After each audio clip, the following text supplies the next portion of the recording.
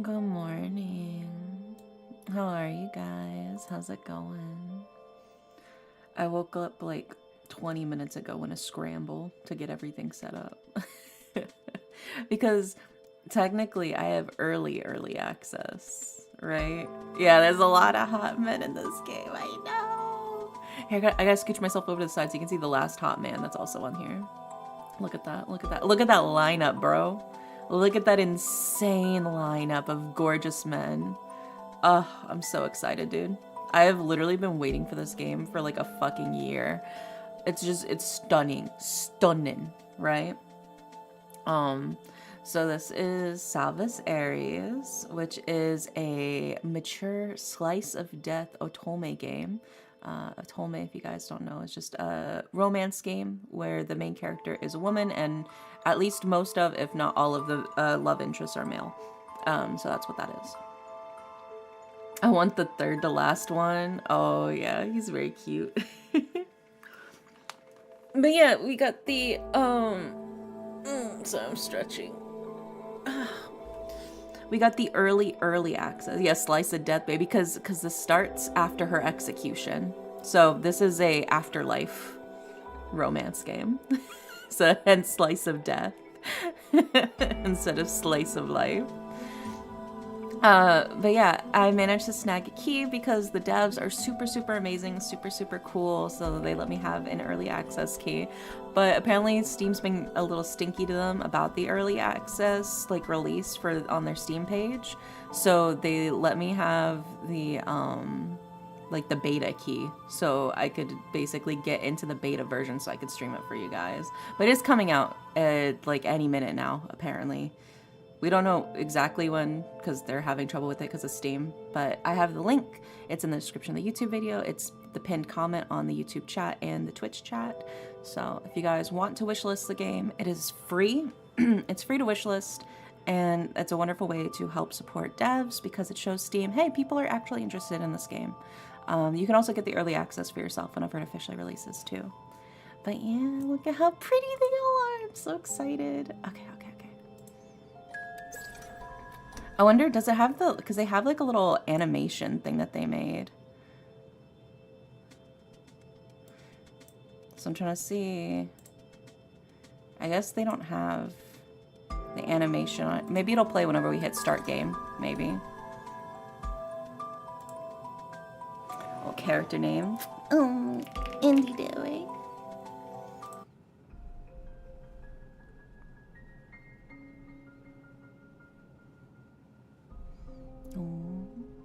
It was the day of my execution.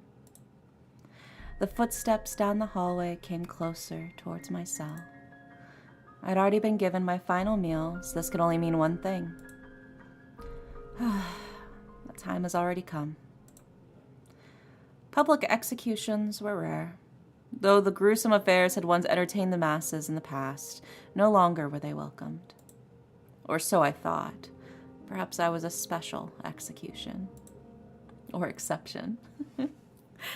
Since I was a woman that was particularly loathsome, especially despicable. At least that's what I led everyone to believe, unintentionally or otherwise. Yeah, hi, welcome in. We just started. I had been the target of much hatred, even before I'd laid claim to the ruthless deeds that had left this town torn apart. To be fair, they saw me as the culprit, and all of this was deserved. I can't say my hands were entirely clean either. Even if I did not turn myself in, though, the results mayhaps would have been the same. At least this way I could. Indidere. The guard greets me grimly. One of the few people that still treats me respectfully. My one friend here. Thought he'd pretend to know me, but he was the one to ask what I wished for my last meal. We'd often bantered with each other in town, or what this town was before. It's the perfect day for a beheading, don't you think? Yeah. Miss. I hope the trash that they would throw at me wouldn't smell too bad. It's time to go. His countenance was supposed to be smooth, but pity and resignation were etched in the way his eyebrows furrowed and his mouth sagged. He was young, only 17. Why do they give such a task to someone so young? disgust, hatred, happiness. For those who did like me, their eyebrows did not crease, as if expecting this very outcome. The few who did not despise me hated the path I walked on. And those who did were full of glee. The ones that were still alive, anyway.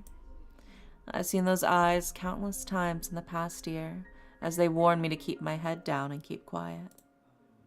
Countless warnings I did not heed. Just look straight ahead. You're a little too young for this, aren't you? Oh my God. You're not much older. What do you mean? I got a whole 4 years on you. I'm an adult. While I tried to lighten the mood, despite the very morbid end that was awaiting me, the crowd's whispers turned to jeers. Filthy bitch. You've brought nothing but doom to this town. Nobody wanted to voice that line. I was pelted by what smelled like rotten food. Despite the urge to heave, I maintained my countenance to remain the calmest it could ever have been. Yeah, welcome in. I wanted to keep my dignity to the end, whatever was left of it. There wasn't much food to throw since we had to cut the supply routes. Ouch! So they threw rocks instead. God damn, these townspeople are vicious. Hey! One scratch gets on us, and you'll be in the jail next. Next, huh? I smiled and I could see him wince. Sorry. He whispered to me in a hush. It's all right. You're not wrong. You're really defending a traitor like her? I'm next to her, you idiot! This was necessary, I told myself. It was what I signed up for. It was for the sake of the nation. It would eventually pay off, even if I would not be around to witness it. No matter how calm I tried to be, though, I could not control the lurching in my stomach. I knew this would come, but I was terrified to the core. Death was coming, yet I still could not fathom that I would be gone in just a short while. But more than that, I longed for what I would be leaving behind. My family, my favorite bread, fresh from the bakery, crispy and fluffy, I can never taste it again. After everything, why is thinking about bread bringing me to tears? My last moments on earth, and my mouth is watering. I asked for one last loaf for my final meal, but the flavor was not what it had always been. I try to remember the taste I once cherished. But better than the bread was the people I shared it with. So that's why my heart hurts. The guard brought me to a sharp halt. I thought my execution would be done in the middle of town. Despite the burnt, indistinct rubble, I knew exactly where this was. A cruel estate that was the source of all troubles. Of course, they met their demise. He made sure of it, and that's why I was here. His sins were greater than my own, but if he was the one that forged the path, I was the one who paved it. I laughed as I looked up at the burning sky.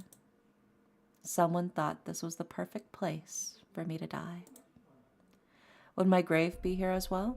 Or would they even bother burying my body at all? I'm sorry.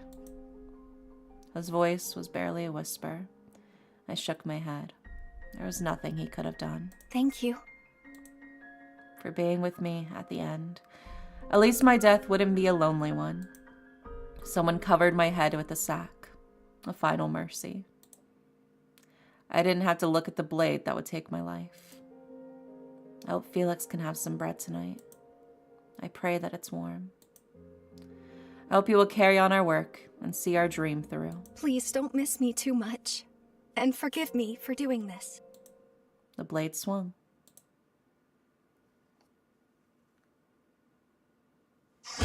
Yeah, there we go. This is the animation.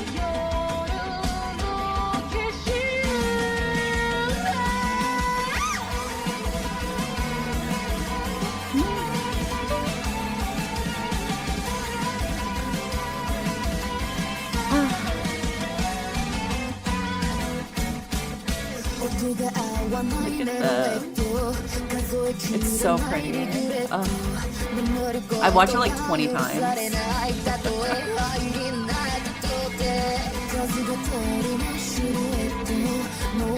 Look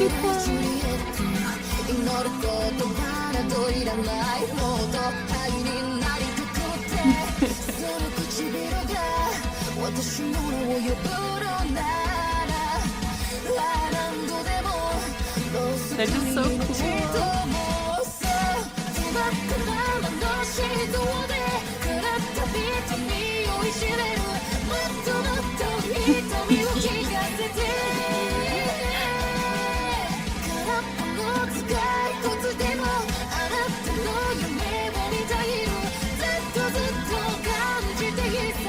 I know, the music's so good.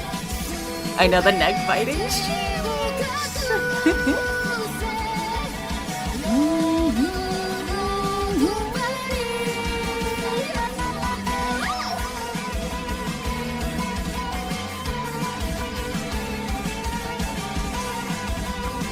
Yeah, the animation is, mwah, it's peak.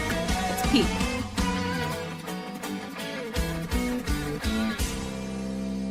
I fear it's peak cinema.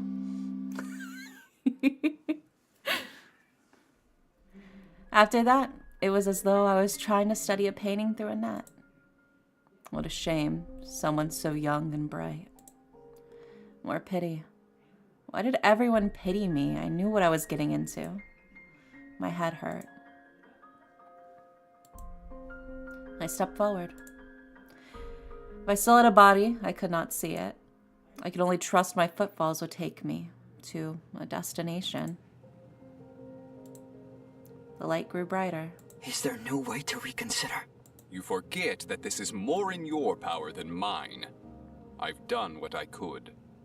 I will not back down. Arguing. Lots of arguing. I think it was about me. I wish someone would tell me what's going on. It's like someone is flipping pages of a book. My own life was but a chapter, like ink on a page long disintegrated. Faces along the way, like new characters. A hand reached out to me. Are you sure you wish to do this? There will be a price to pay. I cannot help you. But what did I agree to? This was just a memory, wasn't it? Still, I could barely remember anything. Take the hand. My heart hurts. It hurts. It hurts! It hurts! Yeah, the pain. Make it stop, please! I begged any entity that would listen to me. My heart, no, entire being throbbed in pain for what felt like an eternity. Then, as sudden as it started, it was over. I was at peace. The loneliness never left me, but it was distant. The searing pain that tore my heart felt like a separate entity, as if it floated next to me. It was a dull ache that didn't consume me, but didn't leave me either. Was this what happened after death? Where am I going?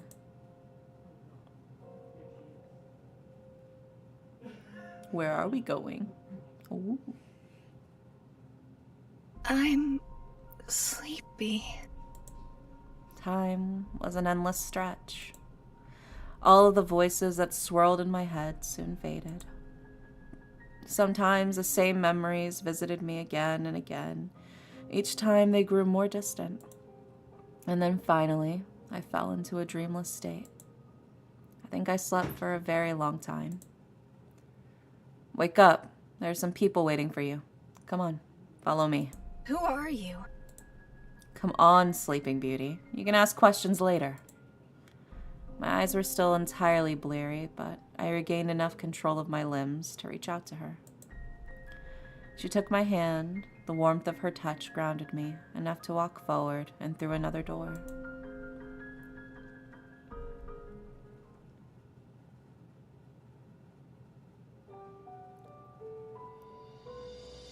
Chapter 1.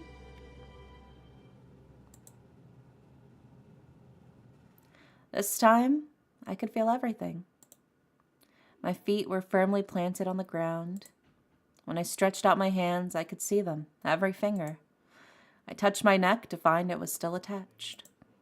Ah, a young woman guided me through a long hallway. She bade me to sit down. A few moments later, she handed me a drink. I believe this is coffee. I got coffee right now. I have mostly drank tea in my life, though.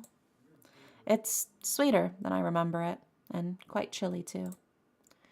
How long has it been since something has passed my lips? Just a few days ago, but it feels like it's been a lifetime. Actually, no, several lifetimes. He only has some of my coffee, too.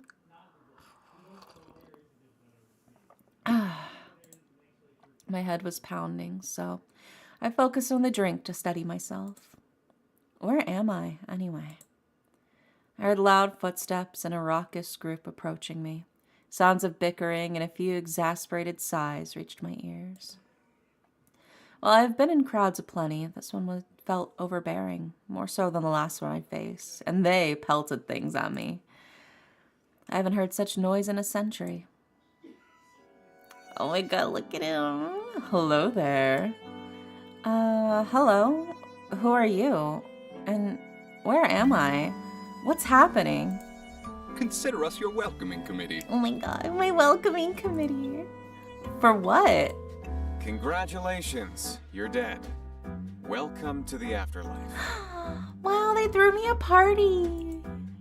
That was not very welcoming at all. I'm dead? Okay, the VA killed that line. That was so good. Just, I'm dead? Why was that surprising? My head got chopped off. All of my memories after that were particularly fuzzy, but I recalled that much. I suppose these things take some time to get used to.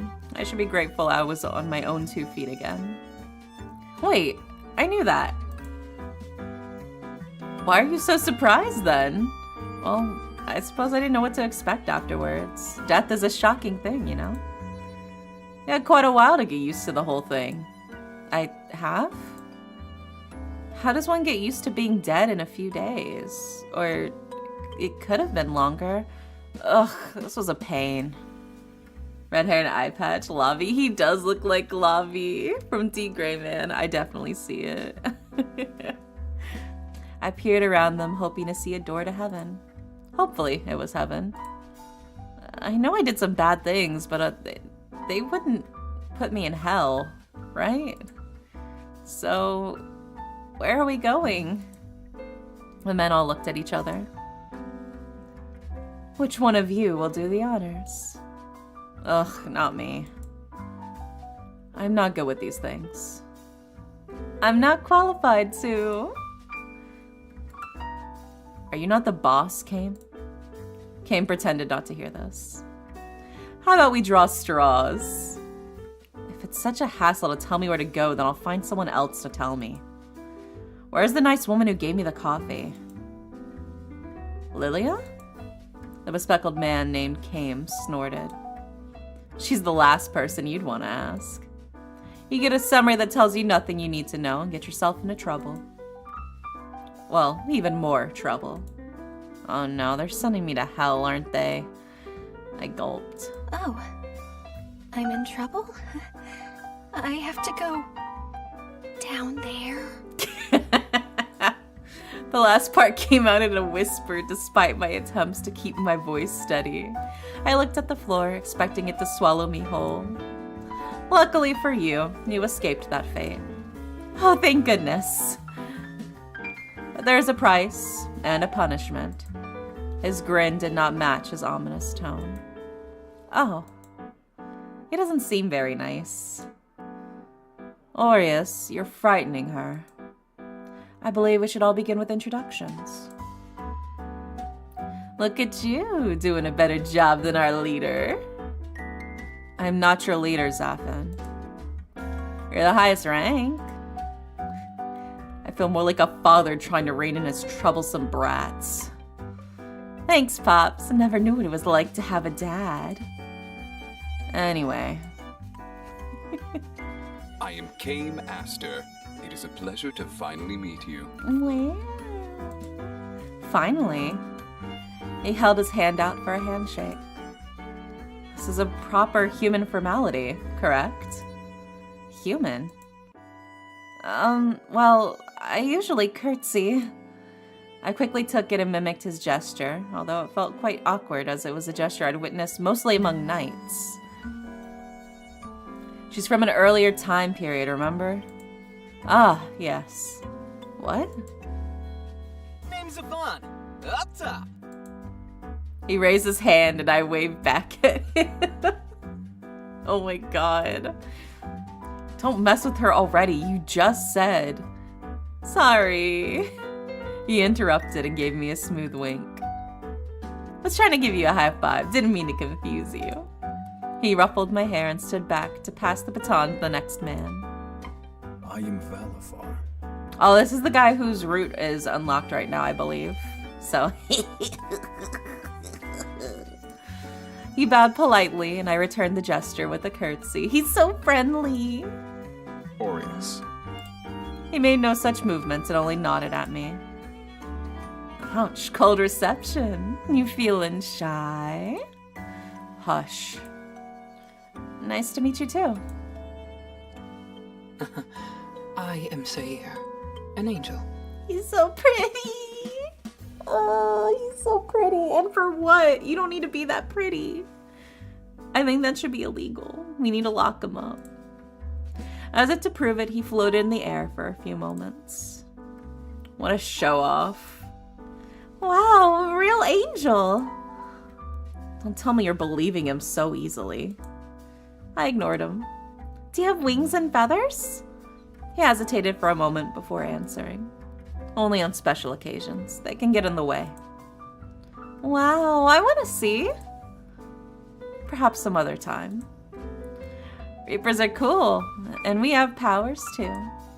His tone felt rather petulant. Huh? Wait a minute. The human comment from before struck out.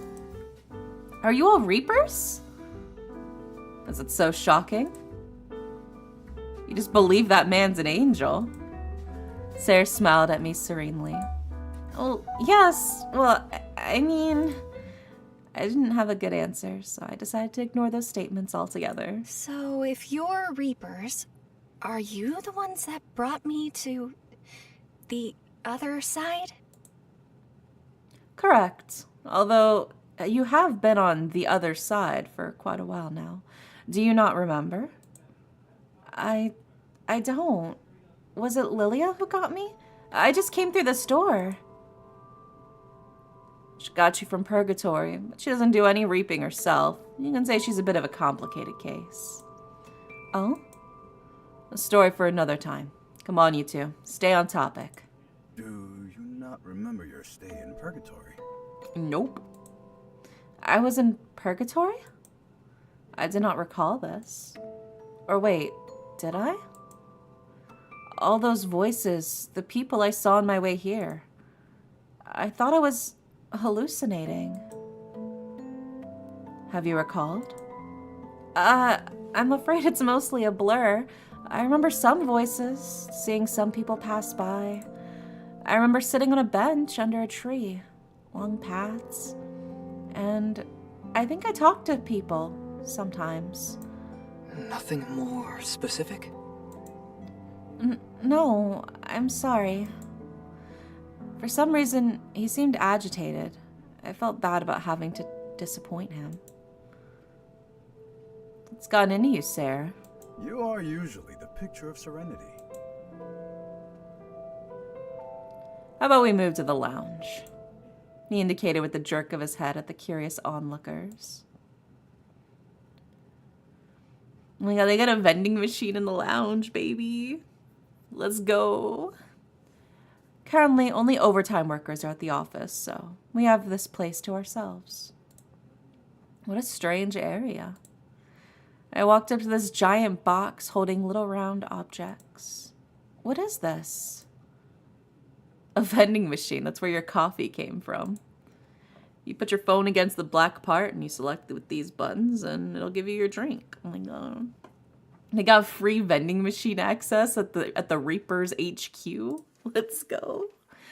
He demonstrated by getting himself a coffee, just like mine. You see? Why does it look like your eyes are going to fall out of your head? Sorcery. It boggled my mind. How could a box know what you wanted? How could it return an object? Perhaps you can think on it another time. We're just getting way too invested in the vending machine. Yeah, we were talking about your time in Purg. What do you remember? Well, the last thing I really remember was getting my head chopped off. Aries winced. I remember it really hurt at the time, but it feels like that was so long ago. How long have I been dead for? Well, I must check the records. I'd say 300 years? That long? The guy flinched at the sudden increase in volume. Sorry, no wonder it feels like many lifetimes away. I really feel like I've aged. Despite your loss in memory? I nodded. Yeah, I only know bits and pieces, but I feel something weighing down my heart. Yeah, good night, Barb. Sweet dreams. Also, hi, Leonix. Maybe over time I can remember why I feel this way. It is peculiar that you remember your human life, yet not your time in the afterlife. Usually it is in reverse. You're just a weird one. Thanks. No, that simply livens things up all the more. I suppose it's time for me to explain why you're here, and what you must do, and where you shall go. You have served most of your sentence in purgatory. However, you are to work indefinitely as a reaper until some conditions are satisfied. What are those conditions? I cannot say. Oh, why not? Curiosity killed the cat. And satisfaction brought it back. Aries rolled his eyes and turned away. I laughed to myself. It was the banter I often used to have with my best friend. Of course, Aries did not seem to be as willing of a partner. Wait, my best friend Felix! If 300 years have passed, then that meant he was gone now too.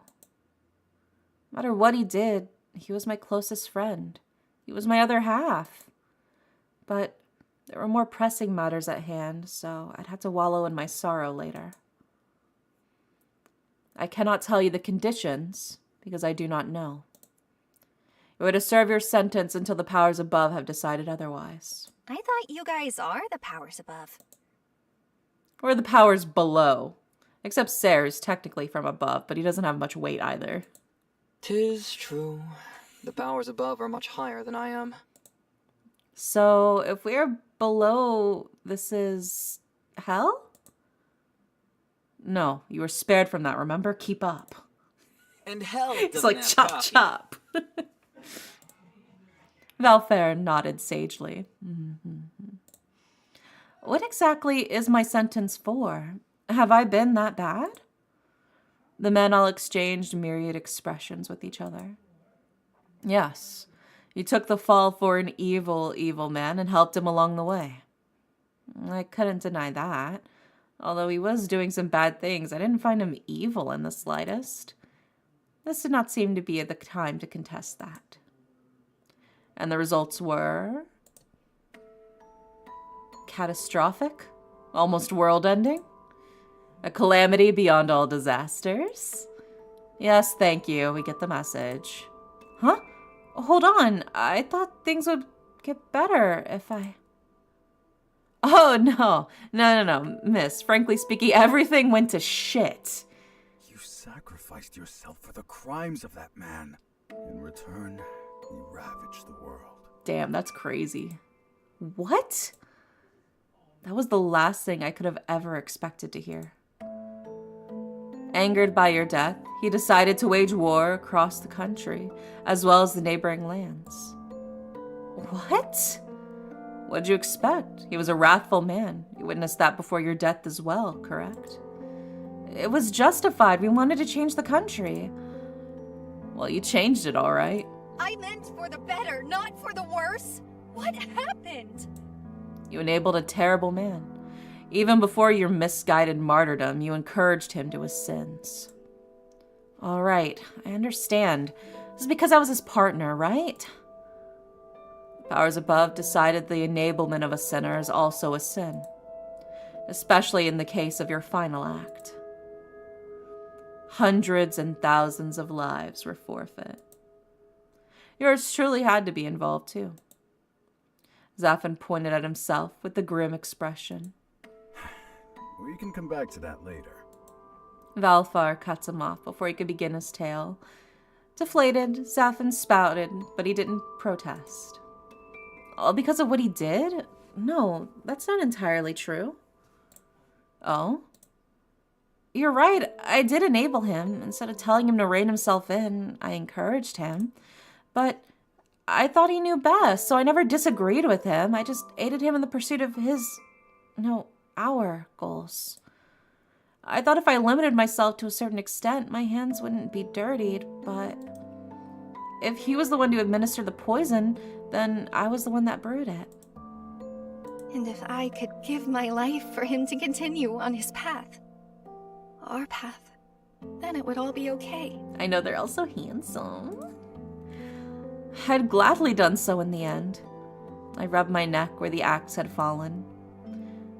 Also, I like that her choker is very, reminiscent of, where that axe cut would have been, too. I should have seen it all coming. If it makes you feel better, you weren't the only one punished. There are others who suffered greatly. It doesn't make me feel better at all. That just makes it worse. I'm not some cruel person. Or I hope I'm not. At least you aren't going to hell, so long as you fulfill your work. And what if I don't want to? Hell is not a fun place. Do you want a taste of it? That's where that bastard went, your disgusting friend. His eyes narrowed, and for a moment I could see the flames of hell in his pupils. No, that's okay. So Felix ended up there. All we did was for nothing. His choices after my passing were ultimately his own, but was it my fault? I was the catalyst, wasn't I? Maybe I should go down there, after all. As if he could read my thoughts, Came gently put a hand on my shoulder. Aries. He rebuked the sharp man while giving my shoulder a comforting squeeze. He didn't apologize, making Came sigh, but he didn't press the matter. Just know that your sentencing is beyond our power. Apologies if you feel wronged, but this is how it is in the afterlife. I wish there was a way I could appeal it. I mean, I've already been in purgatory, right? Correct. Although you didn't have too much to purge, so you've been sleeping for most of your duration there. Huh? What do you mean? Well, thanks to you and your friend-turned-tyrant king, there was a lot on everyone's agendas. So you slipped our radar. What's a radar? Think of it as something that escaped everyone's notice, for now. They had to, explain all the casual phrases to her. And they really left you sleeping too long. So, I was forgotten.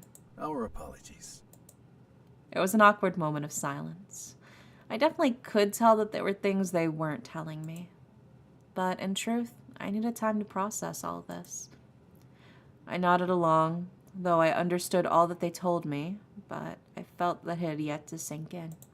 You should get some rest. It was as if he'd read my mind. Yes, while you had quite the slumber, I believe you do need some time to think. We set up a cool room just for you. You knew I'd be coming? We're your welcoming committee, after all. Of course we had to do some preparation. And Lilia helped. She said our taste sucked. Oh, well, I'll be sure to thank her. They said she's lazy and troublesome, but the girl's been nice to me so far. Although this coffee is cold, the warmth it gave my heart was something I felt nostalgic for. I held onto it tightly as we exited the office and made for the place that would become my new home. Oh my god, we're getting in the car. I was terrified out of my mind. We were inside a strange contraption. Think of it as a mini carriage, he had said, yet there were no horses and it moved on its own accord. Sorcery. And to make it worse, it moved too quickly. Would you like to hold my hand? Yeah, Sarah sat to my right and Zaphon to my left. I was sandwiched between them, squished like a child hiding inside a cupboard. That's a hi dog. Looks like she'll destroy Kame's seat otherwise. Aries was seated in the front, staring out the window. Kame, who was driving this bizarre vehicle, huffed a languished sigh as he spun the wheel. I would prefer that not happen, if you don't mind.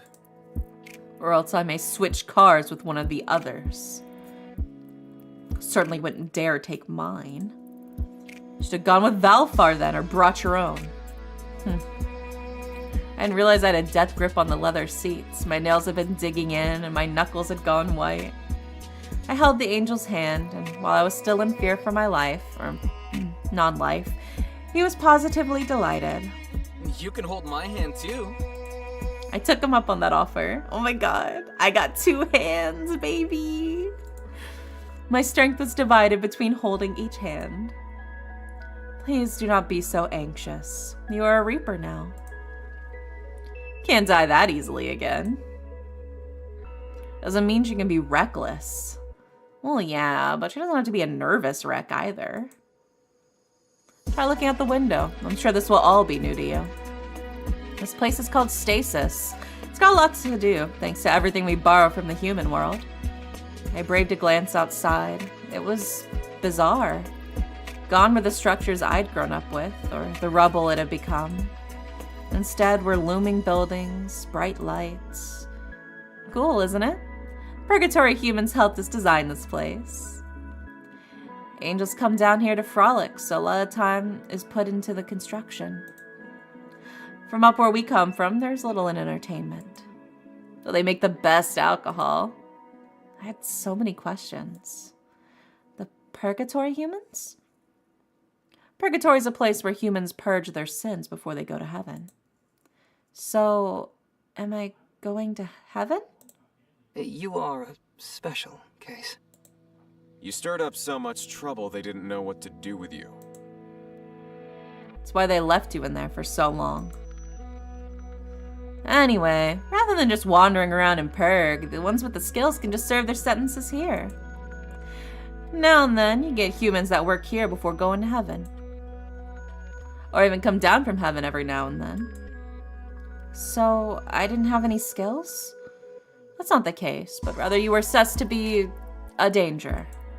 What? Who am I dangerous to? Yourself and millions of people. Point taken, but I'm not that reckless. Aries scoffed. And I'm here now, aren't I? Under strict supervision. Our heads are on the line. Huh? Really? So don't toe out of the line. But she matured from her stay in Purgatory. You may have forgotten your memories, but do you truly feel like the same person? My soul felt heavier. Things were still foggy, and I've barely had time to think here. I think I've changed. I just need to figure out how. Hopefully it's for the better. Hey, ease up on her, will ya? Never seen you be this much of a dick. Don't listen to him. He was in charge of making sure you'd get here safe and sound. Bullshit, you all just wouldn't stop talking to her. How come all of you know me? I appreciate the help, but is there a reason you're looking out for me? Let's just say a series of events have led us to all be responsible for you. So if you mess up, we all die. Good to know, good to know, good to know. I'll jot that down. I'll jot that down. Zafon, please. It would be a worthy death. Good to know, good to know. I'll jot that down too. I'll write that down as well. Huh? No, I don't want anyone dying for me. Besides, aren't we already dead? Yeah, you died for another so easily. Anyway, while humans and things that normally hurt humans can't fatally harm us, other powers can. Keep that in mind. All right. At last, we were free from the nightmarish ride. I was sitting in my brand new room. Although the structures I'd seen so far have been unfamiliar, this was close to my old quarters and Felix's home. Was this on purpose? They told me to stay at the kitchen for now and to just ask them if I needed any help, since there would be machinery I did not yet know how to operate. I was given this watch thing to contact them, but how could that possibly work? Sorcery. Just as I started tapping on the surface, something appeared on the screen, and the watch began to make noises. After several moments of deliberation, I tapped it. Hey, how you settling in? Ah! I threw the infernal device and the shatter replaced the sound of his voice. Ah, I shouldn't have done that, I think. Sorcery. The next day. Here, I'll teach you how to use it. While the device was sturdy, the screen itself needed repairs. The men were shocked at my strength, though Lilia praised me until Cain shooed her out. And so Zathon was here with a case of tools. Probably should have taught you in the first place. It would mean less work on our hands. Yesterday, after I tossed the infernal device away from me as far as I could, it thunked against the wall and fell to the floor with a spectacular shatter. Foul creation! So real, dude. I climbed up on the counter and looked for a sort of weapon. Luckily, I found a broom to brandish at the cursed item. Not that I knew anything about exorcisms. Perhaps I should have joined a convent after all. Before I had any more time to regret my course in life, hurried footsteps echo outside my door. Are you okay? Zathon was huffing after opening the door, and the group of guys piled in. Beside him was Valfer, who was sleepily rubbing his eyes. Oh my god, he was Ethan. He's just like me for real, for real. Aries was in tow, and Sarah peered in curiously. While Cain wasn't very visible, I could still see him rubbing his temples. You could have knocked. We thought something happened. The angel furrowed his beautiful face as he came up to me, still crouched on the counter. Are you hurt? He put his hand on my head, and his eyes did a once-over on me. What happened? A voice started coming out of my watch, and I thought I was possessed. It was terrifying. Ah, thanks. That was my voice. Huh? Is my voice that scary? He whispered to Aureus, who nodded, much to Zaphon's dismay. We should have explained how it worked to you. You must have been frightened. It's crazy how they think we're just gonna completely adjust to everything and then they kind of get, like, shocked. How we just treat everything like sorcery, bro. I tried to slide off my seat, but Valfair stopped me. We should check for any broken glass. Although you are a Reaper now, injuries will still hurt since you are new to this life. It will take time for your powers and resistance to develop. Oh my gosh. Paper cuts will never stop stinging, no matter how many years pass. Oh my god, that's horrifying. He spoke bitterly and glared at the floor as though there was a sheet of paper lurking, threatening to slice him. How unfortunate. While Valfair picked up the watch, Zaphon and Aureus studied the floor for any debris. They confiscated my broom and then began the lecture. We did not think your first reaction would be to throw the item. I said I was sorry. I told you I thought that the watch was possessed. You have to remember there was no technology in her time. He gave Aureus a pointed look. However, the next time you come across a suspicious item, it may not be wise to toss it. There could be an enchantment designed to hurt you. Really? Like what? I thought it'd be safe as a Reaper, at least. You'd be mistaken. Remember, there are other powers out there that can harm you. I nodded. There are rogue Reapers out there. Bad spirits from the human world and actual demons that have so far escaped our grasp. The longer one lives, the more powerful they grow. So there are many out there who can hurt you. But how come they go rogue? Pursuit of power, or a different life? I could see why. We all stared at him. Not that I have any plans to go rogue, jeez.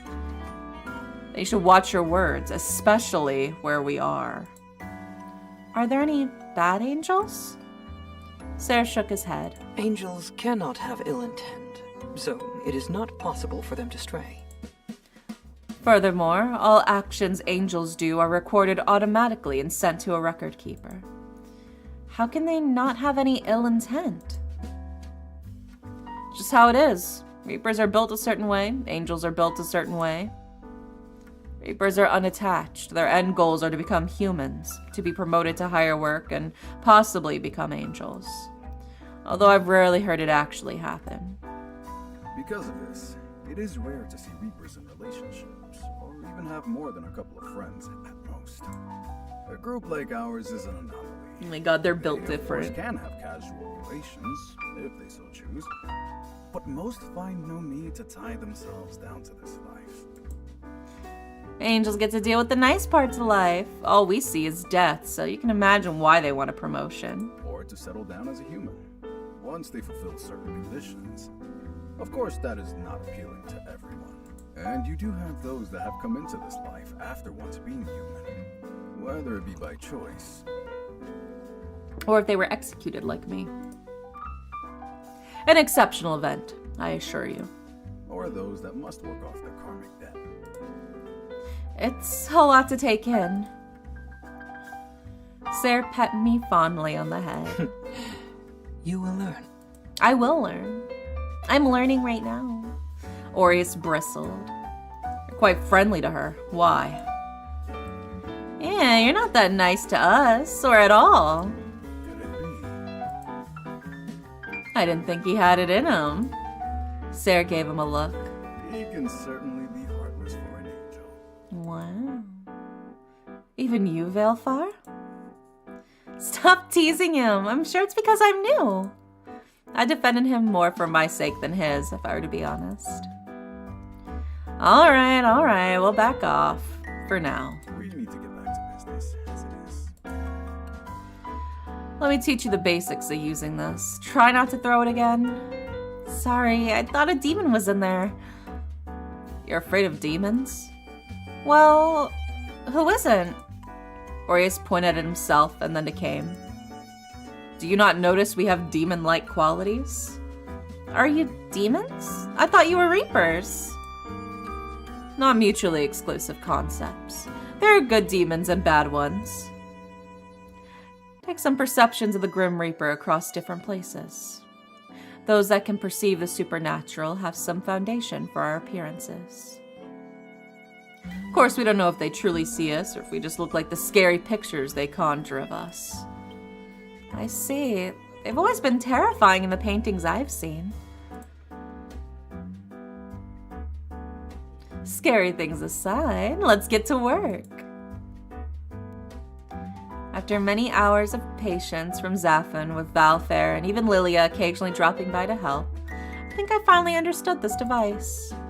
While it is a watch, they say it's like a smartphone that is capable of doing many other things I need for my Reaper work. I hope there's an illustration of one of these characters sitting on a couch with all the others standing behind said couch. I would find it humorous. No! No! Alright, test time. Never mind. Wait, I don't think I'm ready. Go ahead and send a text to someone. Oh, let's send a text to Valfair. Hello? My, it appears you've been learning well. It's a little intimidating, but I'm doing my best. Look at that. I believe in you. It will be a nice addition to have you to our group. It is a bit difficult. My fingers press the wrong buttons sometimes. It still happens to me every now and then. Are you sure you're not just saying that to make me feel better? Goodness, do I really seem like the type to lie? No, of course not. Sorry. I only tease. Keep up the fine work. Great. Now call someone. What? You were moving too fast. We'll call him. We'll call him. Is this the next part of your test? Yes, I think I'm getting rather proficient at this calling thing. Oh, have you been practicing with the others? No, just you. Ah, well, you're doing excellently. I am assuming that your phone is still in one piece. Yeah, he does have like a little collar thing on. Oh, woo. I've learned to not throw things anymore. My, you're learning quickly. I'm proud of you. However, if the urge ever does strike you to throw your phone once more, please aim it towards Aries. Will do. I'll jot that down. I'll note that down. Oh, do you have a grudge against him? Not at all. You are simply the only one who could get away with it. I'm not entirely sure about that. He might retaliate. I shall offer you my protection. Then I will aim as best as I can. Excellent. Look at you, pass with flying colors. He ruffled my hair with a proud look in his eyes. Thanks, teacher.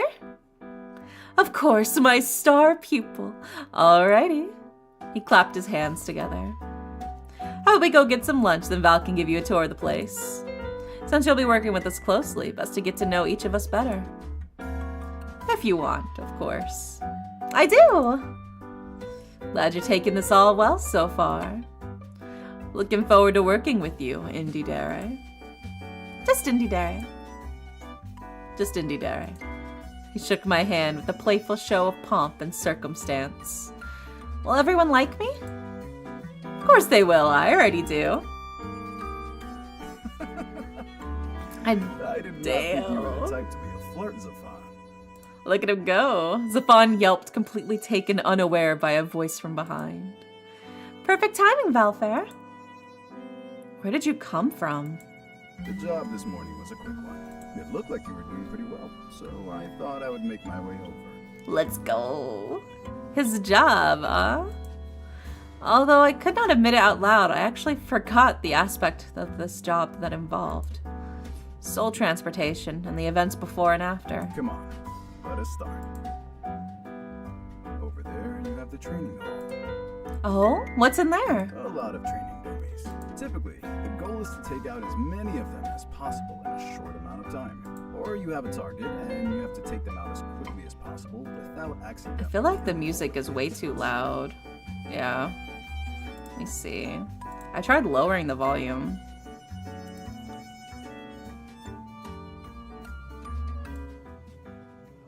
I'll drop the music volume to like there. There we go. That should help. And let's also save. Does our line of work involve a lot of combat? There we go. It depends. There we go. Now we can hear There's his always voice a better. chance to encounter unfriendly spirits. I remember hearing those before, but I didn't think it would be something I'd actually deal with. I have to fight ghosts? Yes. I looked at him in horror. You just, surely. Madam, I assure you I do not. We gotta fight ghosts. We're the Ghostbusters. While his face was relatively smooth, I could definitely see him biting back a smile. Was my dilemma a source of amusement to him? How cruel. That is why you must learn to protect yourself from them. I know some combat. My best friend has taught me since we were younger. Didn't do such a good job, did he? You're here dead, aren't you? That was my own decision. Because you didn't know how to fight enough to run away, right? Aries, enough. You talk a lot for someone in second place. Damn, second place. Ouch. Second place in what? You see, we keep a tally of the scores from the training hall. I am not in second place. I'm merely tied with Cain. Indeed. And since you are tied for first, neither of you are the winner. True, true, true, true. So does that not naturally make you second place? You're both winners. Yeah. I know I should probably pick this one, but you're both winners in my heart. He's probably gonna be pissed off if I pick that, though. I think you're both winners. Thanks. Still beat you, Valfair, haven't I? So you have. So you have. Since you're so proficient, how about you show Miss here the ropes later? Please, just call me Indidere. Very well. Me? Isn't the tour your job? Are you trying to shirk your duties off to me? For shame. I am not you, Aries. I am the tour guide. You can handle her training. For someone who made sure her arrival would be perfect, you enjoy pretending other. Oh my god. Is he a tsundere? Orius glared with such intensity, even I had to look away. You did? None of your business. He briskly walked away. Oh my god, he's a little tsundere. Aries. Fine, later. And then he went out of sight. Very well. But as to what I was saying before, you will meet ill spirits, yes. But it should not be too often. You are not to harm humans, but if you are on an assignment as a fixer, the occasion may arise. A fixer, huh? There are also rogue reapers. You may need to protect yourself against them, or conduct arrests if required. Oh my god, we gotta do a citizen's arrest? Wow, I have a lot of responsibilities, don't I? And you shall carry them out wonderfully. I forgot to explain about the office. Post-reaping reports are filed here. Reports? Do I have to write them too? Occasionally. Usually we have separate staff to review the actual reapings. Reapings are recorded automatically. Typically, the recordings are studied only if there is an anomaly. Recorded automatically? Yes, into our Hall of Memories. That sounds fancy. Which is not a stop on your tour. From out of nowhere, Kane popped in and regarded Valfair with a stern countenance. Must each one of you interrupt me? In return, he greeted Kane with a withering sigh. Pardon my rudeness, but yes, I believe that is a lesson for another time. Aw, now I'm more curious. He chuckled, his eyes crinkling with his laugh.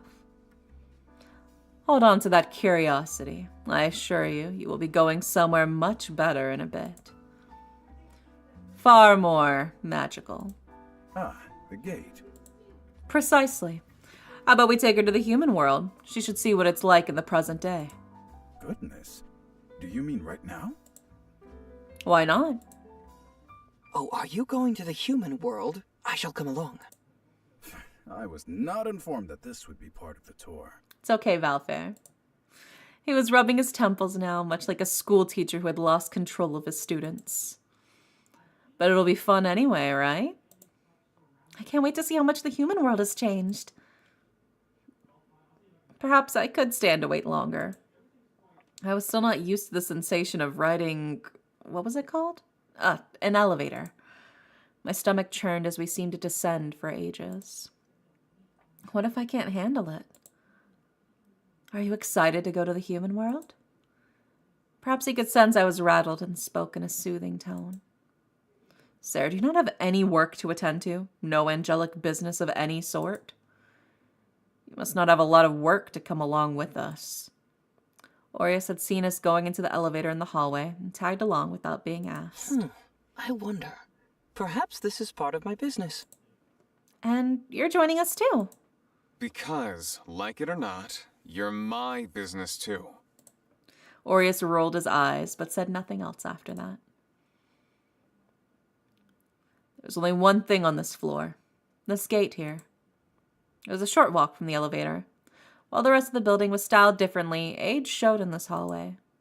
How come this place is rather dilapidated? Strange, is it not? We live in the city of stasis. Our weather changes and we have day and night cycles. Yet, all of it is artificial. I suppose it's to give a semblance of routine, change. So consider this hallway to be the sole representation of change. While time does not pass here, centuries have passed beyond this door. The 6 of us gathered in front of the gate. Centuries have passed. Yes. However, we can access any point of time in the past. We do so regularly. Why is that? There are more humans than Reapers. Therefore, there are many more dead souls than Reapers. Oh, meaning you're understaffed? Precisely. Different Reapers are assigned to different points in time and geographic locations. We're mostly caught up, but there are stragglers. Occasionally there's some trouble that occurs that are outside the records of history that we must correct. Would it not be better to go in order to collect souls? You would think so, but powers above say otherwise. We'd be centuries behind in our own development, unfortunately. Humans have their follies, but what benefits them also benefits us. We can study patterns in technology, society, and all else, and apply it to our city of stasis. Or learn where we must revise and interfere in history, and how to do so. That falls to fixers like Zathan and Sayre. That was a lot of information, and I had a lot of questions. Are their souls not waiting for a long time? Yes and no. The second we go to retrieve them is right after their death. Even if they have waited until now, our retrieval changes the time they've actually waited for eventually. I see. It seems lonely, waiting for centuries. Oh my god, they're time travelers and they're reapers. But then, I suppose, they haven't waited in the end of the day? Exactly. The problem is that sometimes before we get to them, they can become a troublesome spirit. If wayward, they cause mayhem, or worse, turn evil. It's a broken system. And we have our naysayers, of course. Aries hung to the back, and Zathan and Sayre each held my hand as Cain approached the gate. Best to show you this part in practice. Remember 2 things. Do not harm any of the humans, and do not interfere in their affairs. I nodded, like a good student. Forgive me for taking over, Valfair. It is quite all right. It was not as though I had prepared for this part of the lesson in advance. While he smiled, his tone indicated that he was quite put out. Anyway, he held up his pocket watch with the blue cover. Novu City by the Roseview Shopping Center, present day. The door opened and the entryway glowed white. Follow me. Yes, sir. I was speaking to Indy Dare. Rude. Without sparing a second glance, Cain stepped forward. Would you like to go next? I looked at the doorway that swallowed Cain. Although it wasn't entirely different from the doors I'd passed through in my dreams, there was a nervous pit inside of my stomach. It's nothing to be afraid of. Here, I'll show you. Surprisingly, Aries spoke up, and in the next moment he was gone as well. Aw, see, he does care. He would have your hide if you heard that. Shall I take my leave next? Let's all go together. The men nodded at me, and with my hands still clasped in between theirs, we walked forward. Oh my god, I'm holding their hands. A cold breeze tickled my face, and my clothes rustled. I feared the sensation would be unpleasant, but it was no different than stepping outside. Here we are. My escorts let go of my hand and gestured towards the sky. What do you think? This place was not unlike stasis. Strange buildings were all around, although they seemed more plain than the ones I've seen back home. Not that I've been in the non-human world for long. In fact, it was strange to think of myself as different from the humans. It is unfamiliar. Then I do believe it is time to familiarize yourself. Shopping? How about we get some bubble tea? I can sense your true motives in coming along. Oh my god. They continued to rattle off suggestions as we went around. The people around us were nothing like the ones I'd lived amongst. Their clothes were of far less substance, but also far more colorful. Everything was so cool, I was a little overwhelmed. There were so many shops with things I'd never seen before and scents from all different directions. As the others continued ahead, I found myself hanging back to take in the scenery. Hey miss, do you like adventure? Huh? Have I the offer for you? It won't take too long and you'll get a free trip out of it. He held out a leaflet of paper with some pictures on it. Oh, it did look pretty. Well, I suppose that's nice, isn't it? Come this way. Oh my god, my bodyguards. So, you see, Indidere, I think you would quite like these bubble waffle. Indidere? Hey, where did she go? Teehee. What do you mean, where did she go? Oopsie. Chapter 2, baby.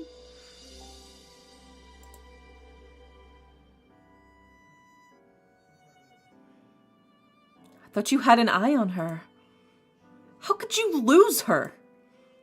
What? I thought she was with you. Why would she be with me? God, you're so irresponsible. The bickering, escalating in volume, began to draw attention towards the group. You two, settle down. Just use the GPS on her phone. You activated it, right, Zafan? Of course! What do you take me for? Despite his confident words, he was sweating bullets as he checked the software on his phone. Ah, shit. What do you mean, ah, shit? Zafan, you didn't. Zafan felt himself having palpitations that were strong enough to knock out any human. Now, Aries, thou shalt not commit violence against thy fellow man. You shut it, Angel. Wait, I can just call her. Hold your horses. Hurry. Before we burst the vessel. Zafan regarded the others with an indignant stare, although all of their faces held a tinge of worry. Hope she picks up.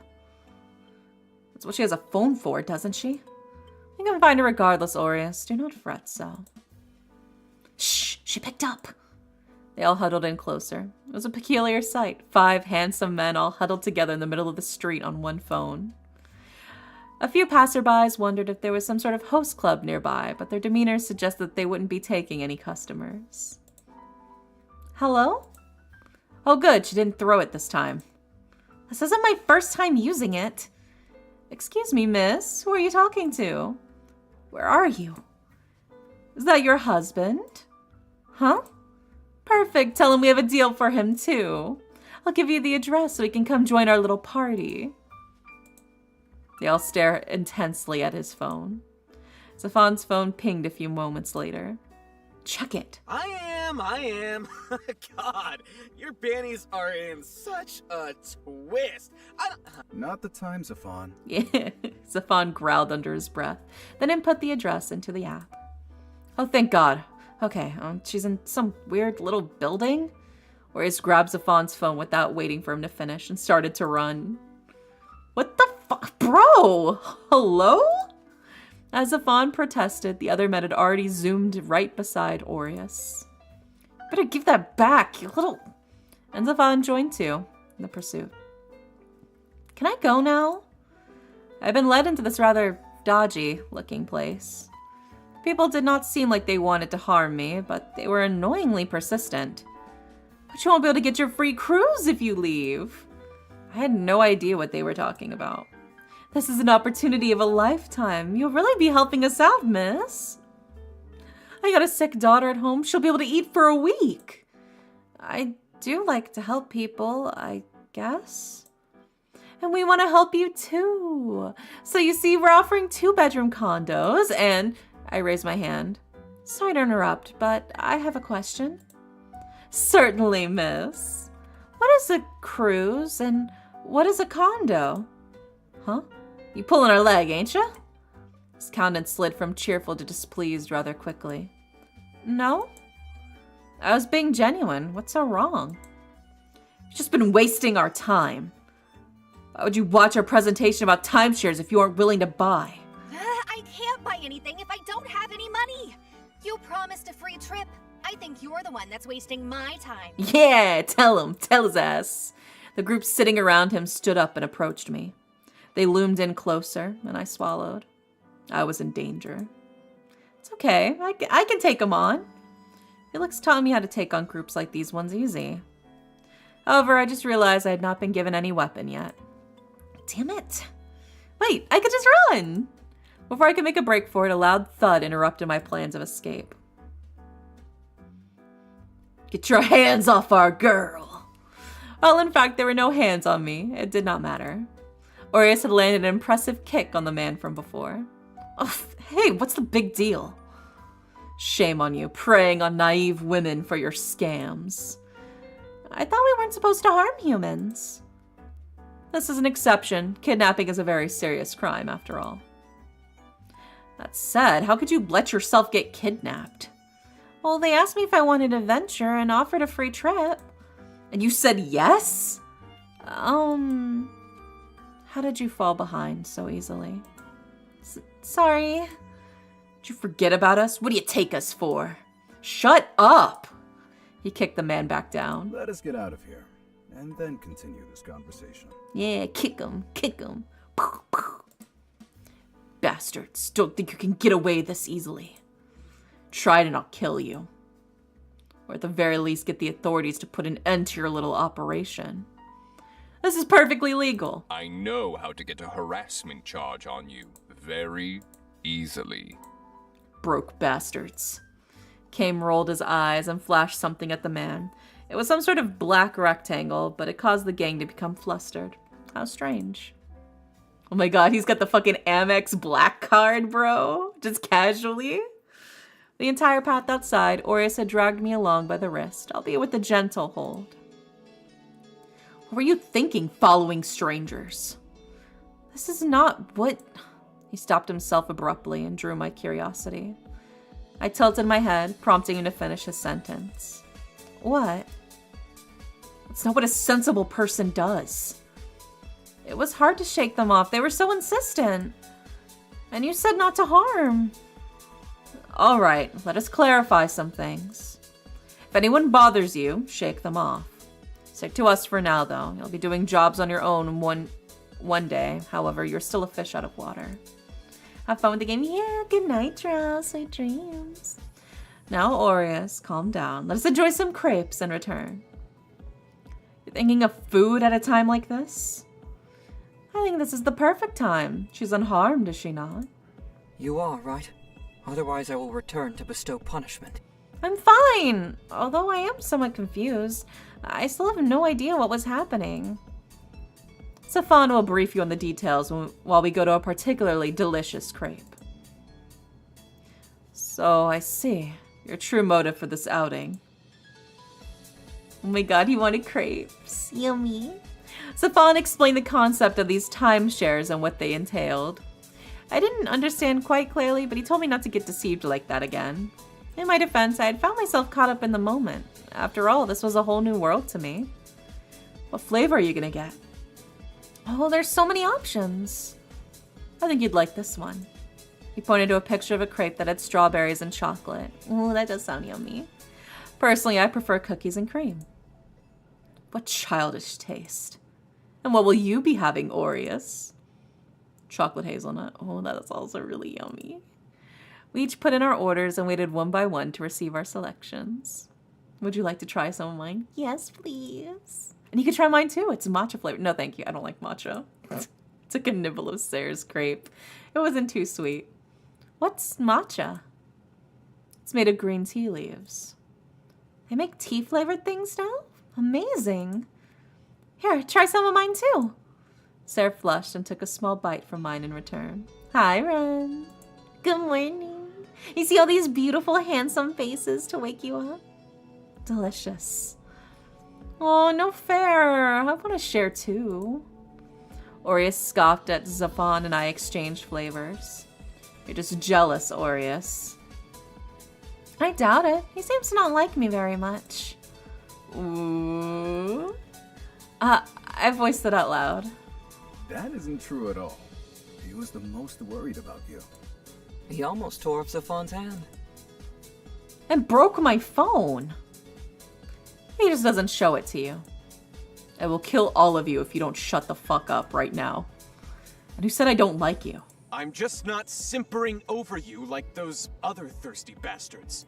Oh my god, what a little tsundere. What a little tsundere.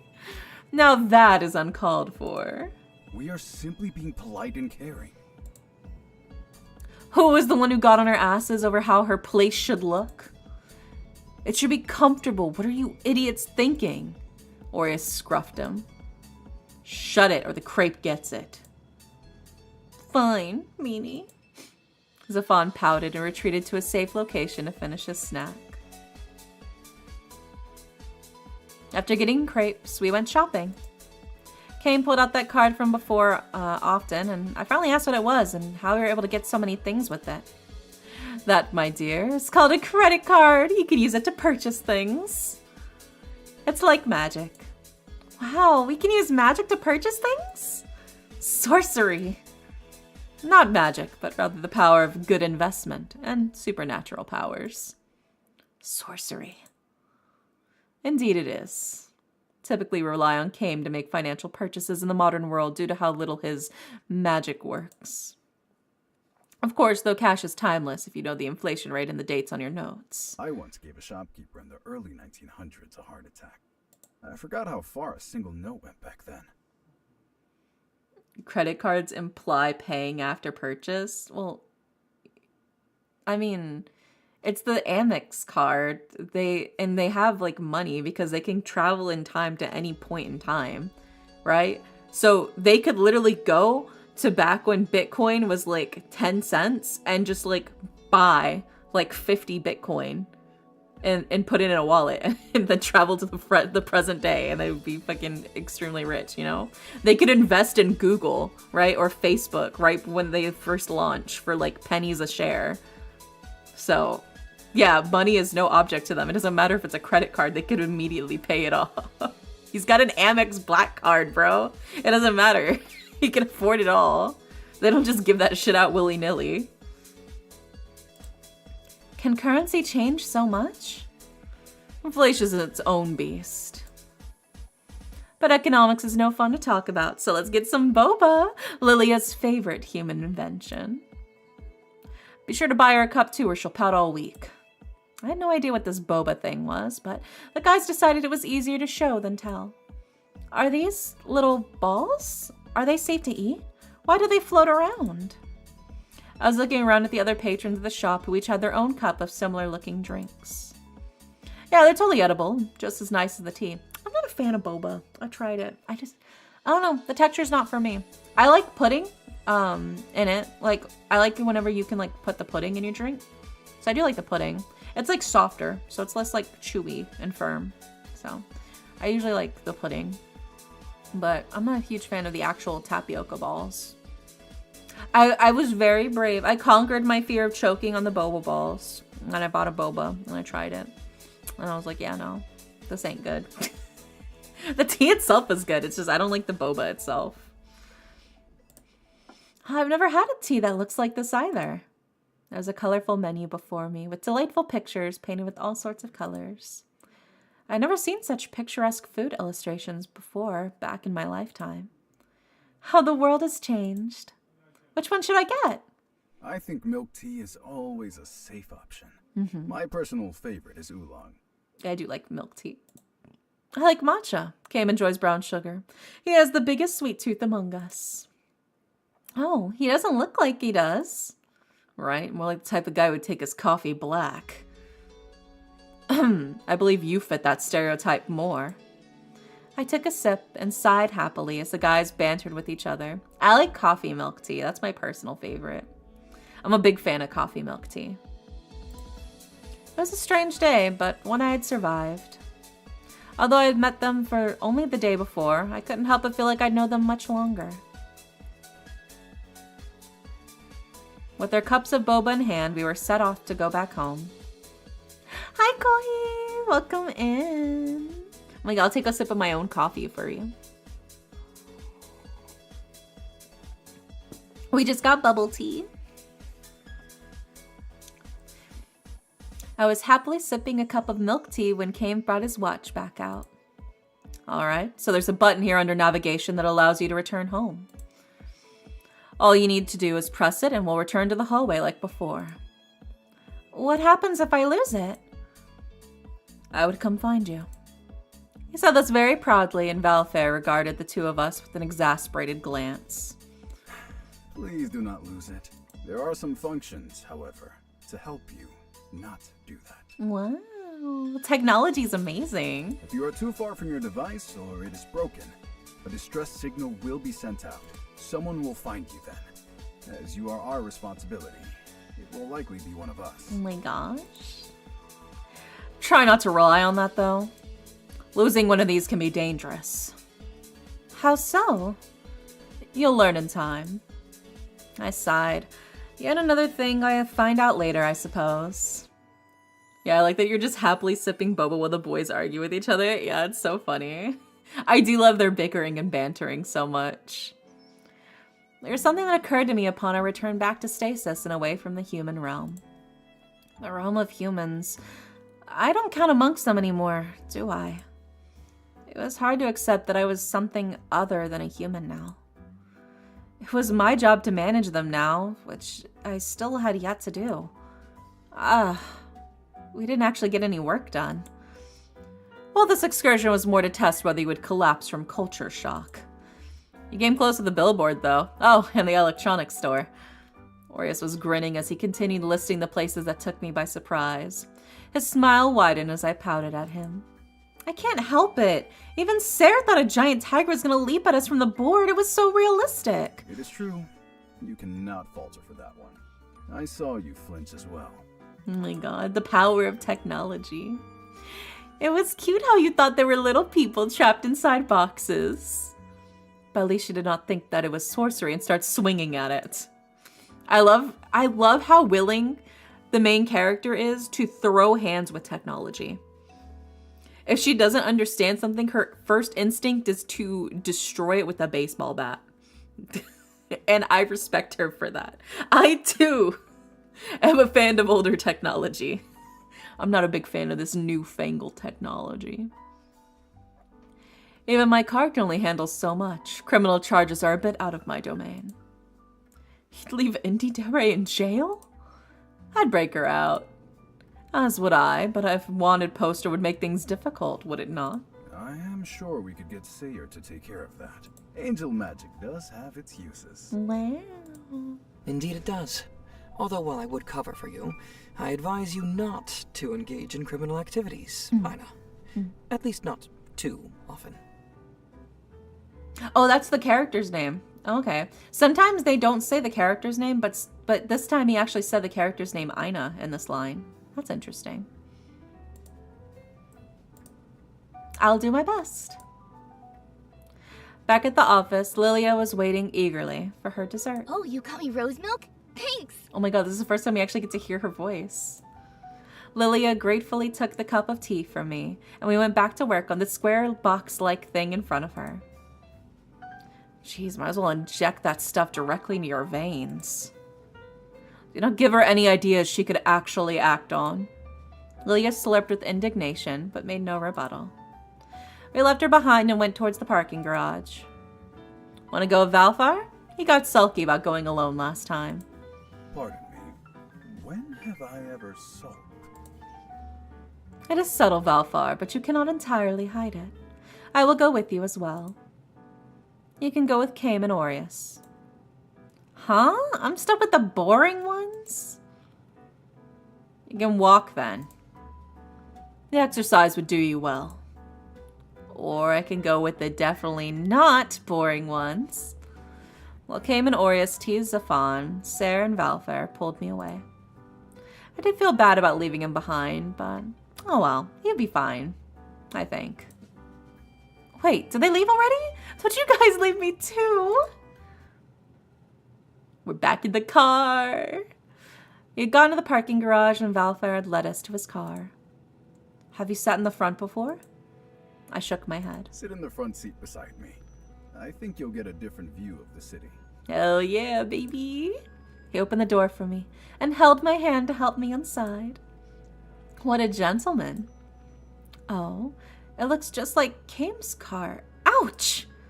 I got too excited while looking around and bumped my head. Careful, you did that yesterday as well. Did she? Your poor head won't like it if you continue bumping it. Oh my gosh. I am aware. I could see Valfar shake his head as he closed the door, and the next instant he was in his seat, the engine already on. These are all company cars, so they're quite similar. Usually it's Kame or I who drive. The others can, but they are lazy. Oh my god, personal chauffeur. We all live in the same building, and it's simply more efficient that way. So you say. I didn't have to look into the mirror to know Sarah was pouting in his seat. One thing did appear strange to me, though. I figured it wouldn't hurt to ask. Hey, Sarah, I want to ask you something. What is it? If you're an angel, how come you live here? I hope that doesn't offend you. You don't need to answer. You may ask whatever you wish, and I shall answer as best I can. His eyes softened, and he smiled with such tenderness that my heart skipped a beat. You need not tiptoe around me, Aina. He's the only one that says the main character's name in their lines. It's so funny. Why is it the angel that says the main character's lines? To answer your question, well, I do have my own abode up in heaven, but Stasis has far more entertainment to offer. Since my work aligns closely with that of the Reapers, it's often convenient for me to stay down here. Andy does not have friends in heaven. Damn. He teased the poor angel and was rewarded with a kick from the back. How unkind. I do too. Where do you think I get all the liquor from? Liquor? The liquor that the angels have are much better fare than anything we can source here or in the human world. Unfortunate, really. Others use me for their supply of alcohol. I am quite ill-treated, indeed. You do have your uses. Damn. Special liquor? Can I try some? Valfair cleared his throat and glanced at me before making a turn. Well, it can be quite strong, so you should take it slowly. Oh my gosh. I can handle it. Back then, I used to drink well into the night with Felix. I would usually end up with myself passed out in either in his bed or mine. Oh my god. He would be draped over me or be flat on the ground. Very well. We used to drink at Kame's place, or sometimes on the rooftop. The whole building is ours, so we have our own bar. Oh, can I visit the rooftop today? Another time. We've had quite a day. It may be better to wind down at Kame's place. Let's go party, party, party. All of us were quite worried when you had gotten kidnapped. I wasn't kidnapped. Aries was truly about to murder Zafan for not activating the GPS on your phone. Had we not found you today, there may have been a body on our hands.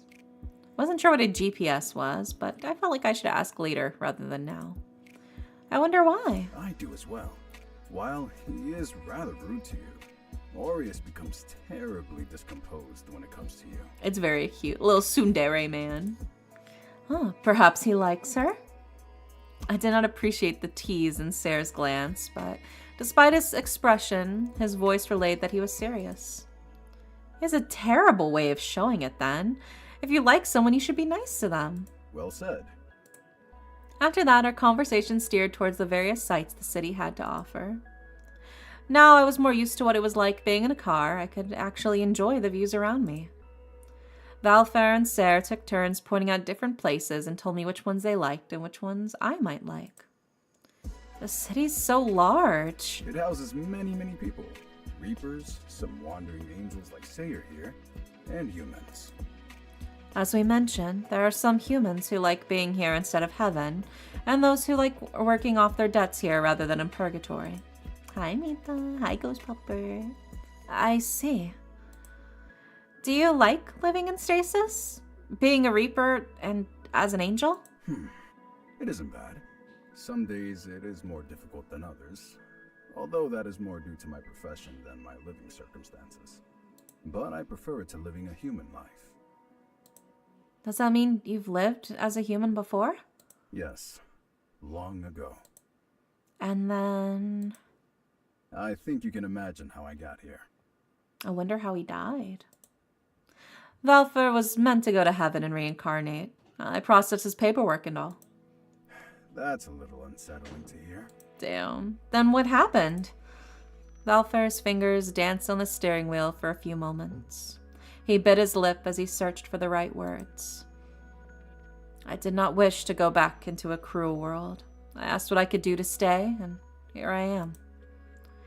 He is perhaps the first Reaper to ever volunteer for the job. And they let you? Well, we are always quite short-staffed. Deny me would deprive them of an extra set of hands. And I suppose I show my worth through my work. Haven't been reprimanded yet. We had arrived back home before I could prod further, which prompted a natural end to the conversation. Looks like we're here. Ooh. So luxurious. I can't believe you guys left me with these two. Believe me, it's not like we were dying to be in your company either. Welcome, Mindy Dere. I do believe it's your first time visiting one of us. I find myself quite flattered. Well, it's not like she really decided to do so herself. She's just here to drink with us. I'm ready for this special angel liquor. Do be careful. Yummy, yummy. Were you able to hold your alcohol well in your past life? Very well. Aries scoffed. I can too. Still, let's take it slow. Don't worry so much. I got this. Yeah, it's time to sippy sippy. Valfair turned to Kame for support. I gave them both the best pleading expression I could manage. It's not like it can hurt you, although you will be very dizzy if you go overboard. I've heard it's similar to what hangovers are like for humans. For an angel like Seer, he simply gets sleepy and elated. Seer nodded happily while Kame poured out drinks for everyone. They came in different colors and hues. Both Kame and I had drinks with softer colors. His was in purple and mine was colored pink. I had a little umbrella in mine. It was quite cute. Oh, I didn't know you had those umbrellas. How come I didn't ever get any, Mr. Bartender? I didn't buy these for you. I bought these for Indy Dare. Oh my god. He bought me little paper umbrellas for my drink. That's so cute. Aw, man. That's very sweet of you, Kame. I will cherish this tiny umbrella. As the fawn recovered from the slight, I settled down into the plush couch. This is nice. Never had drinks with so many people before. Usually I would end the day with my family or Felix, and he was the one usually the only drinking partner I ever had. Hearing the others' conversations was relaxing, and a smile crept onto my lips as I listened. So, how'd you like your trip to the modern-day human world? Stefan directed the conversation to me suddenly, and I wasn't sure what to say. I took a sip of my drink before answering. It was sweet and took the edge off the alcoholic taste. It's overwhelming, but I think it has so many things to offer. I'd like to see them all. So much has changed, but I do wonder if society has changed. What was it like in your time? Stefan? The typical serene Sarah murmured a warning to the redhead, but I didn't mind his question. Well, where I came from, the nobility ruled all. It's not a happy story. I laughed awkwardly and focused on sipping my drink. I didn't want to bring the mood down, so it seemed to be wiser to stay quiet. If you wish to speak about it, do not hesitate. You are one of us now. Our ears are open to whatever your heart has to say. Oh my goodness. And we wish to know about you. Stefan sat down next to me, put his hand on my shoulder in a gesture of support. If you do not wish to speak, then don't feel pressured to. I nodded and looked at each of them in turn. They're all so kind to me.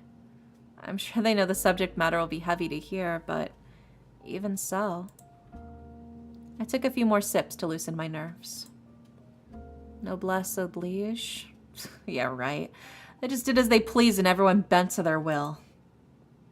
My words held a bitter taste in my mouth, but I did not stop. When someone didn't, they'd disappear mysteriously, but not before their reputations were tarnished beyond repair. Someone would care if when they died, or simply vanished. Better off that way, isn't it? No one complains when the trash has been removed, right? It's a dark sentence, and I could feel the discomfort in the atmosphere. At last, Valfar broke the silence. It is appalling. It is. Anyway, let us get back to drinking. I busied myself with my glass, but the conversation around me had yet to resume. I appreciated the opportunity and the company, truly, but I wanted to wither under the concerned stares directed at me. You should finish your thoughts, Indy Dare. Do not let it fester in your heart. No matter how many years have passed, the wounds in my heart had yet to heal. Even if the passage of time had allowed me to cope with them, to me, they were still fresh. I was one such thorn in their society. My best friend was someone who was well-desired and very distinguished. To this day, I wonder why he kept me in his company. The man who went on to destroy the world? I can understand what his tone meant to convey, but I ignored him regardless. Yes. He should have been married by then, or with someone of an equal stature. I was wasting his time instead of someone who was worthwhile and who would have been his wife. I was always at his side as his friend. It was no wonder that no one could grow closer to him when I had demanded so much of his time. You were not lovers? Came abandoned his drink and leaned forward, a strange glint in his eyes, or perhaps it was the shine of his spectacles. No, our relationship was nothing of the sort. And yet he tore up the entire country to avenge you. Did you turn him down? He never indicated that kind of interest in me. The men all glanced at each other and then back at me. It is too late now to do anything about it, of course. But perhaps you never noticed his affections? Oh my god, she's... dense MC, just like me, for real, for real. Not that it would change the outcome in any way. I could perhaps see someone taking drastic measures for a friend, but an attempt to destroy the world. Perhaps he loved you. He attempted to hide his smirk behind his glass, but he wasn't fooling me. Luckily, Aries saved me, and with a certain amount of sensitivity I did not ever expect from him. Does it matter now? She clearly never noticed. You are such terrible gossips. Yeah, tell him, Aries, tell him. Forgive me for prying. Life gets a little monotonous after a few hundred years. As they bickered amongst one another, I found my thoughts getting more muddled by the minute. My God, what if he did love me? Everything would make sense. The casual caresses against my head, the way he twirled my hair, how he fussed over me constantly and never left my side. Oh, girl. Oh, my God. There's dents, and then there's, like, fucking tungsten cube dents. Jesus Christ. How is it always me on his arm at every gathering? Goodness, I was an idiot. All these things he had done for me. Such as... He was waiting for me to answer, as did the rest of the men. It's just, I suppose those gestures that could have been considered romantic. And even more than that, the way others perceived us. I sank my head into my hands. It was all my fault. I was stepping in a world that was beyond my reach. Romantic or otherwise, I should have stayed away. I didn't know my place. I was greedy, and my entire family paid the ultimate price for it. It's bullshit. He slammed his hands down hard on the table, and his drink spilled over. Aries? Came coughed to cover a surprise and elegantly dabbled the corner of his mouth with the handkerchief, but Aries did not relent. You were not good enough to be with your friend? Do you really buy that? And that was the reason that whatever happened to you happened? You were an idiot, but to this extent? Hey! Aries! Surprisingly, it was Valfair who rebuked him while Sarah stepped in between the two of them. I understand your feelings, but there's a kinder way to express them. You really need to be more tactful. Sorry. He looked appropriately abashed for once. I'm surprised at his outburst, but at least it stems from good intentions, right? It's okay. I didn't think you would feel so strongly. I do not like people thinking they are lower than anyone else. That's just stupid. But I should not have insulted you like that. I apologize. He looked down at his feet and then at the mess in front of him. You better hope that does not stain, or else you'll be owing me much more than an apology, too. The grin on Kame's face forced me to recoil, and I wasn't even the one in danger. Aureus, how come you are never sorry for all the things you call me? Is it because Indidera is a girl? Wow, Aureus. Ouch. Valfair had gone over and smacked them each on their heads. You two, get something to clean with before Kame's table is destroyed. If you continue to tease him, I fear something worse may happen. He added this under his breath and shook his head as the two troublemakers marched away to do as told. I went back to Kame, glass in hand, in hopes of another drink. My umbrella lay sadly limp at the bottom, and I wished for it to rise again. May I have a refill, Kame? Did you enjoy it? Yes, it was so good. I'm very happy to hear so. Are you still feeling steady? Quite so. Then I'll oblige your request. He smiled at my confidence and topped my drink up again. My little umbrella was floating once more. How dare they?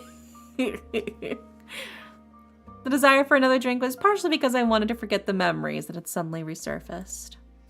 I did feel a tingle through my body, but I wanted to relax and not think about the past more strongly. Well, I'm pleased that you are enjoying my concoctions. Valfair will have my hide if you get too drunk. I'll protect you from him. I shall hold you to that.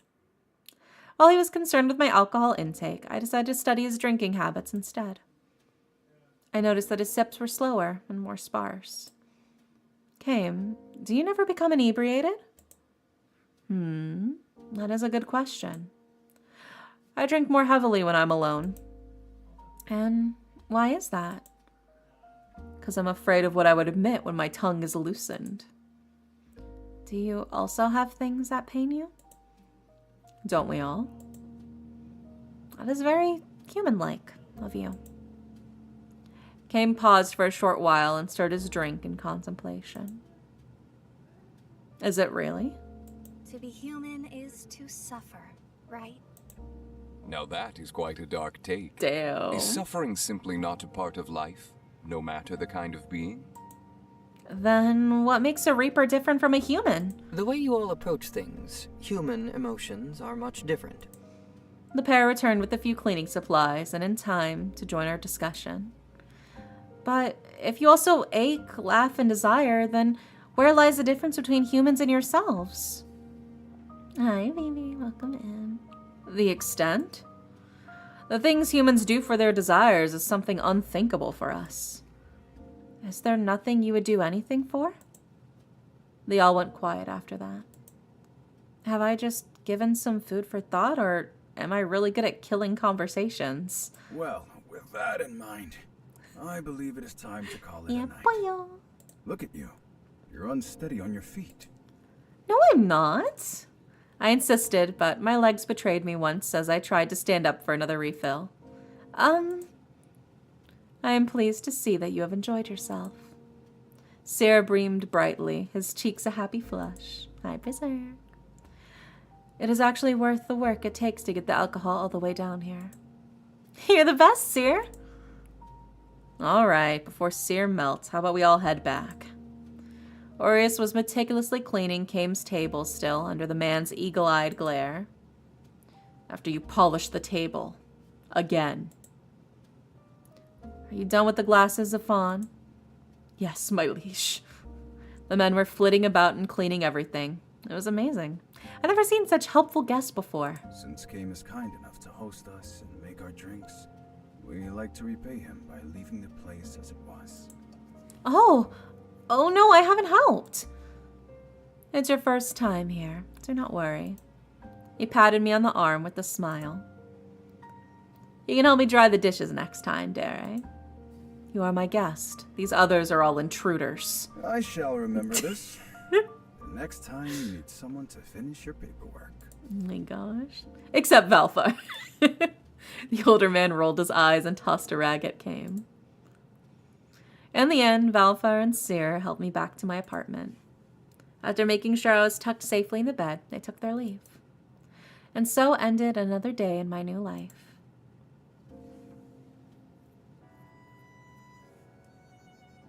Okay, today we're doing things my way. It was the next morning, and we were back at the office. Kame insisted that Aureus handle my training today. Despite trying to wriggle out of it, Aureus had no choice but to take the mantle of my teacher. I, too, argued against having such an unwilling instructor, but both of us lost the bespectacled man. How unfair. Yes, sir. Ugh, my head hurts. I thought Reapers were immune to this type of thing. What in the world did angels put in their liquor? We'll spend a couple hours training, and then you can go have lunch with the others. After lunch, you'll go to hell. Excuse me? I thought you said I didn't have to go there. Is it because I went to those timeshare people? I won't do it again, I promise. He pinched the bridge of his nose and huffed angrily. Would you stop and listen? You aren't being sent to hell. But we deliver people to the gates. Or, well, to the reception area. Do we get to go to heaven, too? I imagine it'd be far prettier than hell. No, they don't like when our kind hang around for too long. He was sounding a little evasive, and I couldn't help but think that he was hiding something. I suppose they don't like us hanging around hell either, but at least they're more direct about not liking us.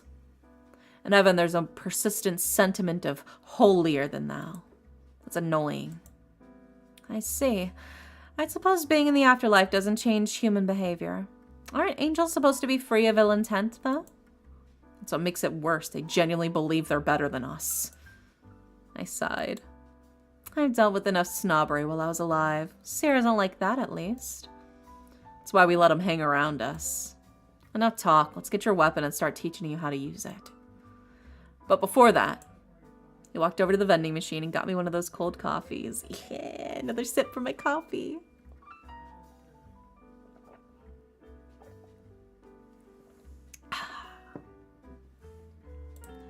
This'll help. Valthar did warn you about drinking too much. I didn't drink too much. But still, I took the opportunity to let myself smile when he looked away. Whatever positivity I'd felt toward him earlier was squashed by anxiety. This room was so empty. Did he bring me here to kill me? I say as I'm getting flashbanged. I walk around in circles and the taps of my foot echoed. Aureus had told me to wait here until he returned with my weapon, but it was boring.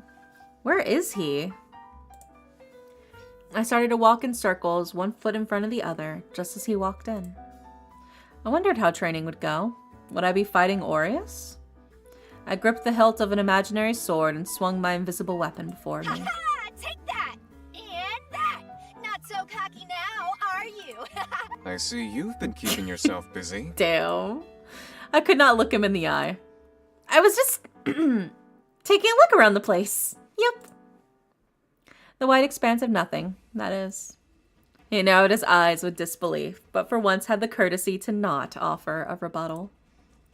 Right, anyway, this is yours. This is a stick. Slash the air, away from me if you would be so kind. I look at him skeptically, but it was I to refuse. Although I was tempted to wield my weapon towards him, I behaved and drew the stick through the air. And out came a chain scythe. Ah! I got a little too excited and the blade almost circled back toward me. With the flex of Aureus' fingers, the blade stilled and dropped downward. Perhaps do not maim yourself? You gave me no warning! I did not think you would be thrashing it about like a wild animal. Pardon me for attempting to have a little faith in you. Why, you told me to slash it! So I did. Anyways, best to put it into practical use. You said you were skilled in combat, correct? A little. Cool. This room can turn into any amount of environments. Let us see what we can work with. He walked over to some sort of panel and I heard some beeps from where he was pressing into it. Oh my god, this is just like Final Fantasy VII Crisis Core with the battle with Angel and Sephiroth. Fastened in the blink, we were in what looked like a city, much like the one I'd been to earlier. Okay. Your job is to strike down targets. They'll have a red aura to them. Their aura? I'll be able to see it? Yes. Your full powers will take time to realize themselves, but sight is something that comes to you automatically. Sight? Wherever you are, you'll be able to see supernatural beings. Those with red auras are wandering spirits. Also, hi, Brandy. This is a test simulation, so it's been artificially reproduced.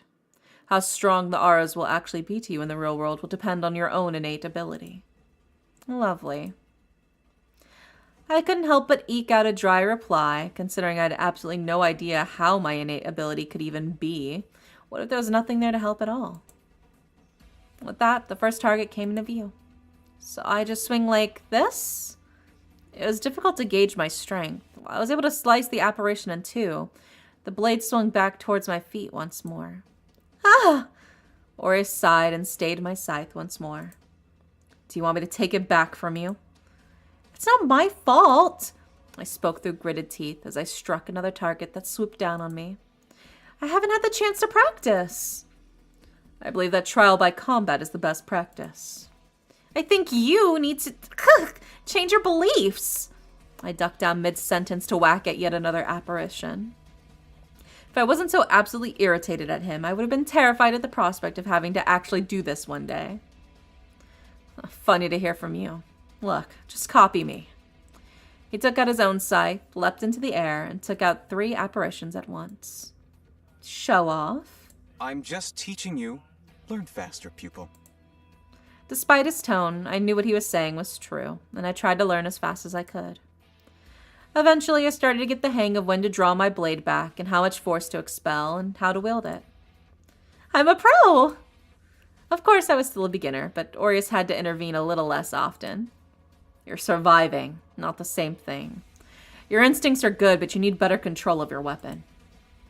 I'm used to swords, not this chain thing. Can I have a sword? No.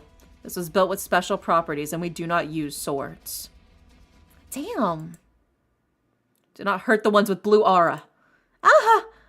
But it was too late. Congratulations, you just destroyed the soul of an innocent child. But I didn't mean it. You didn't warn me in advance. I was disheartened. This is not what a pro would do. Aureus seemingly took pity on me and pressed a few buttons on the panel, which returned the room to normal. You did well enough for today. I'll let you off the hook for the afternoon training just this once. I appreciate your benevolence. I should hope you can make it to at least 3rd place one day. Oh, you think I can't take first? I would love to see you try. Oh my god, we're gonna conquer. We're gonna conquer the leaderboard, baby. Imagine like a little mini game where you have to like click and slash. That would actually be fun. A little click and slash mini game for the training module. While I hoped to persuade Aureus about my potential to defeat him during lunch, he took his leave the second he had seen me off back at the office. Ah, Indidere, how's training been going? I killed a child. Well, that happens. Does it happen to you? Probably. He turned away, shoulders shaking from obvious laughter. Go ahead, laugh. My apologies. He recovered rather elegantly and patted my shoulder with sympathy. If you aren't preoccupied, shall we have lunch together? Yes, please. Somewhere tasty, please. Kame chuckled, and I noted his laughter was a lovely velvet rumble. Ooh. I hope not to disappoint, madam. We went to the cafeteria downstairs, which to me was no different from an elegant restaurant. Kame ordered a couple sandwiches for us, and we took our seats somewhere less busy. I had yet to get used to the stares of everyone passing by gave me, but Kame kindly blocked my view of others when he could. Is Aureus going too rough on you? I let out a long exhale, and Kame chuckled. No. He laughed harder. I mean it! Although, I wish he would give me more instructions. It's been like a trial by fire. I see he's a fan of the tough love method. Tough love? Where was the love? You can have one of the others take over if you'd like. But that would mean surrendering.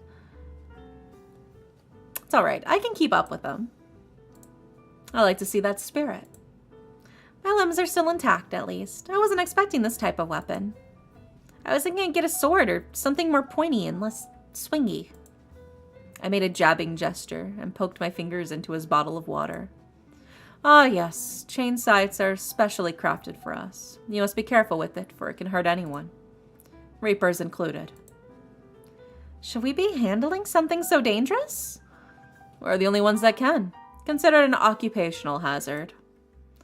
Seeing as you are in one piece, I think you'll do just fine. There was a beep from his pocket. He took out his device and glanced at me before reading the message on it. He was teasing me again, wasn't he? My sincere apologies. I asked you to lunch, but here I am having to leave early. I will see you later, Indidere. Goodbye, Kame. Oh, I was meaning to ask him about Hell. My bites turned into smaller nibbles as my appetite waned. Kame's sandwich remained to keep me company, sad and unfinished. Kame had sent Zafan downstairs to save me from the awkwardness of being alone in a room full of people who were talking about me. He had seen me back off at the office, where Aries swiftly set us up on our way to the next item on his schedule. You could ask how my lunch was. Why, I've had the food here. Perhaps as a form of courtesy? Did you ask me how mine was? He had a point. How was your lunch? I didn't eat. Okay. Thankfully, Sarah passed by and brought that awkward conversation to an end. And where are you two going? Hell. Ah, good luck with that. Especially you, Indidere. I've never been to Hell before. Which is a very good thing in your case. Are we going through that door again? That's right. Look at you. You actually got a brain in there. Rude. So, here just to say our location again. We can't control the time we go to, so... Wait, can you hold my hand? Although it wouldn't be my first time through this, my nerves still fluttered at the thought of traveling across dimensions and time once again. Even worse was the fact that we would be going down below to Hell. I was still afraid he'd change his mind and leave me there. For the love of... Never mind. He snatched up my hand. Oh my god, little tsundere. If you're gonna ask, then commit to it, alright? He snapped at me, but he couldn't look me in the eye either. Are you blushing? Do you want to go to Hell alone? No! Then be quiet and don't make fun of the man that's taking you there. He then faced the door, and as quickly as he could, Hell. I squeezed his hand back tightly, letting it anchor me as we traveled into the realm that would be far less friendlier than all of the others we saw together. Although the breeze on my face was warm, his hand was even warmer. No, please, I'll do anything, please! I can change, don't take me! Ah! From the distance, we saw a man getting scruffed by the collar and dragged into the lobby. What an introduction to Hell! Don't tell me you were expecting sunshine and daisies. Well, no, but a few roses could liven the place up. I had an iron grip on Aries' hand still, and my nails dug in when I saw the man doomed to perpetual, well, doom. Alright, so we have to go over here. Usually this is where we process the fresh meat. Fresh meat? The figure that had gone into the lobby came into view, although bereft of one screaming soul. Came? You have a stop here too? Yes, as it were. Why is she here? He gave Aries an accusatory stare, and then looked at our joined hands. Aries let go as if he had been burned, and I quickly tucked my own hand behind my back. Well, she just brings her souls here eventually, doesn't she? You mean this isn't part of training? Then why is Aries subjecting me to this? Well, typically not on the very first day. It's part of my training. She's right. This really is a trial by fire. Almost literally. What? He said almost. You're not going anywhere near fire. We wouldn't let that happen to you. Unless... He cleared his throat and pushed up his glasses, and I swore I could see his lenses flash a warning. You two can head back soon without me. I'll have to talk to Beals about an influx coming in soon. A party? Quite the merry one. Oh my god. Do all Reapers have such dark humor? While they shared a laugh, my stomach churned at the thought of more screaming souls like the last one. To be tossed away forever, in agony. I suppose one becomes habituated over time. And I suppose they all deserved it, right? We were not planning on waiting for you, as it were. Aries' ill manner snapped me back to the conversation. I spoke up in defense of Kame. I would have waited. Kame smiled at me, appreciative. But I am the boss today, so you get no say. What a tyrant. Ugh. In that case, abhorrent manners aside, I will see you two after work. Yes, I can decide my after hours, right? Yes, because I'm actually not a tyrant. Doubtful. As Kame was about to make his exit, I realized there was something I was still dying to know. Before you Kame, I wanted to ask, what happened to that man? Oh, he's fallen into the pit. The receptionist here will be sorting out his duration and punishment logistics in the meantime. Best you not worry too much. I really do hate to be abrupt, but there's some work I need to do. Good day, Indudere. Hell is scary. It is indeed, isn't it? To see someone meet their fate right before my eyes was terrifying. Is this what my friends felt seeing me when I was executed? True. It's gotta be crazy to think about. I shuddered. Bit too much? Yeah. I think that's enough for today, then. Don't I have to learn to do hellish things? Throwing people into pits? Doing paperwork? I can wait another day. I might get in trouble for overworking the new recruit. He rapped on my head in what I assumed to be the closest thing to an affectionate gesture I would receive from him. It did reassure me, though. He was looking out for my well-being. It just happened to be in the most asshole way possible. I was so used to being spoiled by Felix with all smiles and adoration. This was just a different way of friendship than I would have gotten used to. Or so I assume. I might just be inventing this one-way friendship in my head. But that was neither here nor there right now. I was in the midst of my training, and I had to learn the ropes as quickly as I could. So, when can I go to heaven? It might be best if we do not go, for the time being. Why not? They do not like you very much, so you're not allowed there. And the truth comes out. Why? That's not fair. Is it not? You're right. It was entirely fair. I was just upset about it. All things considered, I'd be lucky if I even saw the gates of heaven from a distance someday. You aren't missing much. Come on. Around at Kame's is better anyway. You know, you can be nice after all. He glared at me. Don't get too comfortable. I deflated after being rebuked, but stuck close to him all the same. The experience had worn me out more than I expected, and he was the only familiar face I had. On our way back, while I did need to hold his hand again, he held it out for me without a word. Looks like the others aren't ready yet. I suppose not. I brought my car today since I figured this might happen. I can drive you home. I wondered how much of this Aries had accounted for and what made him still decide to go through with it. I couldn't tell if he was considerate or not. Oh my god. I don't know if this is real or not, but my brain is saying that they're throwing a surprise welcome party for me at the fucking apartment. And it was just his job to keep me busy for the time being. He seemed the type to charge ahead and try to patch up the consequences later. That's just what my gut instinct tells me. I might be wrong, though. It's hard to keep up with them. You can rest up before we hang at Kame's. Shouldn't I get some work done? No. Let's get you home for now. Thank you. You know, you can be... Don't. Ugh, there's no use trying to be his friend. It was all one-sided after all. Never mind. You're just mean. Good. Get it into your head. I can see why he did not drive often. He was like a monster behind the wheel. It was like they released a demon from hell in the form of Aries and unleashed him onto this realm. Whatever fears had been alleviated swiftly returned as I dug my fingers deep into the seat. I did not realizing that driving could be so loud. It was like he was unleashing whatever frustrations he had on the road. You are a very rough driver. You want to try doing it yourself? No, thank you.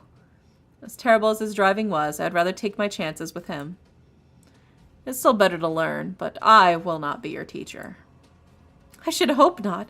I think you would be yelling at me more than teaching me. I think I would actually cry. Because you would probably deserve it. A good teacher is patient.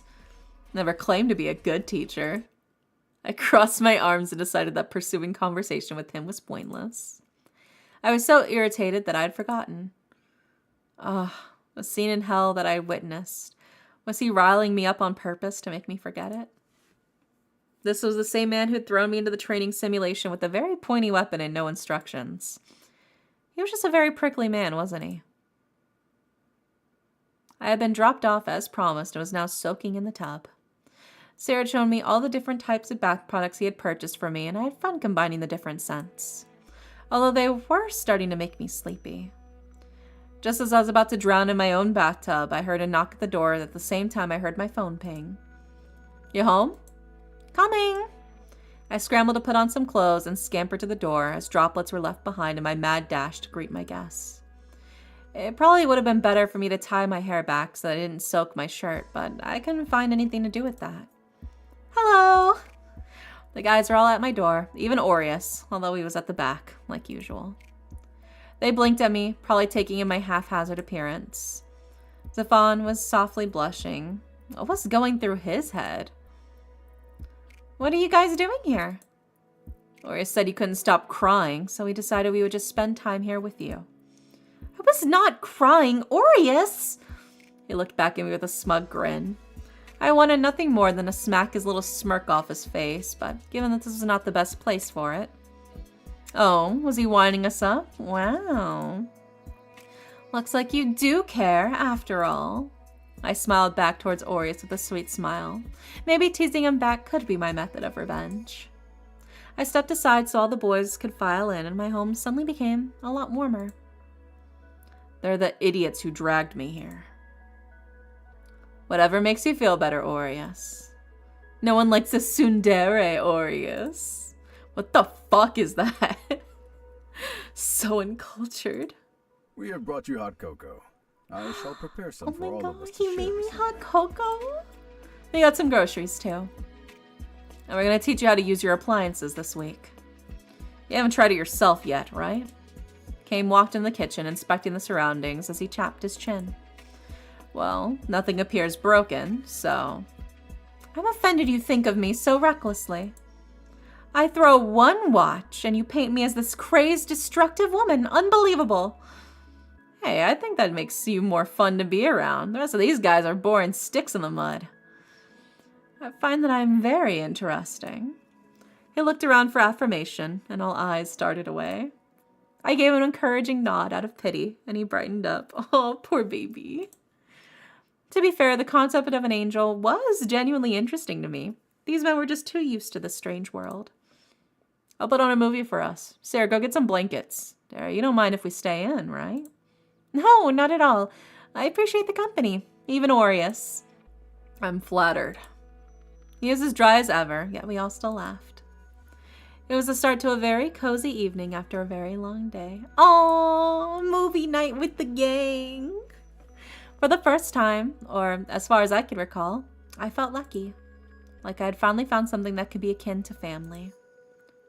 Reapers are unattached. Kame had said that, but I could still dare to hope, right?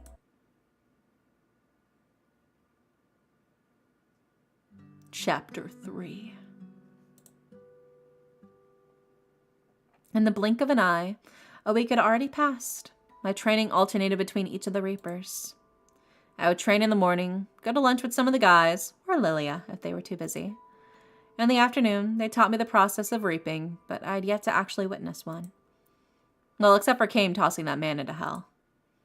It was like an uncomfortable, intrusive thought that forced an unpleasant itch in my throat whenever I recalled it, but one I needed to get used to.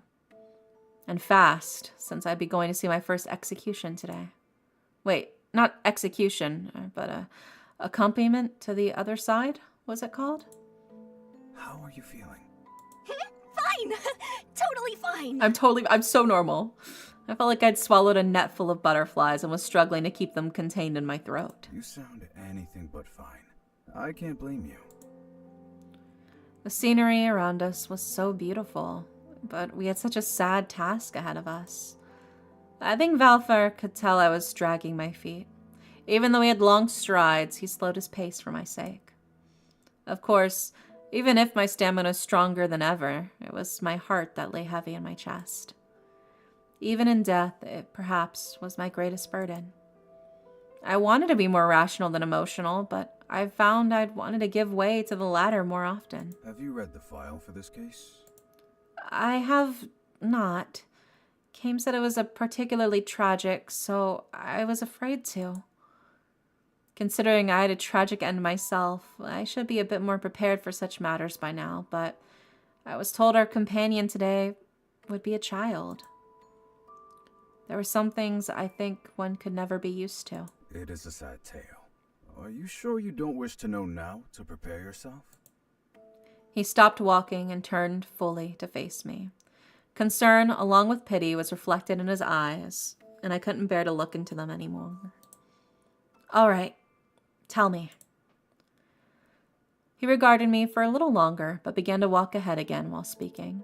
Timmy grew ill one day. Oh my god, his name is His parents Timmy. are from a rural Lil area, Timmy? not well-educated, but desperate for their child to grow better. Oh my god, little Timmy. So they handed him a quack that fed him nothing but water, disguised as medicine. No, I gasped, outraged. A rage I had long quelled rose up inside me again. I bit the inside of my cheek and focused on my steps. He was doing this to many families, to patients of all ages. How he got away with this, I have no idea. Bribery? I offered this with naught but contempt. Valfar shared a sigh of disgust with me and ran a hand through his hair. Most likely, I'm afraid. The man had lined his pockets well enough. While stealing from helpless families, naturally most of the patients withered away. His entire operation would move from town to town. My jaw clenched tightly as my fingernails dug into the flesh of my palm. I could picture this happening all too clearly in my head. I wish that this was a tale beyond belief, but I know better.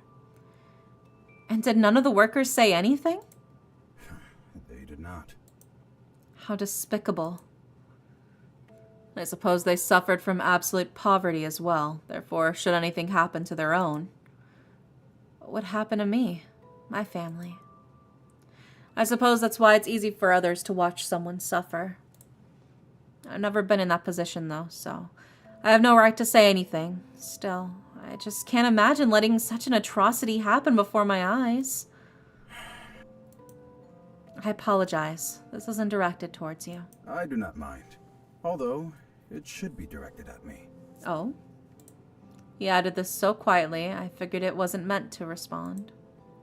Valfar, how do I approach Timmy? Talk to him gently. How? Hello, you're dead now? Come with us? Ugh, I feel dreadful even thinking those words. I feel Aries would do something like that. Even he has some tact. I shall be with you the entire time. Do not worry. If you have any reservations, look to me and I shall assist. Does it ever get easier, telling someone they've passed? Only when you're taking them to heaven. He sighed softly, searching for the right words to say, and then looked up. I followed his gaze. The sky was as bright and blue as ever. Despite the tragedy that had occurred, nothing marred the beauty around us. Lucky for us, it is a beautiful day. That only makes it sadder. No, you'll have a beautiful departure. He nudged the small of my back gently, and I dragged my feet towards the little mousy-haired boy now in front of us. He couldn't be any older than 9. He looked hale and hearty, though. I suppose the body must be restored in death. Taking a deep breath, I crouched down to his level and then tapped his shoulder. With a start, he turned around, but smiled brightly when he noticed me. Hello there, friend. Hi, who are you? My name is Dere, and you are? My name is Timothy, but I like when people call me Timmy. Well, little Timmy. We'll have a trip to take together. Where are we going? Can I just say heaven outright? I can't, right? It sounds like a scam. Do you like puppies and ponies? I like cats. Where we are going, you can play with lots of them. That also sounds like a scam. But it worked. The child brightened up and rocked back and forth on his feet. Really? Of course. I looked at Valfair for confirmation that there would actually be cats, and he nodded. But my parents... His little fist balled up at his sides, and he swallowed. I'm finally back home, but I can't talk to them. His eyes glistened, and his voice shook, telltale signs that one was about to break down into tears. Although the one in question might have been me first. Are they ignoring me because they're mad at me for getting sick and causing trouble? He pointed to the distance where a crying couple huddled together, all by themselves. The husband was holding up the wife, who clutched onto his shirt, her fingers twisted in the fabric as she agonized over the loss of her son. Mama! Papa! But of course, they could never hear him again. They're not ignoring you. You didn't cause them trouble, you're just somewhere very far away from them. I wanted nothing more to comfort him, but what could I even say? I held out my arms to hug Timmy. While he didn't push me away, he didn't move forward. But I'm right here! He put his little arms around my shoulders, his own small one shaking, and buried his face into my arm.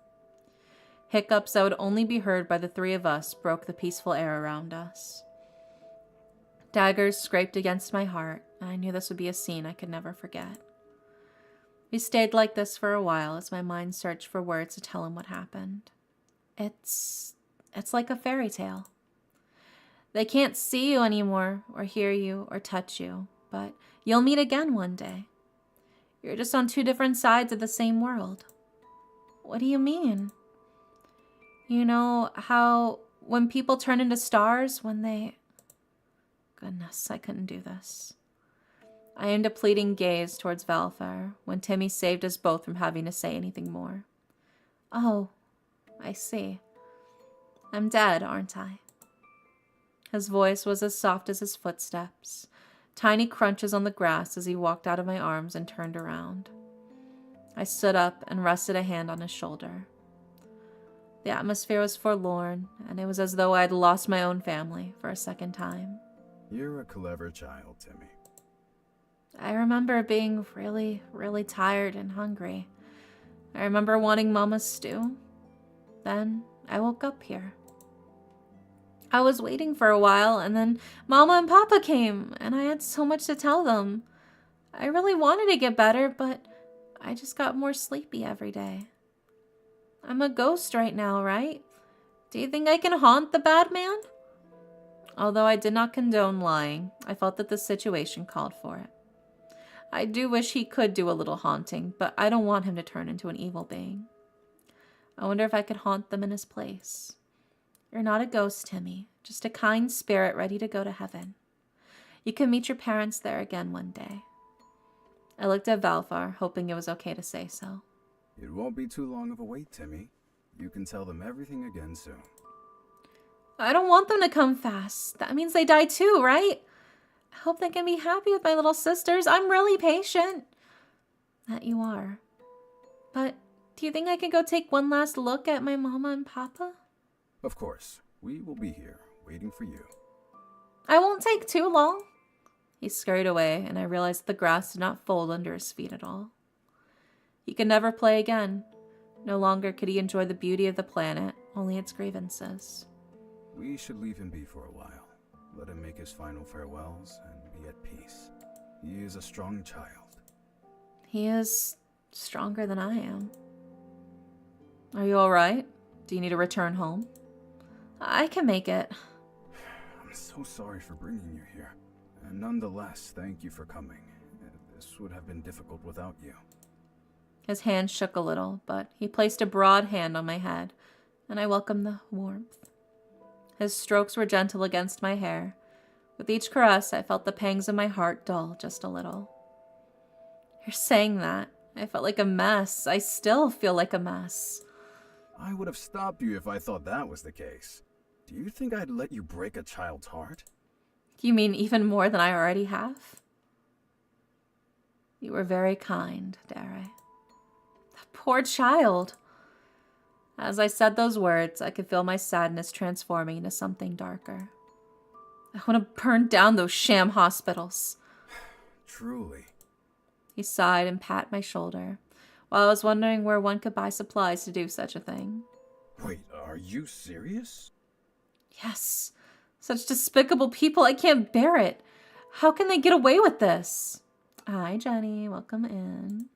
Yeah, I understand exactly how you feel, but we can't do anything of that sort. Why? Because it's a sin? Because it is not our place. You and me, we guide people to their destinations after death. We are not allowed to interfere. I'm not interfering. I'm just making the world a better place. What happens after you burn it down? How many people would die? They let that child suffer. What does it matter? If I have to serve my sentence here because I enabled my friend, then why should those people live? They enabled a child to die. What's the difference? They have circumstances, so did I. But I'm still here, aren't I? No matter what I did, this was my life now. No matter what happened, I was fated to execution and now punishment. Listen, when I tell you we cannot, I mean that we are powerless. If beings like you and I step out of bounds, the consequences will be dire. Not only for you and I, but for all the others as well.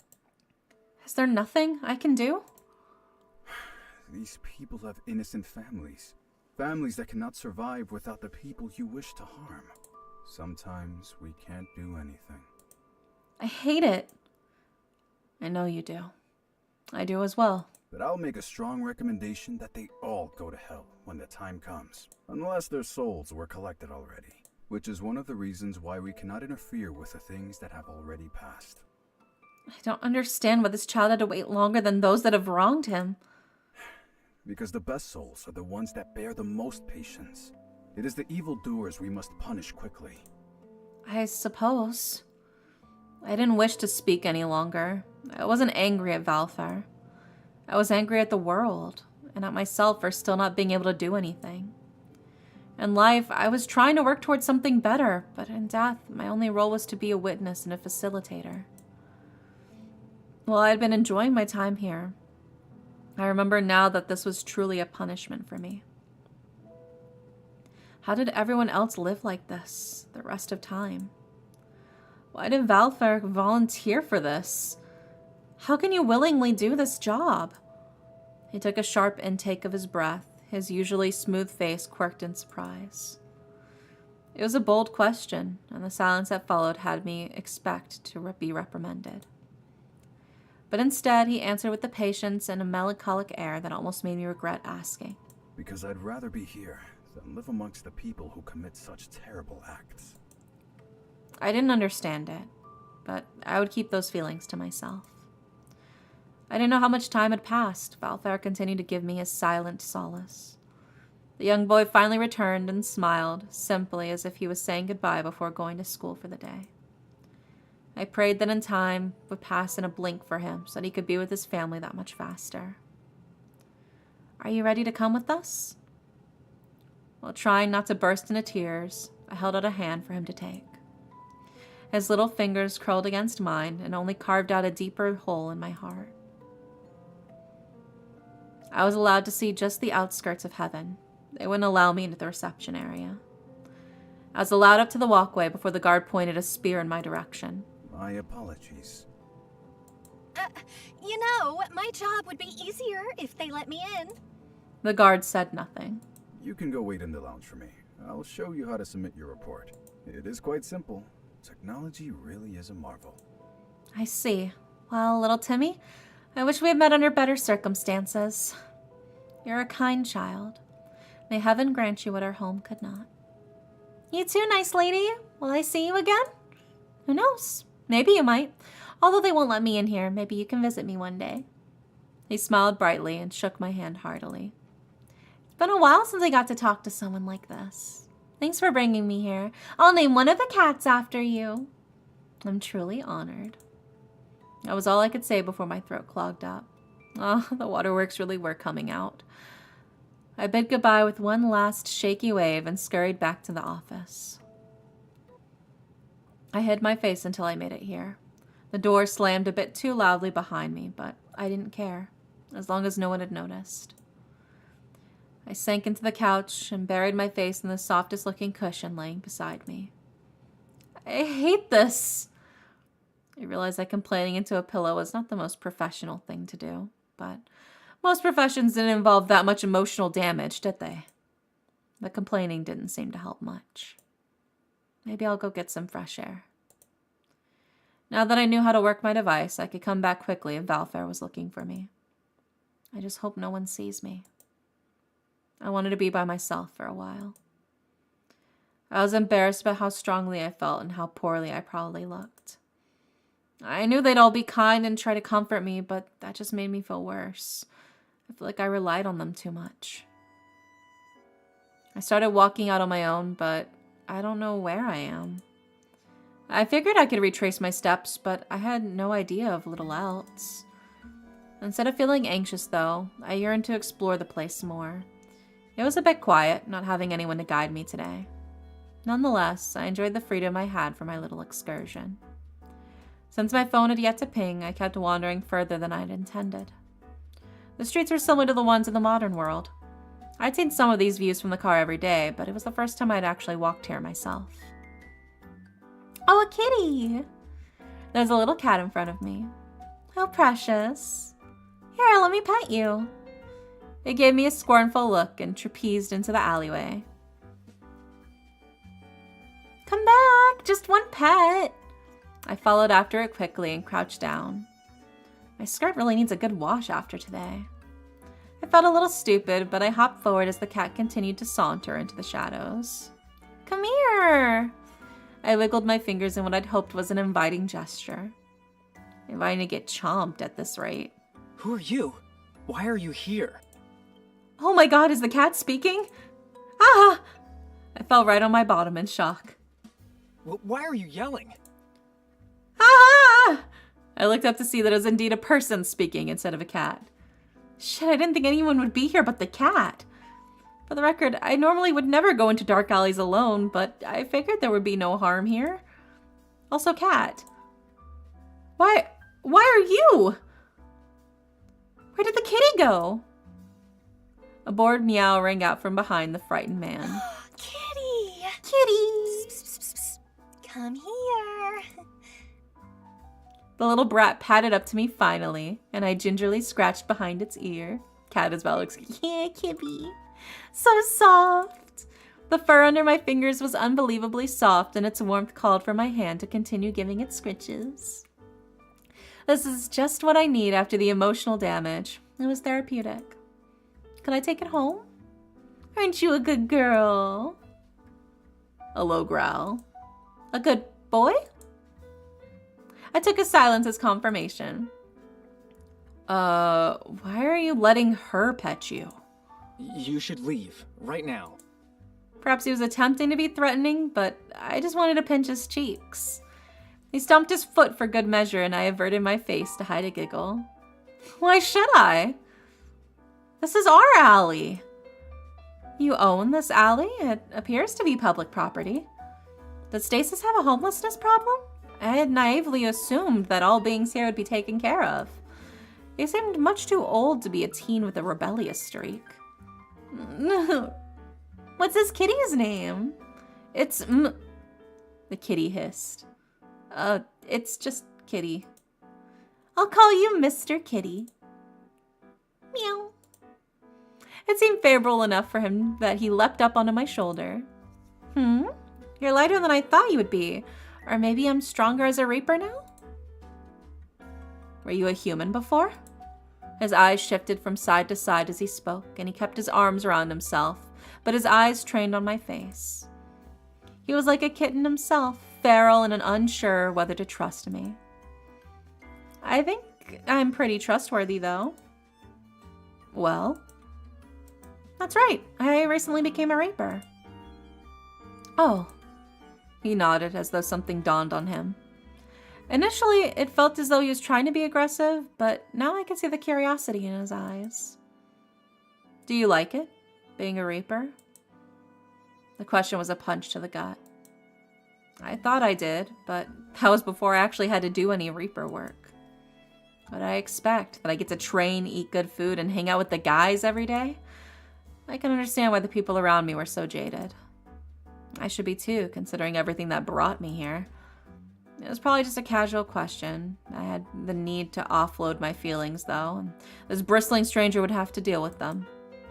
I hate bearing witness to tragedy. I hate being unable to do anything. I hate that my hands are tied and I'm told this is just how it is. It feels similar to my human life. He pondered this for some time and scratched his chin. To my surprise, he perched on a dusty crate, and the cat leapt from my shoulder and onto his head. How so? Well, today I had my first reaping.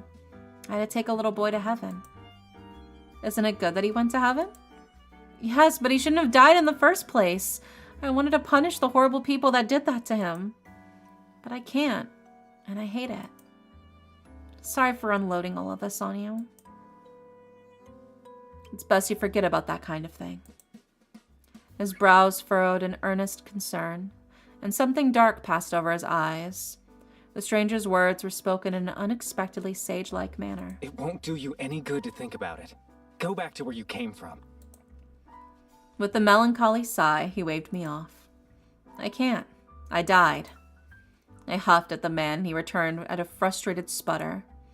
Both of us had our hands on our hips, while Mr. Kitty sat in the middle and looked at both of us to and fro. If anyone were to walk in here, we would look utterly ridiculous. I mean, just go back to your Reaper friends. Live like they tell you to. Don't ask too many questions. The urgent tone piqued my curiosity. What happened to this guy? What about you? Why are you here? Are you a Reaper? A human? I peered into his face, trying to get a read on him. He flinched and hopped off his seat, shoes thudding as they hit the crate. I'm someone that you should forget about. Don't tell anyone about me. He mumbled the last bit, his cheeks still flushed pink. Then he whipped around and waggled his finger in what I presumed meant to be a threatening gesture. I poked his finger with mine, and he glared. No, pouted. I can't take him seriously. He's too cute. I mean it. I do, okay? Why not? My friends are nice. He squinted at me with a look that read, Are you serious? How long have you been a Reaper again? I felt embarrassed to answer, so I decided to stare fixedly at my shoes while the cat batted at my heel. A week. You met them only a week ago. But Came and the rest are really kind. Ugh. He flinched once I said Came. Do they have bad blood? Look, I don't get along with Reapers. I know an angel, too. Damn, okay. I don't get along with anyone. So please, just let me be. You really are so nitpicky. Am I really? Oh god, was I being like Aries? I need to spend less time around him. I guess this is my cue to leave this guy and his cat to the alley. I think you should be grateful to have a visitor, though. It seems lonely here. Alright, it was nice to meet you. Lucian. For someone so on guard, he revealed that way too easily. It must be a fake name. Not that there's any point arguing with him. Lucian, I'm Indy Dare. I curtsied and he shuffled his foot awkwardly, unsure whether to return the gesture or not. He decided against it and settled for a friendly nod. We had come a long way from yelling at each other in just one meeting. Be careful, Indy Dare. I'll do my best. See you, Lucian and Mr. Kitty. I bent down for one last scritch and decided to meander back to work before they noticed my absence. What do you mean, see you? Hey, come back! Or don't. No, don't come back. Balfour still had called, and I grew worried. Did something happen to delay him for so long? Perhaps I should have stayed with him, although I didn't think anything could go awry in such a holy place. Just as I was about to call him, he rang my phone. Speak of the devil. Oh, Reaper. Valfer, are you alright? Sorry for keeping you waiting so long. I was called away urgently to take care of something, but I can't seem to find you. Oh, I had gone out for a walk. I'll be right back. Oh no, will I get in trouble? But let me have lunch even if I get in trouble, right? Despite the flutter of excitement in my tummy from meeting a new person, my appetite had returned. With a lot to think about and a new secret in my heart, I hurried back to work in hopes that there would be food left for me. So, that was the first time you'd gone out on your own. I was not good at keeping secrets. I was sweating like a sinner in church. Thankfully not literally, but I might as well have been soaked in sweat. Fortunately, those damn men were shrewd, perceptive to a fault. Nary a twitch of my finger nor a jerk of my leg went unnoticed. I decided to sit on my hands, which perhaps only made it worse. I wanted some fresh air. By the time I had returned to the office, caught up with Valfer, and submitted my report, technology was still more difficult than expected. It had been time to return. The others were quite shocked that I had made my own excursion, considering how nervous I had been since my arrival, and had been fielding their questions until now. You went quite a way for fresh air. I needed a lot of fresh air. What was he, an inquisitor? I was sitting in the armchair, which made it easier for the men to interrogate me from either side. Despite sitting on the most lush of cushions, their eagle eyes made me squirm uncomfortably. I was prey, caught in their trap, and I couldn't bear to look at them, but that only made me appear all the more guilty. Did something happen while you were gone? You should have called one of us to go with you. I don't want to keep bothering you all. I looked around, seeking a lifeline, and Valfer came to my rescue. Though he quirked an inquisitive eyebrow, he mercifully did not question me further. Sarah was none the wiser to my dilemma, lost in his thoughts, as usual. The first reaping isn't easy, and I took her for a particularly difficult one. I'm sorry your first reaping was under such a sad circumstance. It's my responsibility to ease you into this life, and I failed you. Don't be ridiculous. She has to know what it's like. Aries is right, as much as I'd hate to say it. Excuse me? What's wrong with admitting I'm right? His eyebrows bore into the top of my skull, and I cleared my throat before continuing and successfully ignoring his offended scoff. You didn't fail me. Sarah shook his head, pursed his lips in a rare show of reproach. There's no point in throwing her to the fire. Well, Aries threw me to the fire in the first day. I grinned at him, and Aries rolled his eyes. His eyes were going to get stuck like that one day. For the last time, I was not sending you to hell. Let it go. I stuck my tongue out at him. Forgive me. I had seen you run past me, but I wasn't able to come find you right away. No, Sarah, I was being silly. You must have been really shaken. The first reaping isn't easy, and I took her for a particularly difficult one. While he was always so resolute, he slumped his head back in his hands and sighed heavily. His usual repose slipped into something a little more vulnerable. Even someone like Valfar could be tired, and it was my fault. In any case, it was a learning experience. I figured you would be the best partner to have with her for the first time. I still believe in that. In Indidere, not all deaths are sad. Really? There are many people who are content to die. Welcome it even, after a long and fulfilling life. Those are the best. The best deaths? Of course, some of those happy people also go to hell. Bad people also die happy. He pointed this out quite proudly. Safan reached over and shook him, and the poor angel was left looking bewildered. Sir! Sayer. And you all called me tactless. Oh, Sir. While they scolded him, I burst into laughter. I doubled over and couldn't stop giggling. Tears of mirth fell from my eyes. I didn't have to look to see that they thought I'd gone mad. Perhaps I had. But Sir's innocence and bluntness was just what I needed to relieve the coil of stress that weighed down my gut. What did I say? Zafan joined in my chuckles, and the room filled with laughter, even from Aureus. Bad people die happy, but then they go to hell right after. I do not understand. Why are you all laughing? You're cute, Sir. Sir beamed.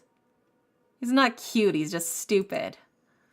No need to be so sour. Aw, are you jealous? Shut up. Well then, if you're gonna be so immature, I won't talk to you. Anyway, Valfer, what did you have to go and do? I realize I haven't been able to ask you yet. I cut off Aureus before he could retort. It felt good. I'd called him in for a favor. What's the favor for? My, you're quite tenacious. Oh, thank you. I put a hand to my cheek, pleased by his compliment. That means you need to mind your own business. Oh. Now, Aureus. It's nothing so secretive. I just think today isn't a good time to tell you. That's all. Oh, yes, she'll be frightened if you tell her about the malevolence. Seer! My word, you cannot keep a secret in the world. He's a pure boy. Leave him alone. Thank you, Seer. I whispered and winked at him, and he flushed happily, obviously blithe to the glaringers pointed his way. What are the malevolence? Kame shared a look with each of the others, took a sip from his glass. I noted it was purple drink today, and finally looked back at me. I shall give you a short of it. Would that do? Yes, please. I nodded eagerly. Don't come crying to us should you have nightmares. You can come to me. But I can't. Ouch! While Aureus, Zaphon, and Seer had their little tiff, I turned my full attention to Kame. They are spirits that are malcontent. They are beings that are dangerous, that need to be taken down quickly. We've been seeing them more frequently, therefore we need to eliminate them before they hurt you, or anyone else. Oh, that does sound scary. We have a handle on it, although you mustn't slack on your training. Yes, I'd like to take a break and let you do some of the heavy lifting. I shall make no promises. We have another refill, Kame? Anytime. May your dreams remain as sweet as this drink. Yummy. Free alcohol. While I smiled, I didn't realize that I'd yet to have a single dream since I'd arrived. But I had a lot on my plate. After all, I had to power up and learn to beat up evil spirits. Before they could eat me, so that I could become a bigger help. The next few days had gone as normal. Well, as normal as I could, as I adjusted to the supernatural world. I had gone on reapings with each of the guys, but one day I found myself one lunch break without anyone to share it with. Even Lilia had gone off somewhere. I assumed it was the human world for Boba. I wish she'd invite me. Hope she brings me something back at least. I thought going to the human world was only for special occasions, but she had been the one to teach me otherwise.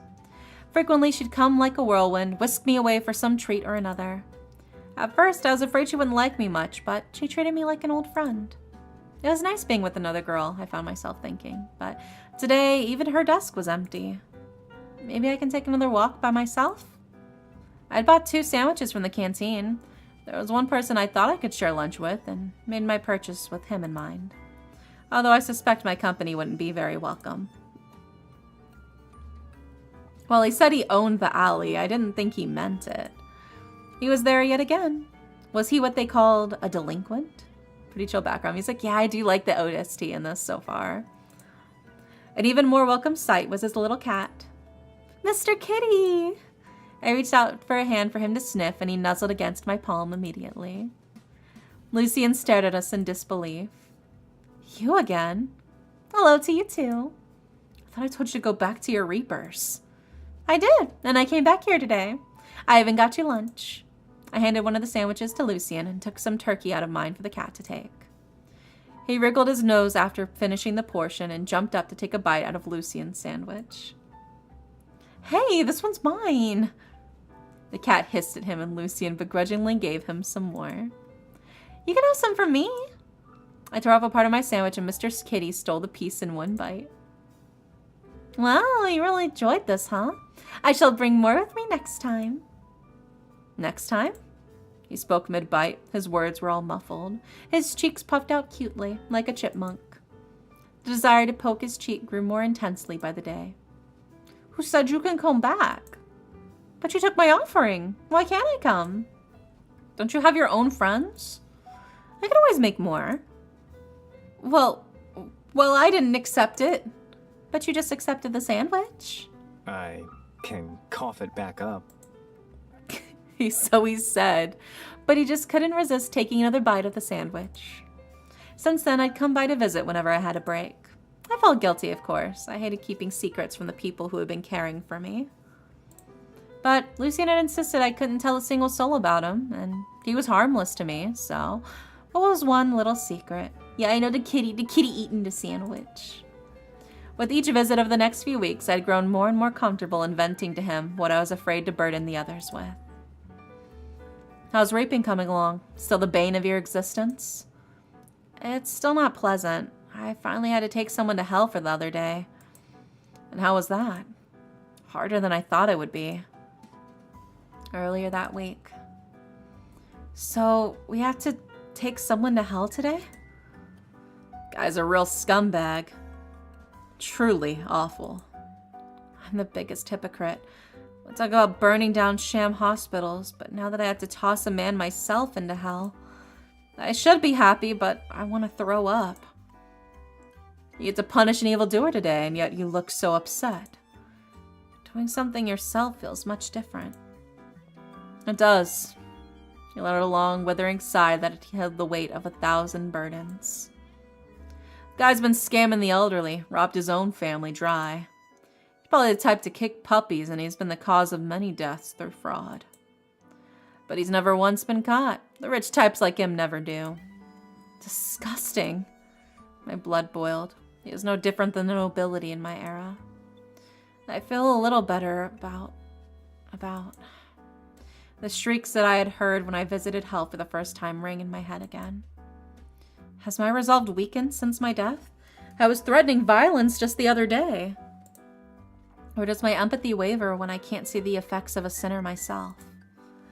As I was about to spiral into a moral crisis, I felt Kame's hand on my shoulder. We will be there by your side. Are you ready? As ready as I'll ever be. Or so I thought. The bastard was a runner, and chasing him around wasn't helping my patience any. I need to find out which one of my horses won. You're dead. What does that matter? I've already lost either way. And frankly, your odds were never good. This is why you've never held on to a fortune. That stopped the man dead in his tracks. As he raised an angry finger to jab at Kame, the three of us seized him. Gotcha! I was so thrilled to catch our target that I momentarily forgot what the next step was. So wait, you hated not being able to punish the people who hurt that kid. I'd explained the source of my struggle the last time to come visit. Right. But now you're wavering because you have to do it yourself? If your friend had let you, would you really have blown up those sham hospitals? I twirled a strand of hair around my finger as I contemplated it. It wasn't too difficult to imagining myself armed with explosives, cackling in triumph in front of a pile of rubble. I feel that I could have. Why? Is there something wrong with me? I think you aren't as ruthless as you think you might be. I think you need something to strike you personally for you to go crazy, I guess. You on the demo? This is the early access. The early access. Yeah. Thanks, that makes me sound selfish. How? The devs gave me early access key. Yeah, it's thanks to the devs, which, by the way, if you guys want to support the devs, you can wishlist the game. I have it pinned in the YouTube and in the chat as well. You guys should totally wishlist this game to help support the devs. It's a free way to support the devs for such an amazing game so far. I've been really, really enjoying it. Steam is having issues releasing it. Yeah, they had a workaround for the streamers that they gave early access keys to. So I'm able to play it thanks to the workaround that they came up with for the early access key holders. Yeah. Yeah, I got very lucky. So I've been enjoying it. He shrugged.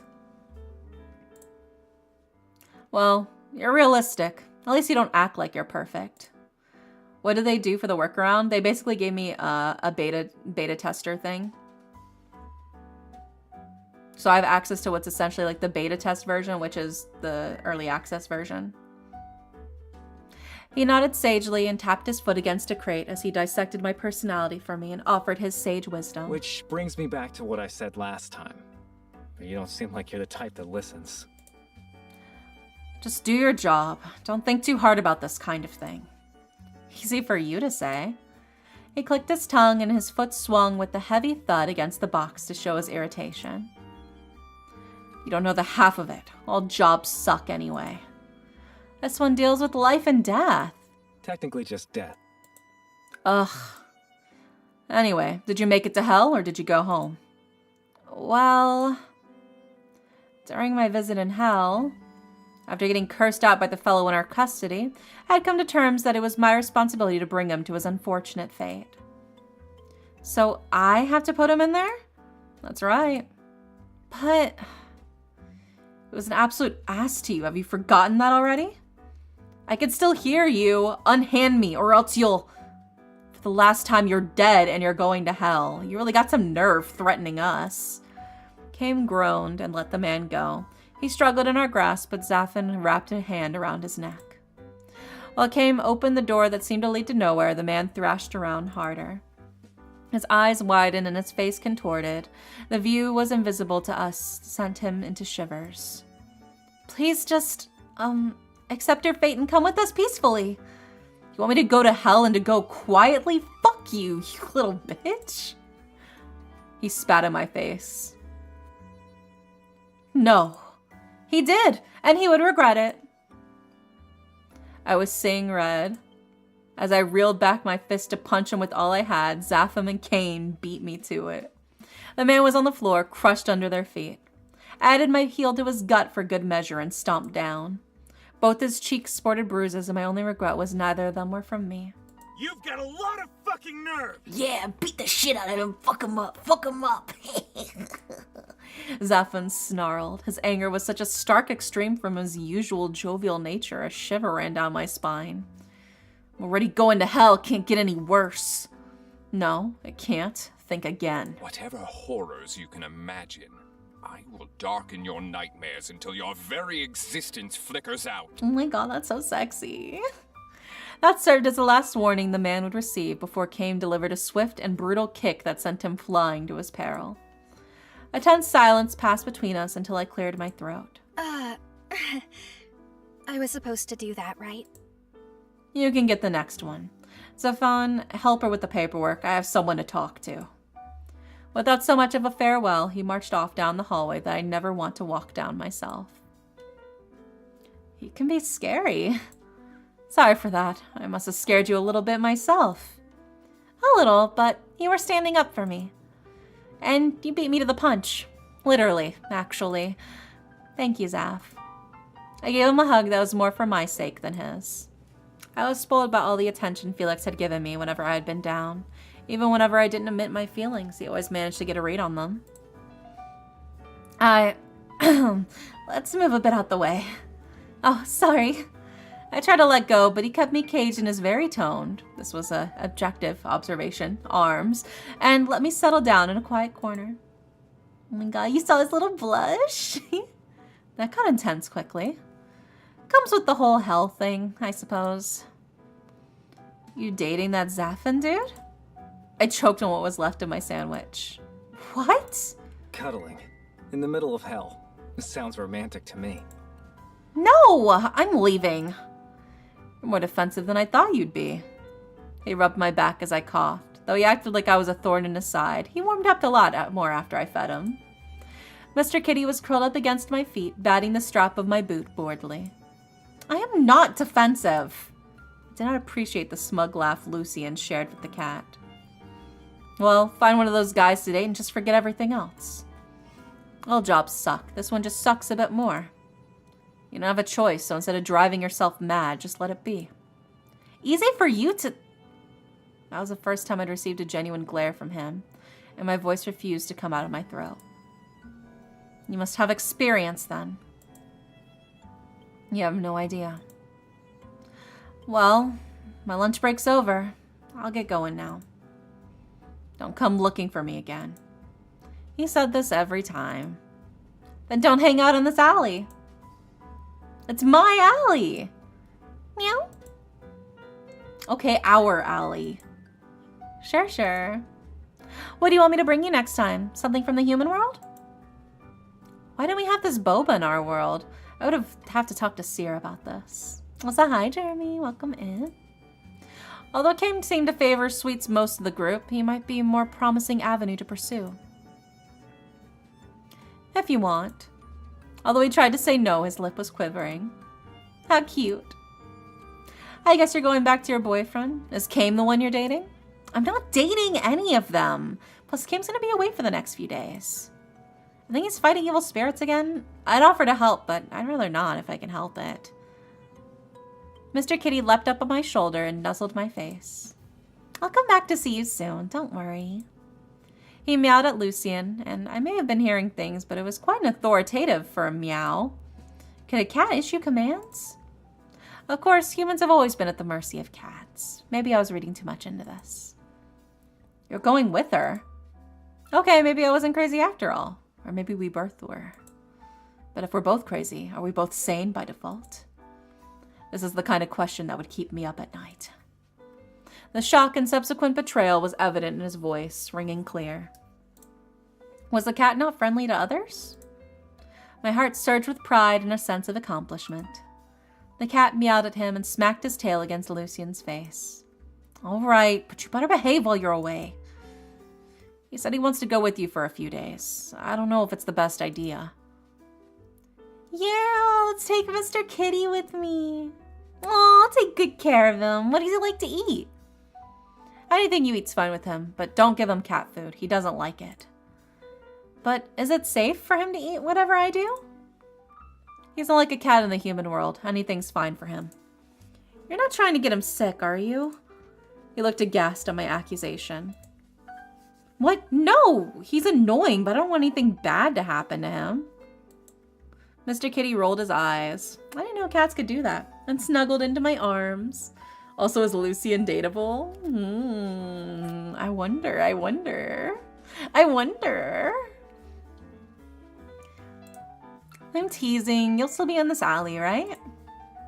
Yes. And that was all he said before going to toss our sandwich wrappers away. Oh, a cat! Where did you find this little one?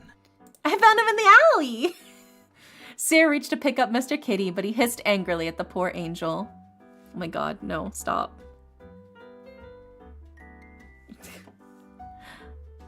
My iPhone's application that's voice activated thought I said something.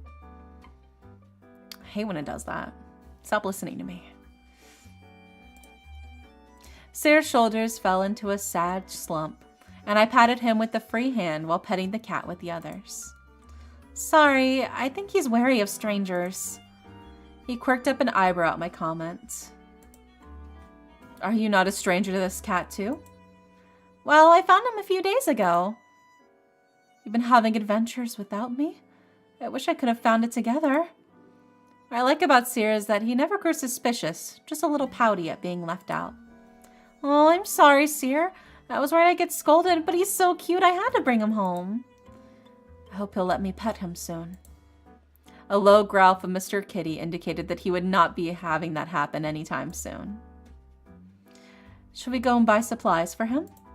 Supplies? But he can eat human food. Oh, well, he is still a cat. Does he not need some things? Mr. Kitty blinked at us, and I swear he side-eyes Seer. I shall research it. He pulled out his watch and typed in, "What do you need for a mean cat?" He isn't mean. He is unkind to me. All right, we'll need a brush. You know what? I suppose you have food handled. What about some pet? Ow! The cat swiped at him. I suppose he requires fine china as well. Pray forgive the discourtesy. True. We'll only get him finest of china. I couldn't tell if Seer was being sarcastic or not. He only ever expressed displeasure when whining. And little... Oh, I didn't think his voice could go that loud. Well, Mr. Kitty finally managed to land a swipe on his arm and had sunk his teeth for good measure, too. I suppose he doesn't require that either. In any case, I shall refrain from making any further suggestions. As I extricated Mr. Kitty away from Seer, I saw that there was a faint tear in his clothing. Oh no, I'm so sorry, Seer. I'll replace it. Aw, do not fret so. With the flex of his fingers, I saw a glow travel up his arm. Where he was bleeding moments ago under the torn fabric, his skin returned to itself smooth. The fabric had sewn itself back up as if there were never a split in the first place. Sorcery. You can heal! It comes with the job. He smiled, and this enraged Mr. Kitty again. I held back the cat before he could pounce on Seer's face this time. While I did not doubt his healing abilities, I imagine it still would hurt a deal for his face to become shredded. I think the two of you should stay away from each other. Wise, as always. How about I leave him at my desk while I finish my work? I'm behind on reports for the week. Yeah, the kid be angry. You've only been working for a week, you're already behind? Aries and Valfair had joined us out of thin air and startled me more than the cat. I shall assist you. Worry not. Say you're taking on work voluntarily? It brings a tear to my eye. Never thought I'd live to see the day. He ruffled Sarah's hair affectionately, drawing out the angel's adorable pout. You tease me far too much. I've always helped you with whatever you've asked of me. What have I ever asked for? You should ask me more then. So where did this cat come from? I found him on the street. Mr. Kitty, stay at my desk, okay? I didn't feel like answering more questions, so I put him on my shoulders and dashed off to my desk before leaving to finish my work for the day. While the finer details of the reapings were automatically recorded, I still had to write my own accounts for documentation. I didn't understand the point of it, but to be honest, I didn't understand most of what had been happening around me. We had gone shopping for a brush for Mr. Kitty. He had picked the most ornate one we could find. He still refused to go near any of the others and stubbornly clung to me. I couldn't resist being a little smug about the cat-hating Aries. I was lying in bed with the cat on my chest as the guys camped on the floor for safety. You're such a sweet kitty, aren't you? Yeah, make it more obvious, will ya? Seer had healed the scratches on his face, but he couldn't heal the damage to Aries' ego had suffered. That's a shame that Kame is missing out on this excitement. Yeah, a real shame. Valfar was the only one who had escaped any scars. The others just made Mr. Kitty nervous, that's all. I snuggled my cheek against his and he purred sweetly. Oh, to be a cat. It seems like a nice life. He gets brushed, fed, and gets to cuddle with Dere. Oh, Seer was an innocent boy, so I didn't think anything of it. I'd give him some head pats later so he didn't feel too left out. You're so lucky you're an idiot. Aries, don't be unkind to him.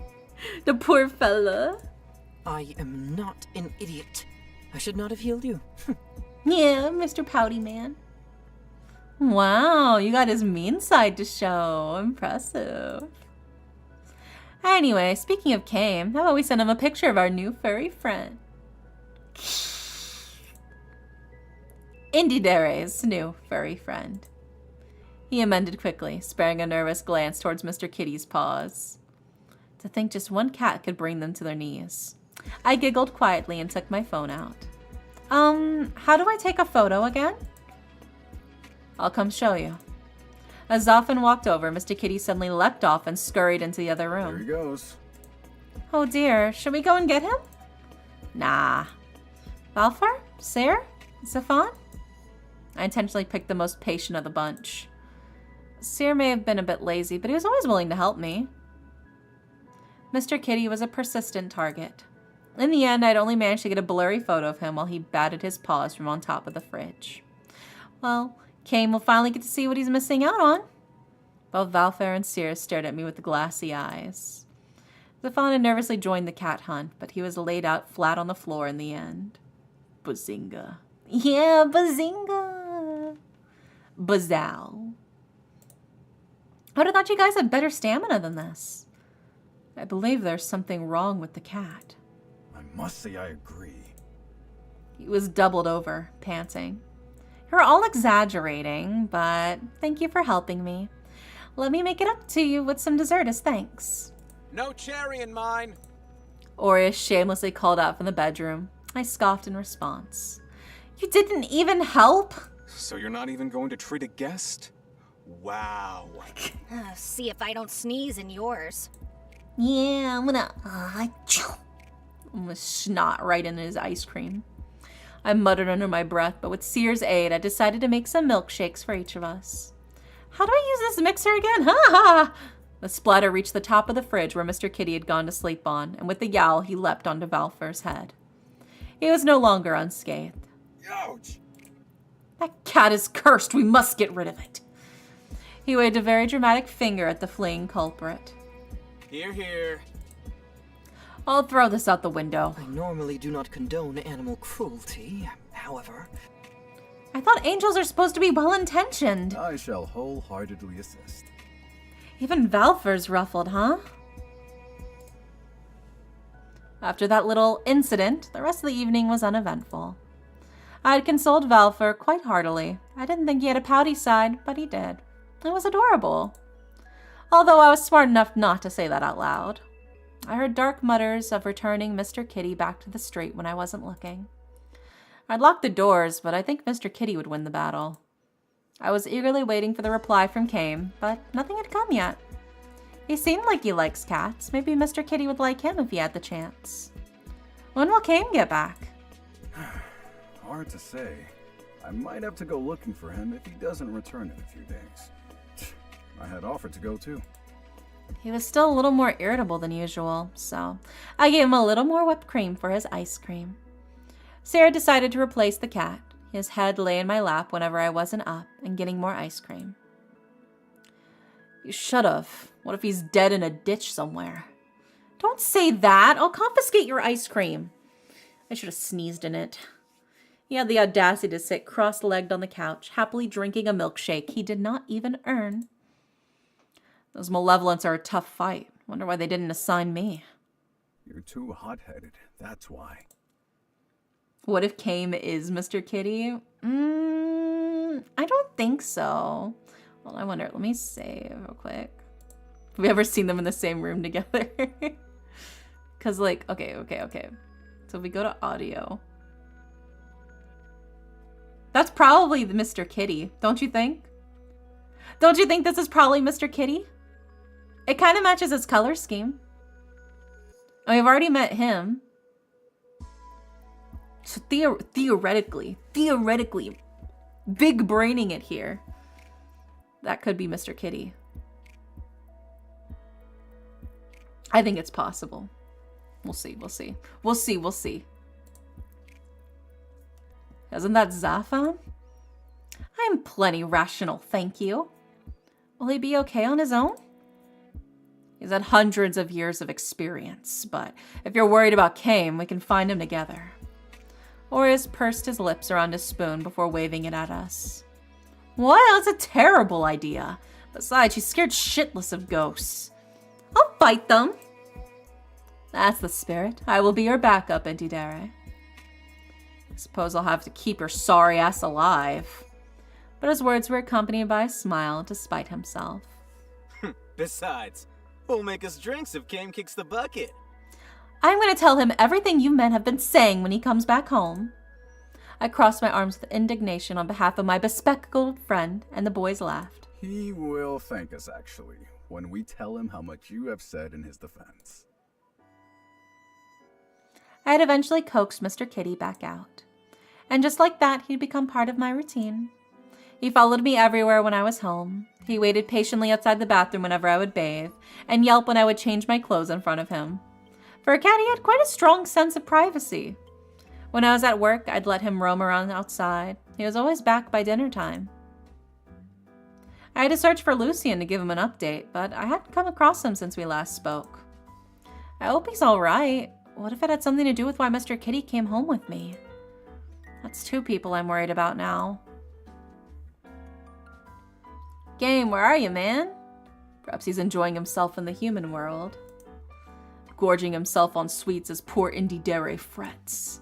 I'm not fretting. Please relieve us of this cat. Is it really your biggest concern, lol? Look how cute the kitty is. Oh, Kippy. Before I could reply, a call came through from him. Kame, where are you? I'm home, where are you? Where's the cat? Where is he? I don't know, I let him out for a walk. I'll go look for him. Stay where you are, I'm coming up. Oh, this is where he's going to reveal it. He hung up the phone. What was happening? I was too anxious to stay put and ran downstairs, 2 at a time. I'd run outside and found Kame out of breath in front of our apartment building. What is going on with Mr. Kitty? Are you okay? I told you to stay put. I'm fine. I want to know what's happening. Just then, I spotted Mr. Kitty. Mr. Kitty! I tried to run to my cat, but Kame held me back. What is going on? Malthus, show yourself. I knew it. I knew it was him. I fucking knew it. Ugh, I'm brilliant. I'm so big brain, bro. Faster than the blink in front of me appeared a man instead of my dear cat. So the cat really could turn into a person?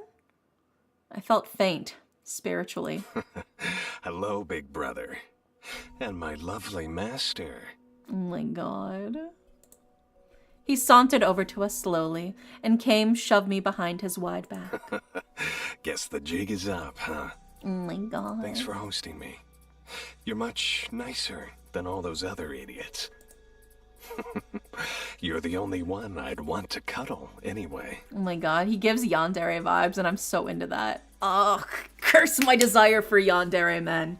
Ugh. Big brother? My cat just turned into Kame's brother? What is wrong with my life? I mean death. I give up. I envy him so much he can turn into Kibby for cuddles and pets. I know. I'm so jealous.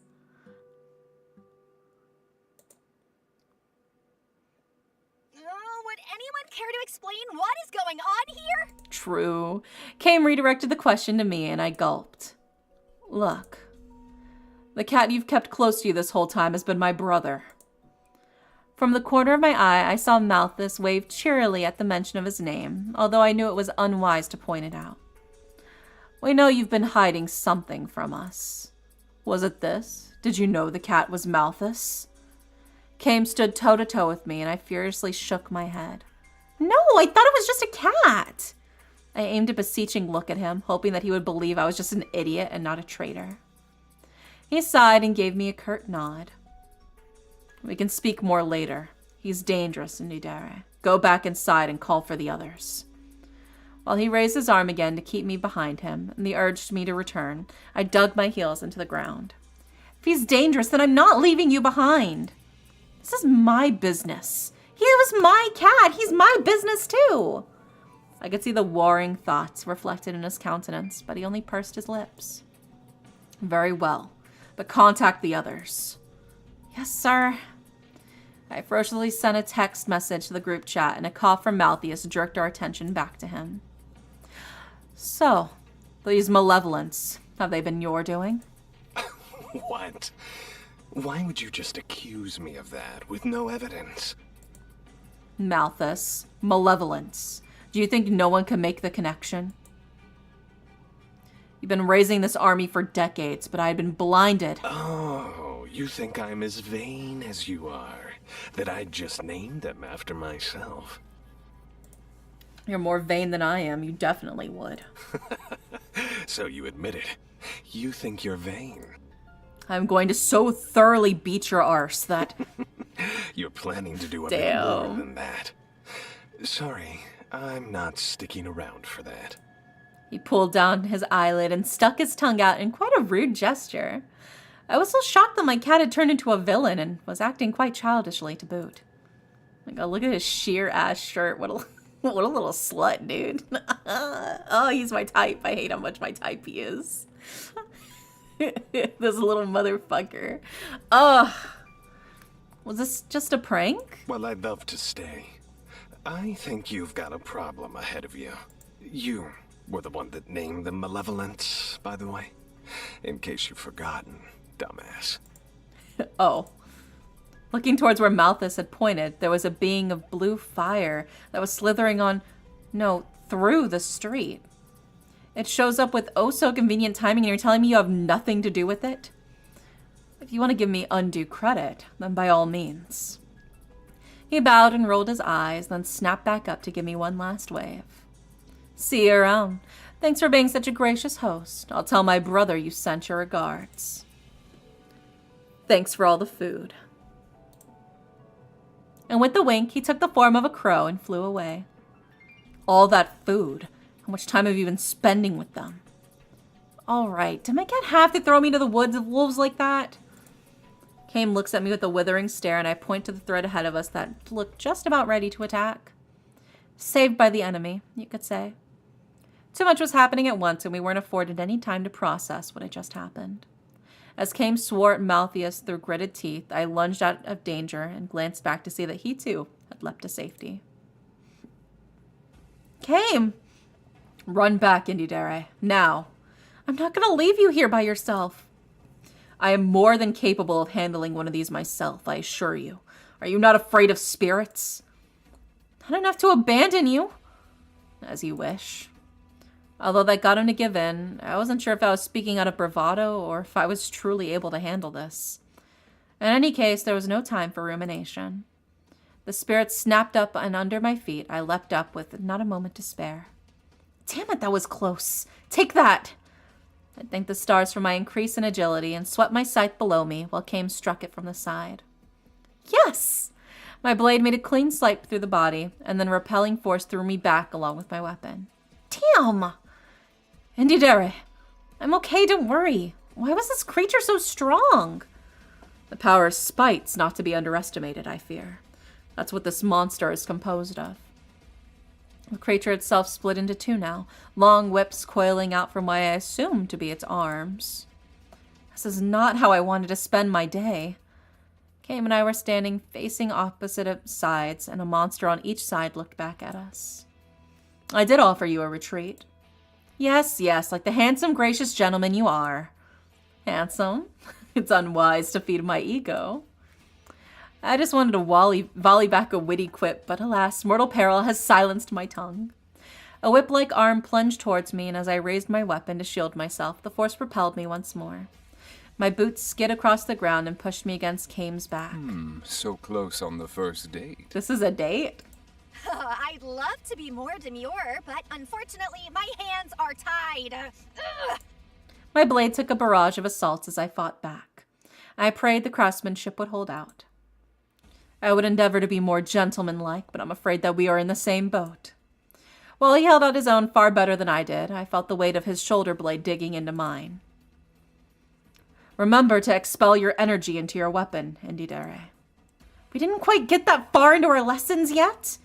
In truth, I had tried, but I couldn't quite keep the flame of my energy flickering long enough. I think the situation might be more of a boon for honing your skills.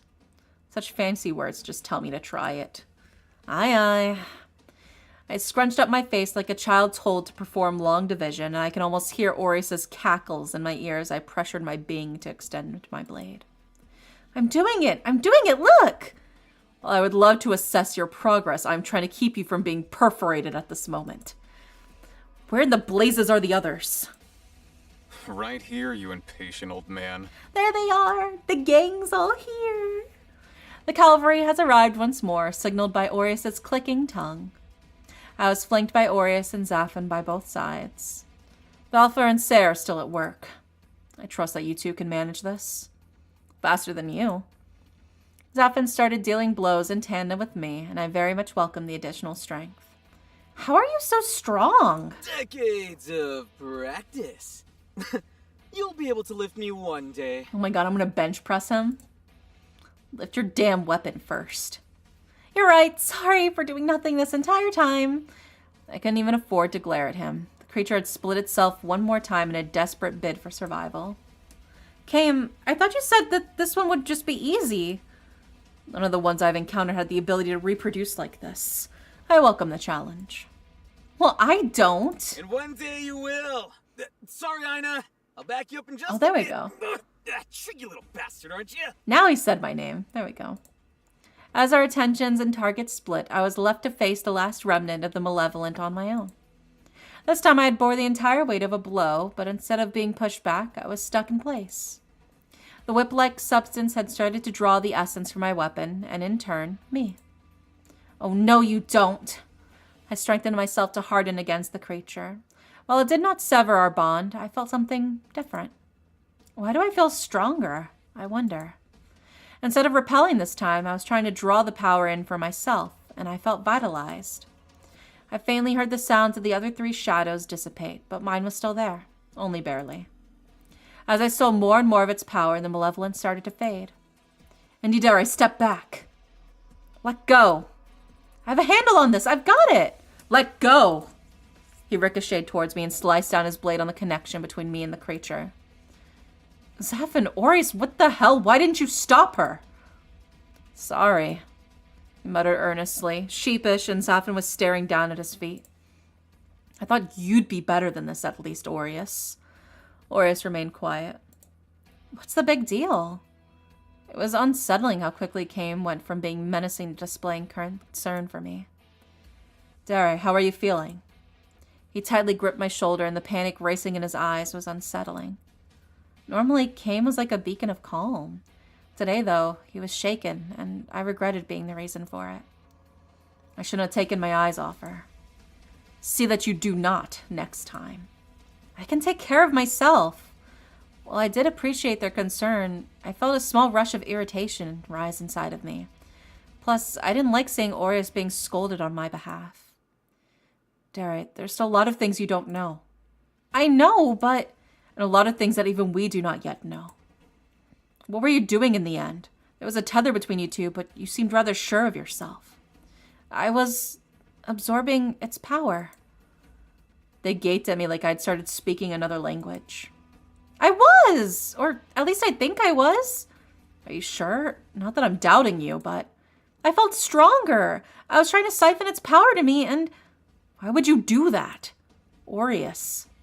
I felt it trying to steal my energy first, so I was compelled to do the opposite. It sounded somewhat pathetic and more than a little petty as I said the words out loud. These are beings composed of harmful energy, Dare. We do not know what effects they might have on you. Oh no, am I going to turn evil? I looked down at my palms as if they were turning blue at that very moment. You seem like the same old airhead to me. And you're still the same jerk, I see. Aina, do not ever do such a thing again. How did this happen? Kame's stern warning and Zafon's confusion was a keen reminder of the actual situation we had at hand. The banter of the battle lulled me into the false impression that all was well between us, but it was time to face the music. I have a feeling my brother has a hand in what happened. My cat. Your cat? Well, you texted us that Kame's brother showed up, so what's your cat got to do with this?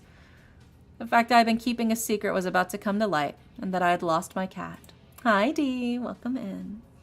What is happening? Aureus and Zafon looked both towards Kame, and I for answers, but I was afraid to speak. I grew envious of the spirit that had just disappeared. I, too, wished to dissipate into thin air right now. We can talk about this more not in the middle of the street. The fawn slung an arm around me. Whether it was a gesture of consolation or comfort, I couldn't tell. With uncomfortable silence, we all returned home together.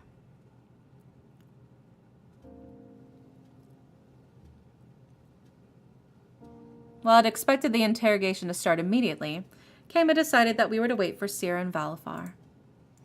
The anticipation only exacerbated the pit of anxiety in my stomach. I wasn't deprived of my usual drink, at least. My little umbrella was even included, although it kept sinking to the bottom today, much like my spirits. This is so awkward. Just what happened? To my right was Zafon. His usual jovial countenance had been mired with concern.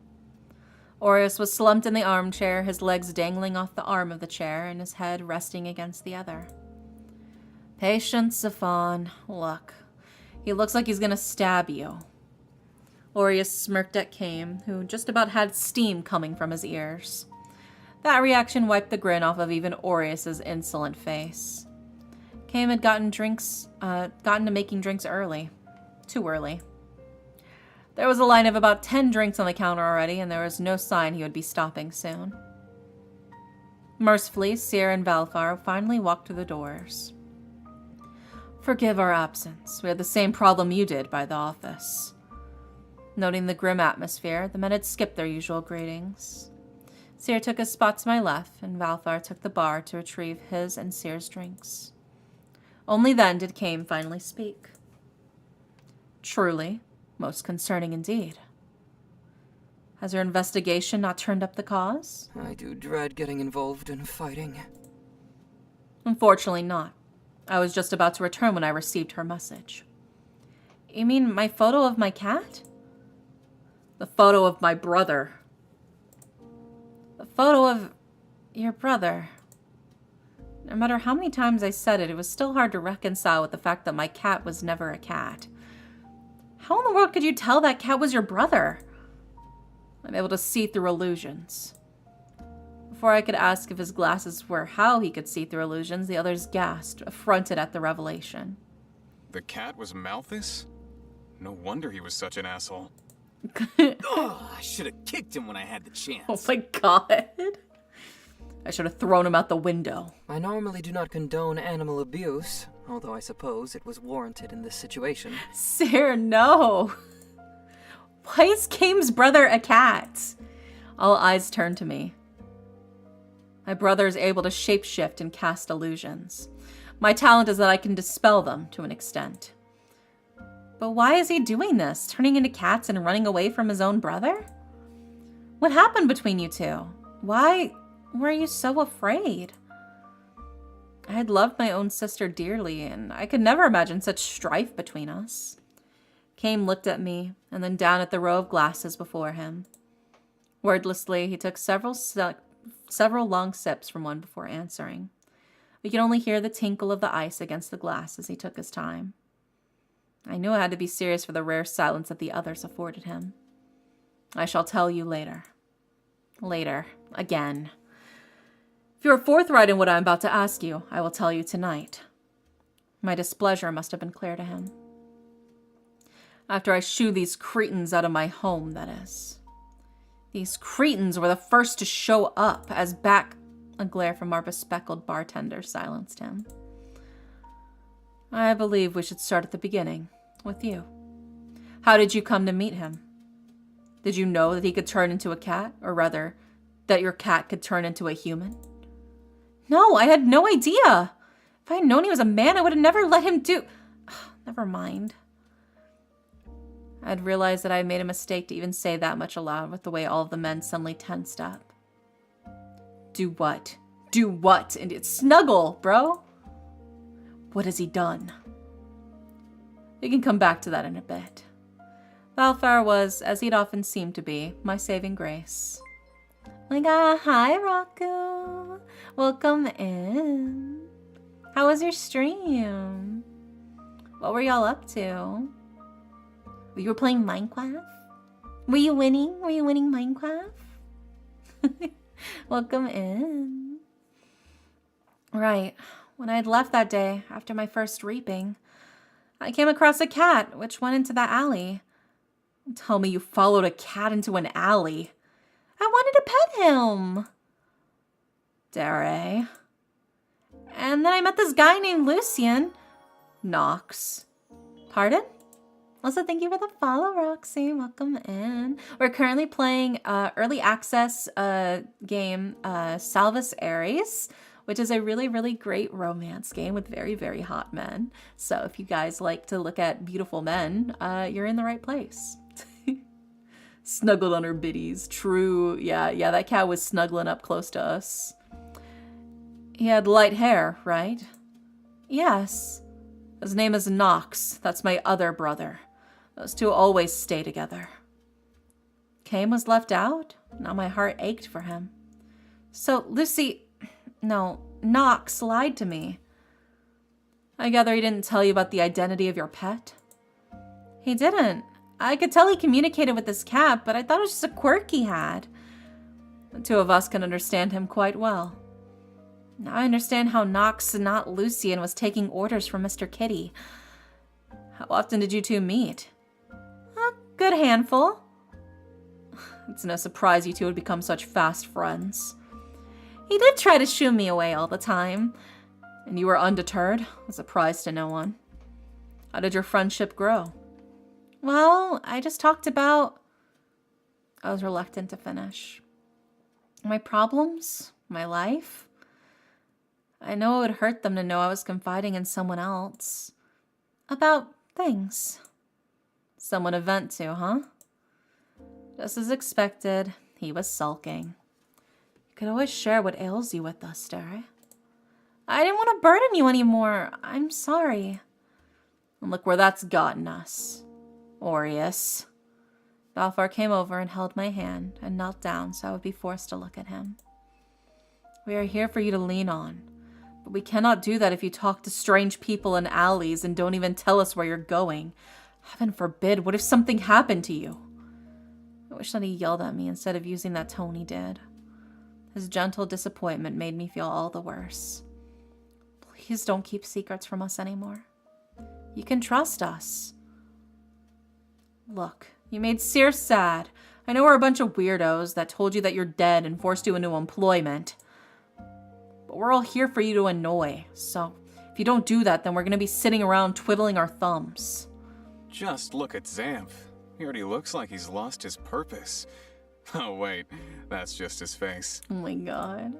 If I don't beat your ass, try it. It isn't that I don't trust you all. He asked me not to tell anyone. What reason did he give you for it? He said he doesn't get along with other Reapers. I figured he was being bullied, or something like that. Something about him made me not want to break that promise. That's part of his charm. He appears to be the innocent type. Kame sighed. I think it's time I explain a couple things to her. Balfour patted my hand once more, and then stood up after releasing his hold on it. Everyone, let's head out. And then there were two. Do I just stay here? Do I go over to the bar? Is he gonna come to me? I peeked up very slowly, only for him to already be making direct eye contact. Those eyes of his pierced my soul, and I regretted not escaping with the others. When he wasn't being nice to me, he was very intimidating. Is there an Malpheus and Nox duo ending? Please. Please, please, please, please, please. Please. Let us go to the balcony together. I think some fresh air would do both of us some good. He isn't going to push me over it, is he? He closed the door behind us, and quietly I look up at the beautiful night sky. I should take it in case this is the last thing I ever see. Don't be dramatic. He could have killed you earlier if he wanted to. I would like to be sandwiched between a yandere and a soft boy. True, true. Best of both worlds, baby. I scolded myself as we stood together in the night air. I started counting the laces of my boots as we stood in silence. Occasionally I would peek up to observe the rise and fall of his chest, but I didn't dare to make eye contact just yet. A long time ago, my brothers and I were born. I shall spare you the details for now, but it is the reason why I bear a last name. When he finally started speaking, I jolted. Reapers simply come to existence, or there are humans working off a soul debt. My brothers and I are the only exceptions. Somewhere along the way, they have become wayward. They are living as fugitives now. It's my duty to capture them and bring them to justice. By wayward, you mean? They have harmed other Reapers. Fatally, even. His voice was so full of pain, I forgot my silly fear of him. I wanted to give him a hug and reassure him that it would all be all right, even if they would just be empty words. Do you understand now? The fear I felt when I saw that he had come into your home. When I was away, and could not protect you. He held my cheek in his palms as he inhaled, and I felt that he had stolen my breath. I was unharmed, Kame. And I am forever grateful for it. His finger curled and a knuckle gently stroked down my jawline, then moved down as he cupped my chin. He tilted my face upward so that I couldn't look away. I felt the pull of his eyes, regardless of his hold on me. My emotions warred inside of me. One moment I was intimidated, and another I wanted to lend him my shoulder. I couldn't help but want to melt in such proximity. Unfortunately for my nerves, he was very handsome. Please, do not keep secrets from me anymore, Indidere. You're a kind person. I want nothing more than for us to enjoy a long, fulfilling friendship. I suspect you know that you cannot seek them out anymore. You are intelligent enough to not repeat a mistake, I hope. Damn. Well, there goes that love route. Indidere. His stern warning still rang clearly, despite how softly he said my name. They're your brothers.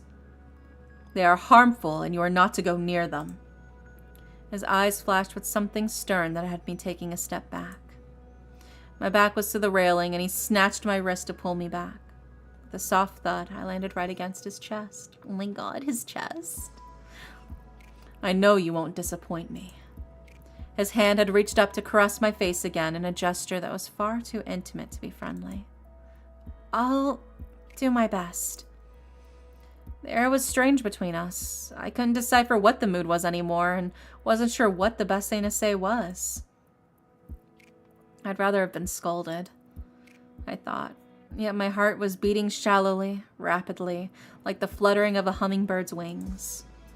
Come on, Kame, clear the air for us. Now that that's settled between us, how about a round of drinks, just for the two of us? Just the two of us. Has he even explained why they're dangerous? He said that they've attacked other Reapers, including fatally. You must tell me how the others handled the cat version of my brother. So basically his brothers have killed other Reapers before and attacked other Reapers. So the topic of his brothers wasn't entirely taboo then? I feel like I'm treading dangerous waters. Nonetheless, I gave him a pleasant smile of my own. I'd be delighted. And, Kane? Yes? You owe me a new cat. The man was truly flabbergasted. Your priorities are amazing. Fine. I shall bestow you any cat you wish, so long as it is actually an entire cat. Can you turn into a cat? Why? Do you wish to snuggle with me? And now the idea is entirely off-putting.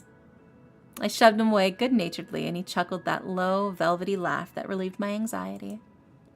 Thankfully, the taut tension had seemed to ease up. We returned inside to spend a little longer together. The others eventually returned to check that all was well between us, and the night returned to our usual rambunctious antics. So, you've been seeing men behind my back. It was the next day at work. I had returned from delivering a kind elderly man to the gates of heaven when Lilia had seized my wrist in the hallway and dragged me straight here. I was wondering why you were too busy for me. Now I know. She was pacing back and forth, her arms crossed behind her back. You know, I thought it would be bros over hoes. Oh my god, Lilia, no, I would hope absolutely. We're bros, Lilia, I promise. Although I guess they're two bros. Does that make me the hoe? No, you're not a hoe, Lilia. She gestured at herself, her eyebrows scrunched tightly. Is that all I am to you? A hoe? No, Lilia, you're more than a hoe to me. She stopped to put her hands on her hips and looked at me accusingly. No! I held her shoulders and shook her. Who told you this already? I knew the answer before she replied. Zaffin. That gossip. You're a very lovely friend to me, Lilia. I just promised them to not tell. But I want to know things too. She leaned up on her toes and peered closely into my eyes, so closely that I was afraid that any movement could end up with Lilia poking me in the eye. Did you date them? Her pout transformed dangerously and quickly into a suggestive grin. What? Jeez, why are you yelling? Feels a bit defensive, I think. Why would I date them? They're handsome boys, aren't they? Sure, they have some flaws, but... Lilia out here like, yeah, they may be a walking red flag, but you know, red's my favorite color.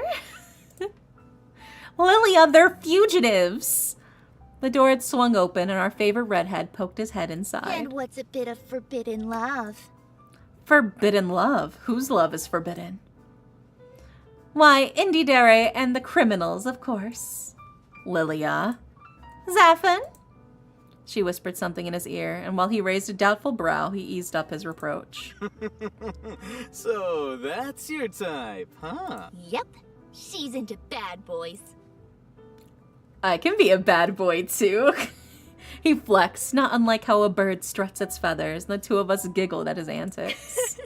Well, if I'm ever actually into bad boys, I shall add you to the list for consideration. Do you think there's a cage ending in this game?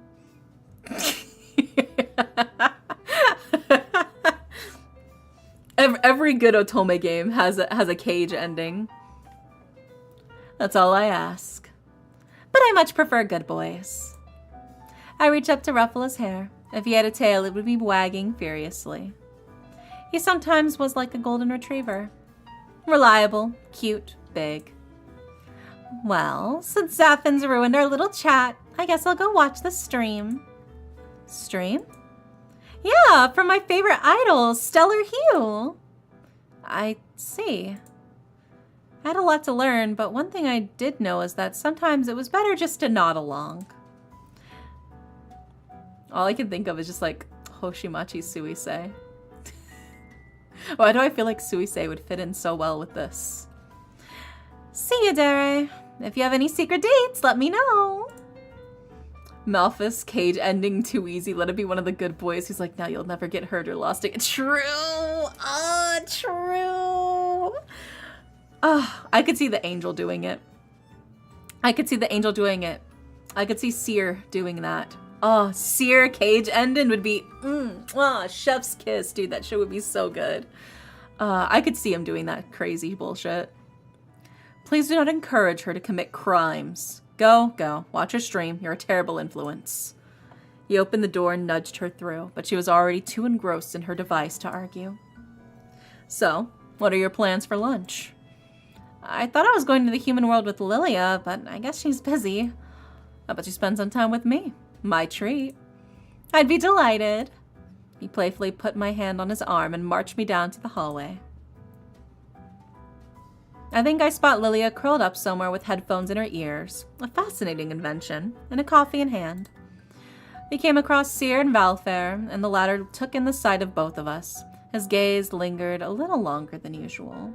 Did you shove an iPad in Lilia's face like she's an iPad kid? Yeah. He 1000% just treats her like an iPad kid. Did I see relief in his eyes? Oh, you're with Derry today. Going somewhere fun? Good job, Zafan.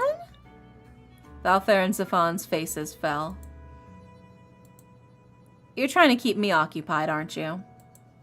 I muttered angrily to avoid too many raised eyebrows and remove my hand from Zafan. You can't trust me to be on my own, right? I thought we were back to normal. At least the three of them had the decency to show their chagrin and their matching grimaces. Derry, listen, this just isn't the place for it. I really do want to have lunch with you, and dinner, and breakfast. We just want to ensure you're safe. I said I wouldn't keep secrets from you. I wish you would believe me. I came close to stomping my foot, but that would be childish and go against my point. This is for your sake. With everything that happened, what if you're a target now? I don't want you out of our sight. You're not just doing this to keep me out of trouble? You look like we've never hung out for fun before. I pouted at him. This is different. He opened his mouth and then closed it. No rebuttal, huh? Tell you what, you hang out with us now and I'll give you a treat sometime later. See? Perfect setup for the cage ending with the good boy. That's what I'm saying. Out of all the good boys, I think Seer is easily the one who could easily give us the cage ending. Seer could absolutely give us the cage ending that we're looking for. I believe in my heart and soul. If it doesn't happen in real life, I'll write fan fiction for it. Now you're moving on to bribery. Bribery is acceptable in small portions. My Valafar, what a scandalous thing to say. But, alright. I'll show you that I can behave if we get dessert, and that you'll let me be after some time has passed. I doubt I'll really be much interest in Malthius after this. Or to Nox. Done. Thank you for treating us, Zaf. Hey! After work, it had been Kame and Valfar's turn to babysit me. I still felt like a child that had been grounded. But I did deserve it, I suppose. How about I teach you to mix some drinks? Was he being nice to me again? Was this the carrot and the stick method? That sounds like fun. Do you think I can handle it? With some practice, I believe you'll certainly outdo me. He tilted his head to me, his eyes holding playful mirth. He put out some empty glasses and beckoned me over. He was very eager to instruct me. Too eager, in fact. Wait a minute. This is just another scheme to pass your work on to me. I'm on to you, Kame. You two just now, but be warned, Indidere. Before you know it, you'll be the one behind the counter while he's away, stolen in the corner. Am I not deserving of a break? I ask myself that every day. There. Here, Valfar, have a drink to make you feel better. Sorry if it tastes bad. I'm sure it tastes... He spluttered. I'm so sorry, Kame. Oh, God, I think I've poisoned him. He'll live. Perhaps this will cease his nagging. I'm... fine. He was quite kind to insist when his eyes were watery. This is quite strong. Perhaps you could bring me another glass and some seltzer. I keep busy with my hands, but my mind begins to wander. I had learned quite a bit about Kame, but I still had a lot to learn more about myself. Oddly, I didn't have the chance to think much about what had happened earlier. Was it because I was busy? I was normally the type of person to stress a point until I figured it out. As the others were making their arrival, this could be a good time to bring it up once more. There are some things I didn't ask before. Yes. I waited for the others to settle in and gather their drinks before I spoke. I let Cayman make Aries' drink, as I wasn't in the mood to hear him complain about me messing up, and took my seat in between Zafin and Seer on the sofa, as usual. Alright, what's the best way to ask this? What exactly happened after my death? Everyone stared at me. Well, that's certainly one way to start a conversation. I figured a direct approach was best. Aries scrutinized me from his armchair, his fingers idly stirring the ice in his drink with a straw. You really want to know? I should know. Whether I want to or not isn't really an option. You've been here for a while. Has it been bothering you? Your past must have been afflicting you as well. I'm afraid we've been neglecting your fears. Seer gently cupped my cheeks, and I smiled back at him as I put my fingers against his. The past wasn't affecting me so much as it should have been, which perhaps had indeed become a source of fear for myself. You've all done nothing but take care of me, maybe a little too much. I aimed a pointed look at Kame, who had the audacity to grin back with a pleasant, unaffected air. Truly, do you think we don't simply enjoy spending our time with you? Despite all the trouble you cause? A lot of trouble.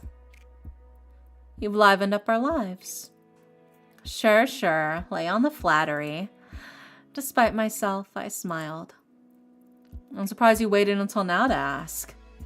Truly, I haven't thought about it often. Not since last time I spoke about it with all of you. In fact, my memories as a whole feel blurry when I try to think more. I haven't had dreams at all since I've been here. I still cannot remember my time in purgatory. I remember stepping forward to my execution. I set my glass on the coffee table and held my head in my hands. I remember how much I loved my family and Felix. I remember how much the nobility destroyed us, and I remember destroying them. I remember that I did all these things, but that's all. I can't see any of it. What do you mean that you cannot see? I know everything that happened, but no matter how hard I try, the pictures have been erased from my memory. I thought I remembered my life clearly because I knew what happened, but I only remember on a surface level. I still can't get over Zafon's outfit. He looks a little bit like a pirate almost, but like a sexy pirate. It's incomprehensible to my pre-sleep brain. It looks good. He could stand to show a little more skin though. He could slut it up a little harder, I believe. But to be fair, he's already showing the most skin out of anybody in the group so far, so maybe that's just my bias kicking in. I'm also into Aries' cold air. Yeah, he's got that cool tsundere look to him. I can't remember what Felix looks like at all. Isn't that a good thing? No, I still... Considering all that had happened, I was ashamed to say it out loud. Even if I couldn't remember what he looked like or how the warmth of his hand felt in mine, what lingered in my heart was enough to sway me. Even now? Even now. Unbelievable. I might be a Reaper in name, but I still might be a human deep down after all. We all have our weaknesses. Aries does have the best outfit for real. Yeah, he does look very cool. I think my personal favorite outfit is probably maybe Seer's outfit. I think I like Seer's outfit the most. It is very pretty.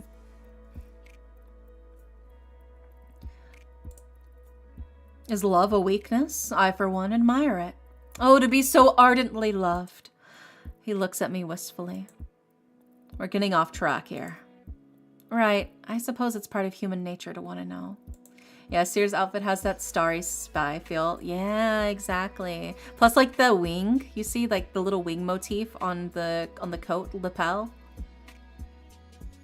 I like it. I like it a lot. He's got lots of really pretty gold elements and also sparkly elements. I'm a big fan of gold and sparkly, if you couldn't tell. Maybe I can remember what happened if you tell me. Is it okay to force your memories back? The little butterfly in his tie. Yeah, it's so pretty. Not knowing will only make me suffer more. As you wish, Indidare. Then let us go back to the beginning.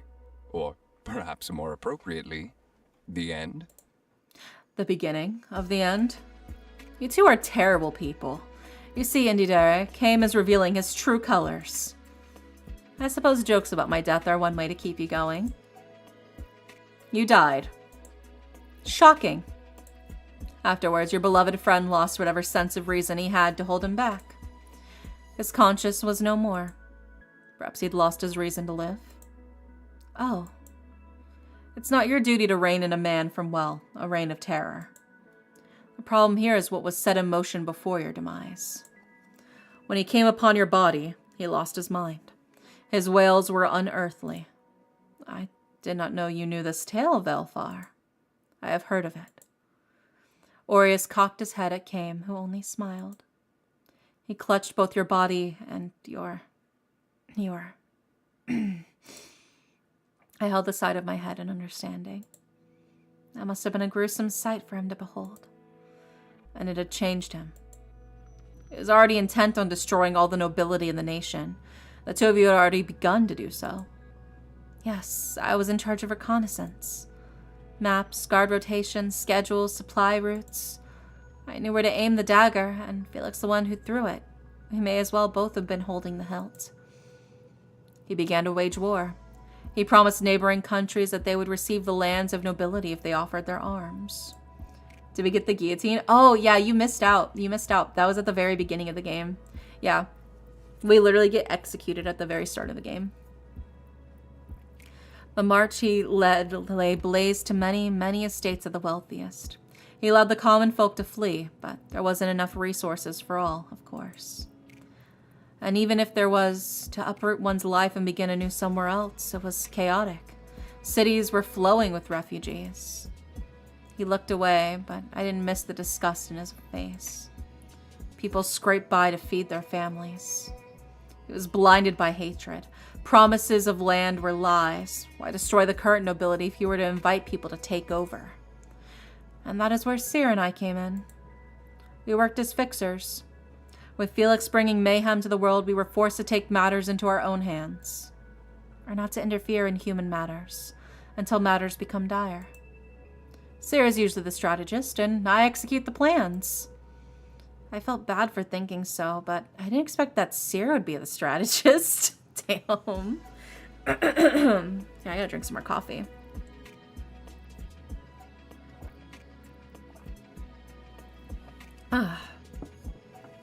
It appears that Valfair read my mind because I caught him smirking.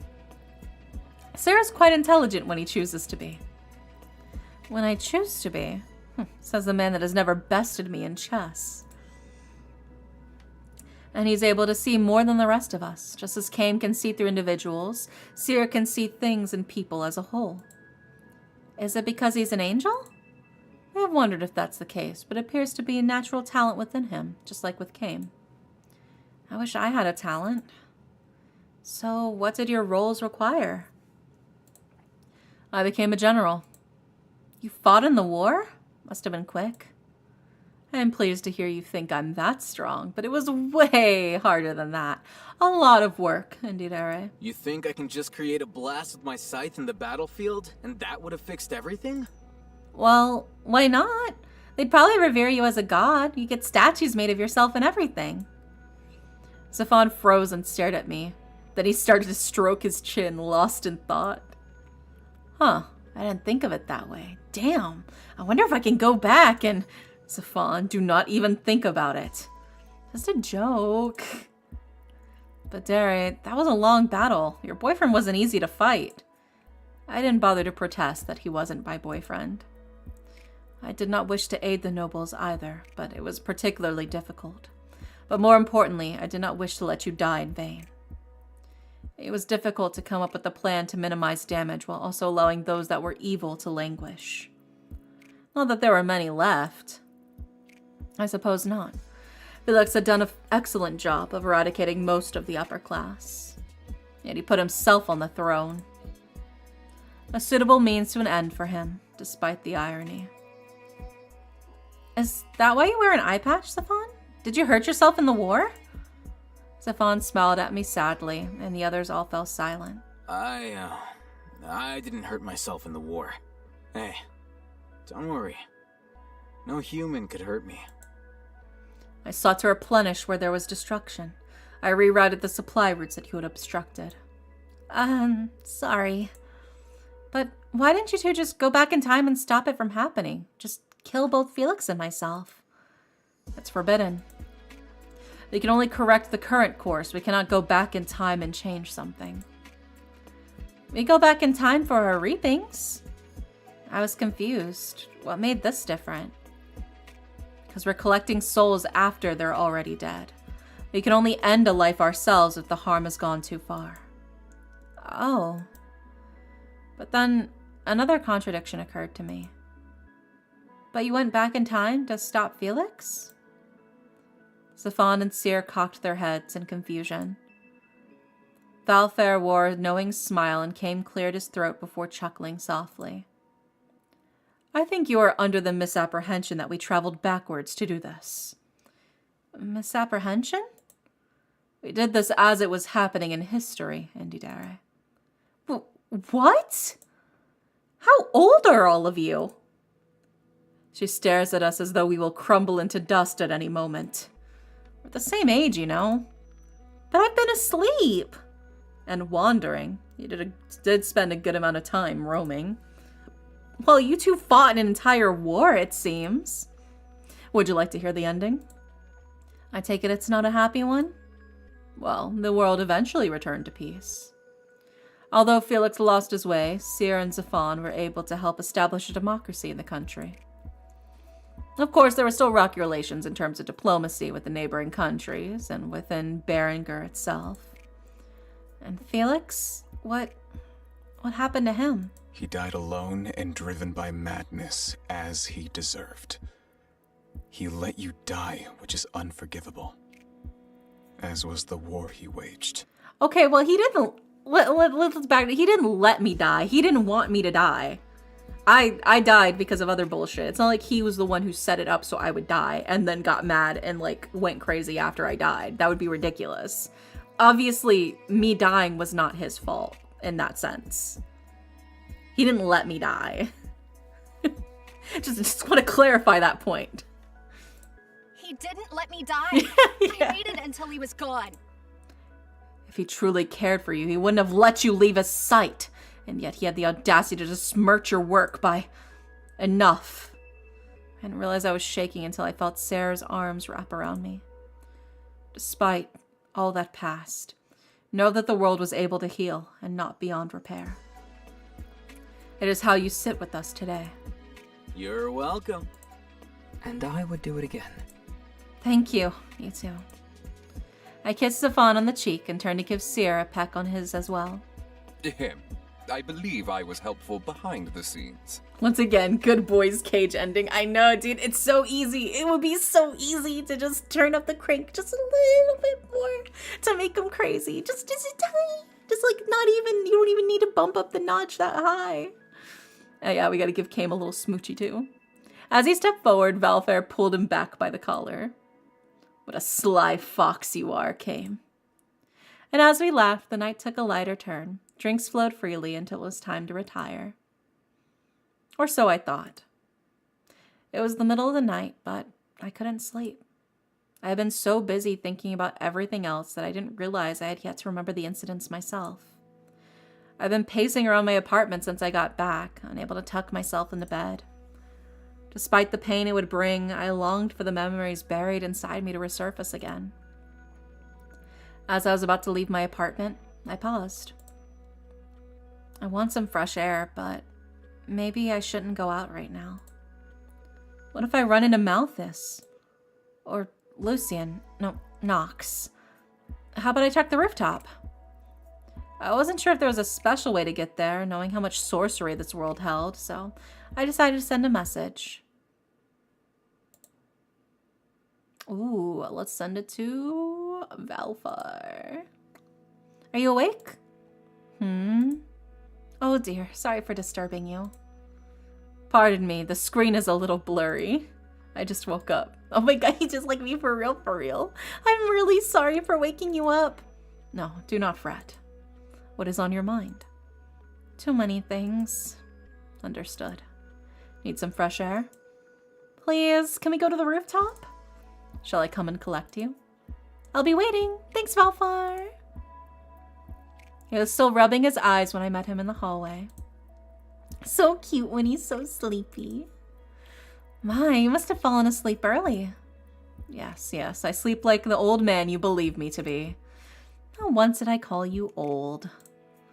When would he let that go? And it wasn't even a passing thought.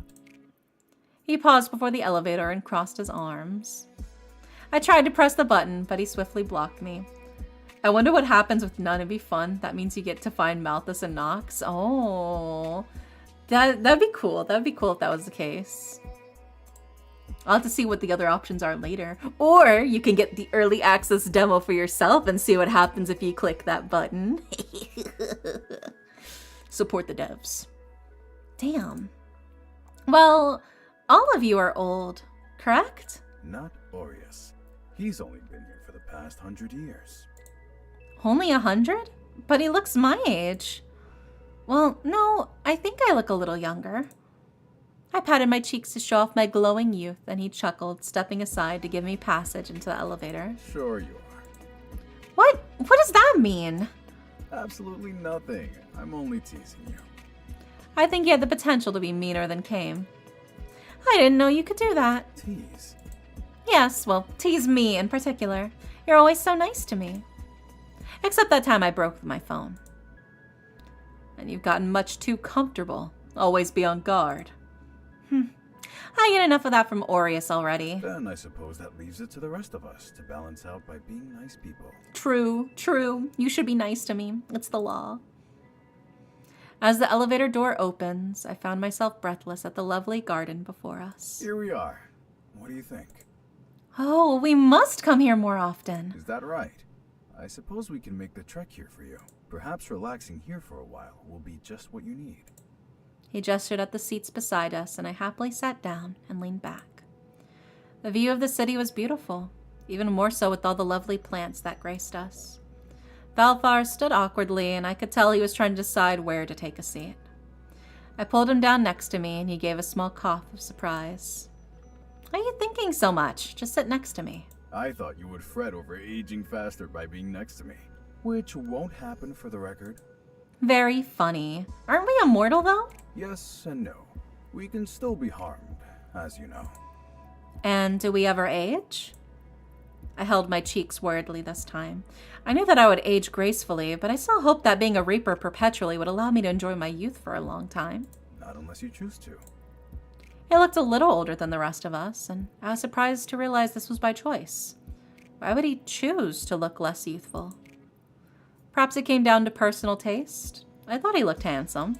He is. He's very handsome. Penny for your thoughts? I blushed. My thoughts did favor him, but I was thinking that you look handsome. Ah, so you were thinking about how old I am again.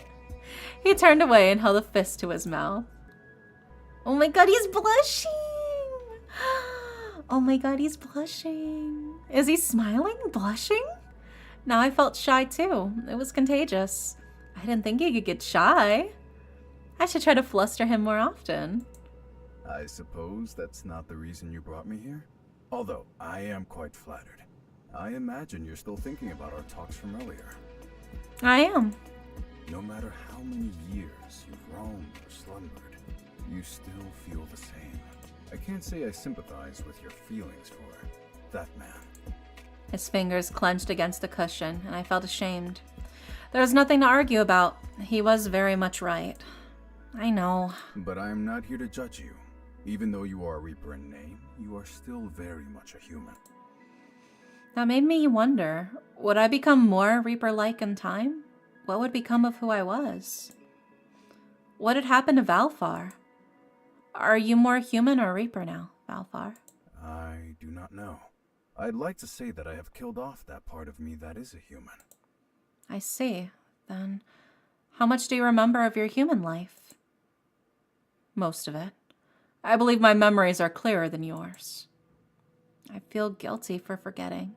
It's like I know the names of the chapters, but not much of their contents. It isn't your fault. Passing from one world to another is taxing on the mind. It is a surprise you can recall much at all. But why do you remember your human life? You said it wasn't common for people to retain it. I asked to be able to remember, so that I would never choose to reincarnate into such a world. And they honored my request. You have much disdain for the human world. I do. I was surprised that I was even allowed a choice. Then he shrugged and leaned back against the seat. His head rested against the wall and he closed his eyes. But it is what it is. I am a troublesome human. Do you find me just as distasteful? You are nothing but a friend to me. Really? I actually feel like I'm more of a bother. He tensed up and I wondered if I was correct. Now why would you think that? You are under a great misapprehension. Not once have you been a burden, and never will I think of you as such. Aww. I feel like you're mostly taking care of me, asking me how I'm doing, how work is going, helping me with things. I appreciate all that you do, but we never talk. Oh, are we not speaking right now? He was smiling, and I nudged his shoulder with mine. You know what I mean. Hey, are you blushing? He had gasped softly when I made contact, but he adamantly shook his head. No, I apologize if I've made you feel lonesome. Not at all, Valfar. I just want to get to know you better, grow a little closer. I think we're close enough already. He muttered this under his breath, but I allowed it to pass without additional comment. May I ask you more about yourself? Ask carefully.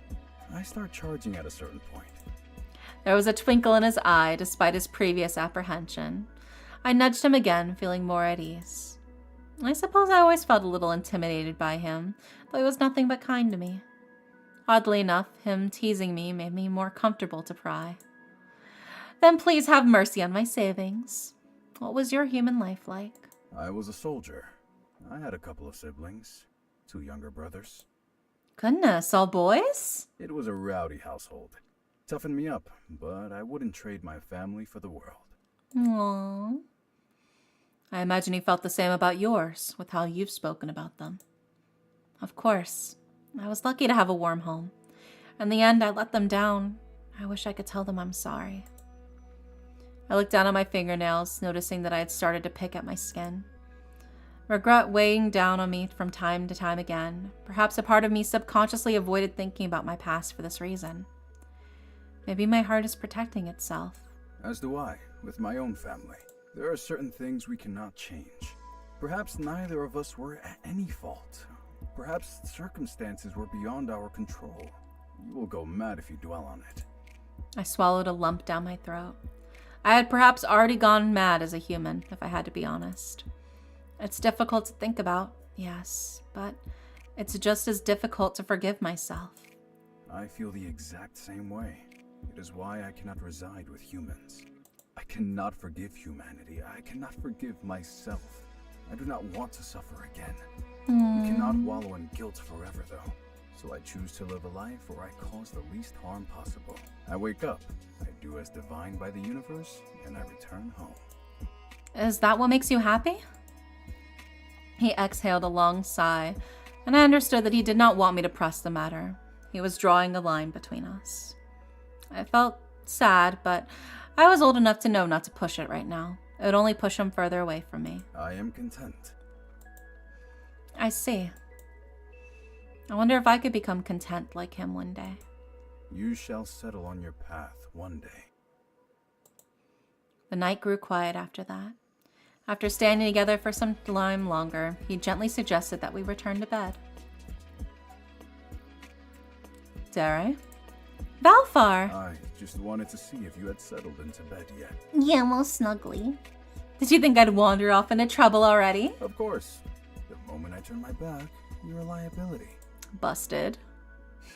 I just. I can hear you pouting. Yeah. Why, I do not pout. If you say so, madam. I'm just getting into bed now, safe and sound. Not climbing out of your window to sneak off somewhere. This isn't Rapunzel, you know. Although, you do have long enough hair for it. Or maybe your hair is simply that short. A matter of perspective, then. Sleep well.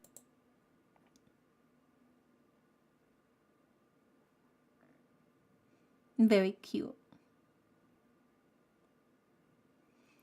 Oh, we should save.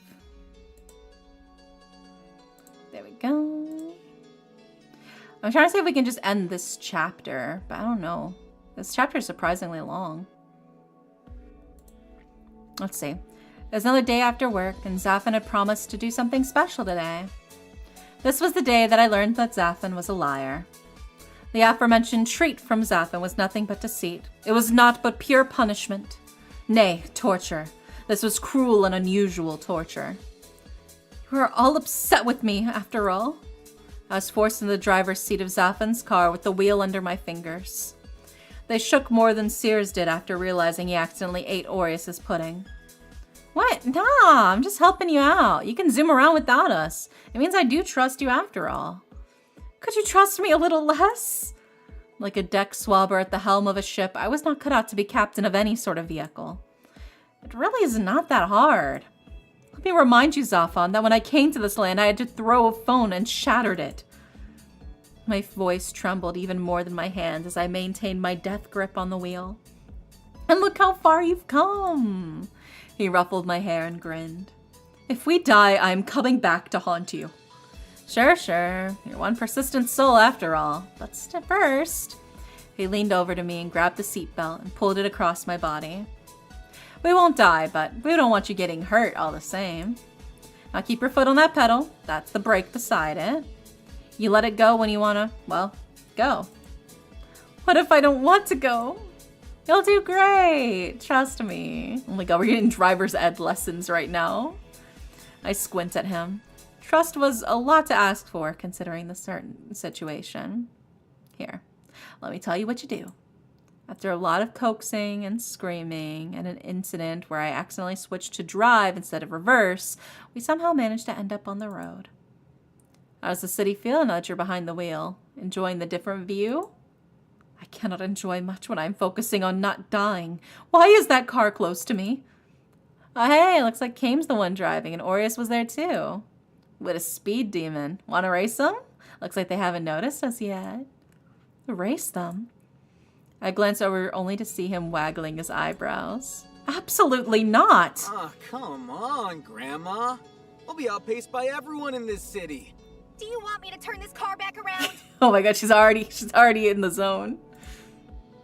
No. There was some silence for a while, but I had already gotten a little better at it. I even started pressing more on the gas to Zaffin's delight. The view was different, I had to admit. Having control of the wheel myself did give me a different look at the city. Not that I'd be doing this again. Hey, when you would sneak off to lunch, did you have more fun with Nox than us? Did we bore you? I could sense the pout in his voice without even having to look. Oh dear, is he jealous? I wonder how long you've been holding that question in. You could never bore me, Zaf. In fact, I'm the very opposite of bored right now. He laughed nervously, even though it wasn't a joke. Did you feel bad for him? Well, yes, he was living in an alley like a stray kitten. But he was a good listener, when he wasn't trying to run me off, I suppose. I'm sorry you lost a friend. He was once my friend, too. In that case, I'm sorry, too. I'm sure he must have known him longer than me, after all. I was thinking, how about all of us go do something fun today? Maybe we can go to the human world and have a little vacation? I'm sure Kane could get us the time off. Whatever activity he was about to suggest was cut off by the body that just hit our windshield. I kept my wits enough to hit the brakes instead of the gas and immediately pulled the lever to parking. Or at least I think I did. Stefan, I killed someone! The end of my frayed, weary patience signaled the waterworks to begin. Oh no, you set it to neutral! He leaned over to fix the lever, but that was the least of my problems. What do? They're definitely gonna send me to hell now! Oh my god. I was clutching at my hair, crying against the steering wheel. The damn horn started honking from under the weight of my forehead and only made everything worse. Don't panic! Don't panic! I wasn't sure if he was reassuring me or himself. Oh, that's a typo. That should be himself. But frankly, that didn't matter. Let's just take a deep breath and... Suddenly, a blue figure popped up and slammed against our windshield. Ah! It's come back to life! As we held on to each other while screaming our heads off, the swipe of a scythe cut through it and it dissipated just as quickly as it came. Well, it's dead for good now. In front of us stood Aries, who looked at us, still clutching the other. For several moments, we were all frozen, staring at each other in hopes that someone would break this awkward silence. So you're having a tryst in the middle of the road, I take it? Quite bold of you. He kicked the front of the car with each syllable, and Zafan twitched with every hit. You dirty-minded man, there's no such thing happening! Also, hi, Evan. I threw Zafan off of me, and he landed with a soft thud against the window. We extricated ourselves out of our seatbelt and opened the doors. Zafan popped back in to remove the keys from the ignition while Aries stared at me. Was that a malevolent? Yes, more importantly, were you driving? He looked at me incredulously, then to Zafan, and then back at myself. I was forced into this. I pointed at Zafan, the culprit behind all of this, and he rubbed his neck. The man still had the audacity to smile. Aries glared at the redhead until he finally shrugged, his sigh colored with resignation that spoke of his experience with the man in question. I see Zafan is intent on destroying Stasis. Very funny. I see you joined the malevolent hunt. Yeah, I've been wanting some practice. Practice, he calls it. So cocky. You should get her home. Although maybe don't let her drive again. He waved me back to the car, and irritation prickled inside of me. What, he didn't think I was capable of helping? Since you're being so dismissive of me, I'm staying. Spite will only take you so far. This came around here too? He peered around Aries this way and that, but it was just us here on this empty street. I guess Zafan led me down this way for less of a chance to hit people. He went about the way to the left. Valfar took the other side. Sierra's somewhere ahead. We were wondering where the two of you went, but they won't believe that you were driving. We'd expect pigs to start flying first. So we were the only ones uninvited to the party? You bothered to check the group chat during your little date. Thought you came over here on your own, but no. You two are just two idiots that bumble into trouble. I do not bumble. I strut. Thank you very much. I don't think that's the part you should be pointing out. Forgive me, Your Grace. We heard swirling noises growing in the distance, an omen that sent a curl down my spine. Let's get going. Zafan looked over his shoulder, back at the bright red car that was now sitting out in the middle of the road. Hey, my car's gonna be alright, right? If you work fast enough, maybe.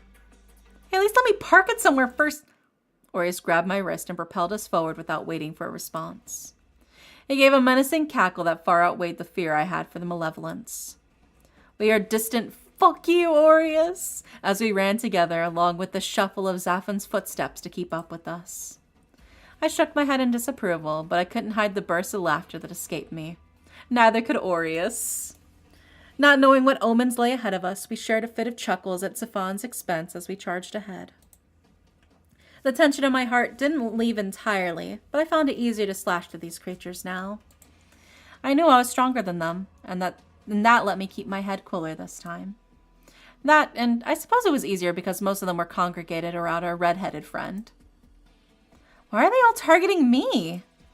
We've been coming across more and more of those blasted creatures, although none were as strong as the one in front of our apartment. Maybe because you smell good? Oh, you think I smell? Ugh. As he stopped to preen himself on my compliment, a monster lunged at him. I got it! I leapt up, and with a graceful turn, if I do say so myself, I extinguished the malevolent. Thanks for the save, my knight in shining armor. Ugh, gross. Just let it finish him off. Aureus! Okay, just let it take a chunk out of him. A small one. He leapt back after Zaphan angrily aimed his own scythe at our cruel-tongued friend, and Aureus responded by poking his tongue out. You guys are having fun. Sad you missed those, Hav. It's rare we get to exercise like this. Exercise, you call it. I call this overtime work. Do I get paid for this? No. You're lucky they even let you run around like this. Aw, boo. It's okay. You don't have to worry about money. Just ask Kame to get you whatever you want. No, I couldn't. Well, I guess I could. You decided that real quick, huh? Decided what? Valfar had appeared from seemingly nowhere with Seer right on his tail. That Kame's gonna be your sugar daddy. Oh my god. Is that right? Please ask him to buy me a new car in the human realm, then. Damn, that's crazy. How the tides have turned. Valfar and the angel quickly fell into step with us. I noticed that Seer did not bear a blade, but rather a shield of light followed behind him. What's a sugar daddy? Stop putting weird things in her head. He's totally going to take advantage of it. I thought you were going to have her take advantage of him. Oh, are we getting gifts from Kame? I'd like a... Before Seer could tell us what he wanted from Santa Kame, a dark fog quickly spread throughout the area. It's getting dark. Astute observation. Thought you'd piss me off less in the dark since I can't see your face, but no, just as annoying. I strive to be the bane of your existence. All right, you two, enough.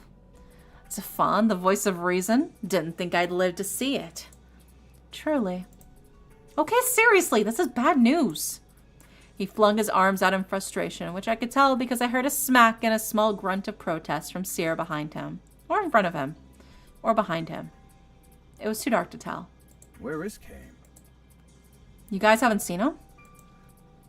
No, I've found Valfar, but I haven't come across Kame yet. The same thing happened with Malthus before. Do you think? We have to get to him. I tried to run, but a pair of arms held me back. When you can't even put one foot in front of the other? His voice held an urgent rasp in my ear, and I realized he was the one keeping me in place. But we can't just leave him be. We cannot know, but Sayer can light a path for us first. I didn't know he could do that. Go for it, Sarah. It's my first time to shine. Literally, you know. Get to it. Hurry on up. So ungrateful. There was a path of life before us, strong enough to pierce the road ahead, but not entirely enough to dissolve the dark. Please, go ahead, Valfar. Please, release Indidere. Right. He bowed in a rather knight-like fashion after letting me go. The second I was free, I was on my heels and raced ahead. We're coming for you, Kame! Idiot, don't just announce your presence like that. The further we went, the lighter the fog became. Or perhaps it couldn't maintain its form for very long.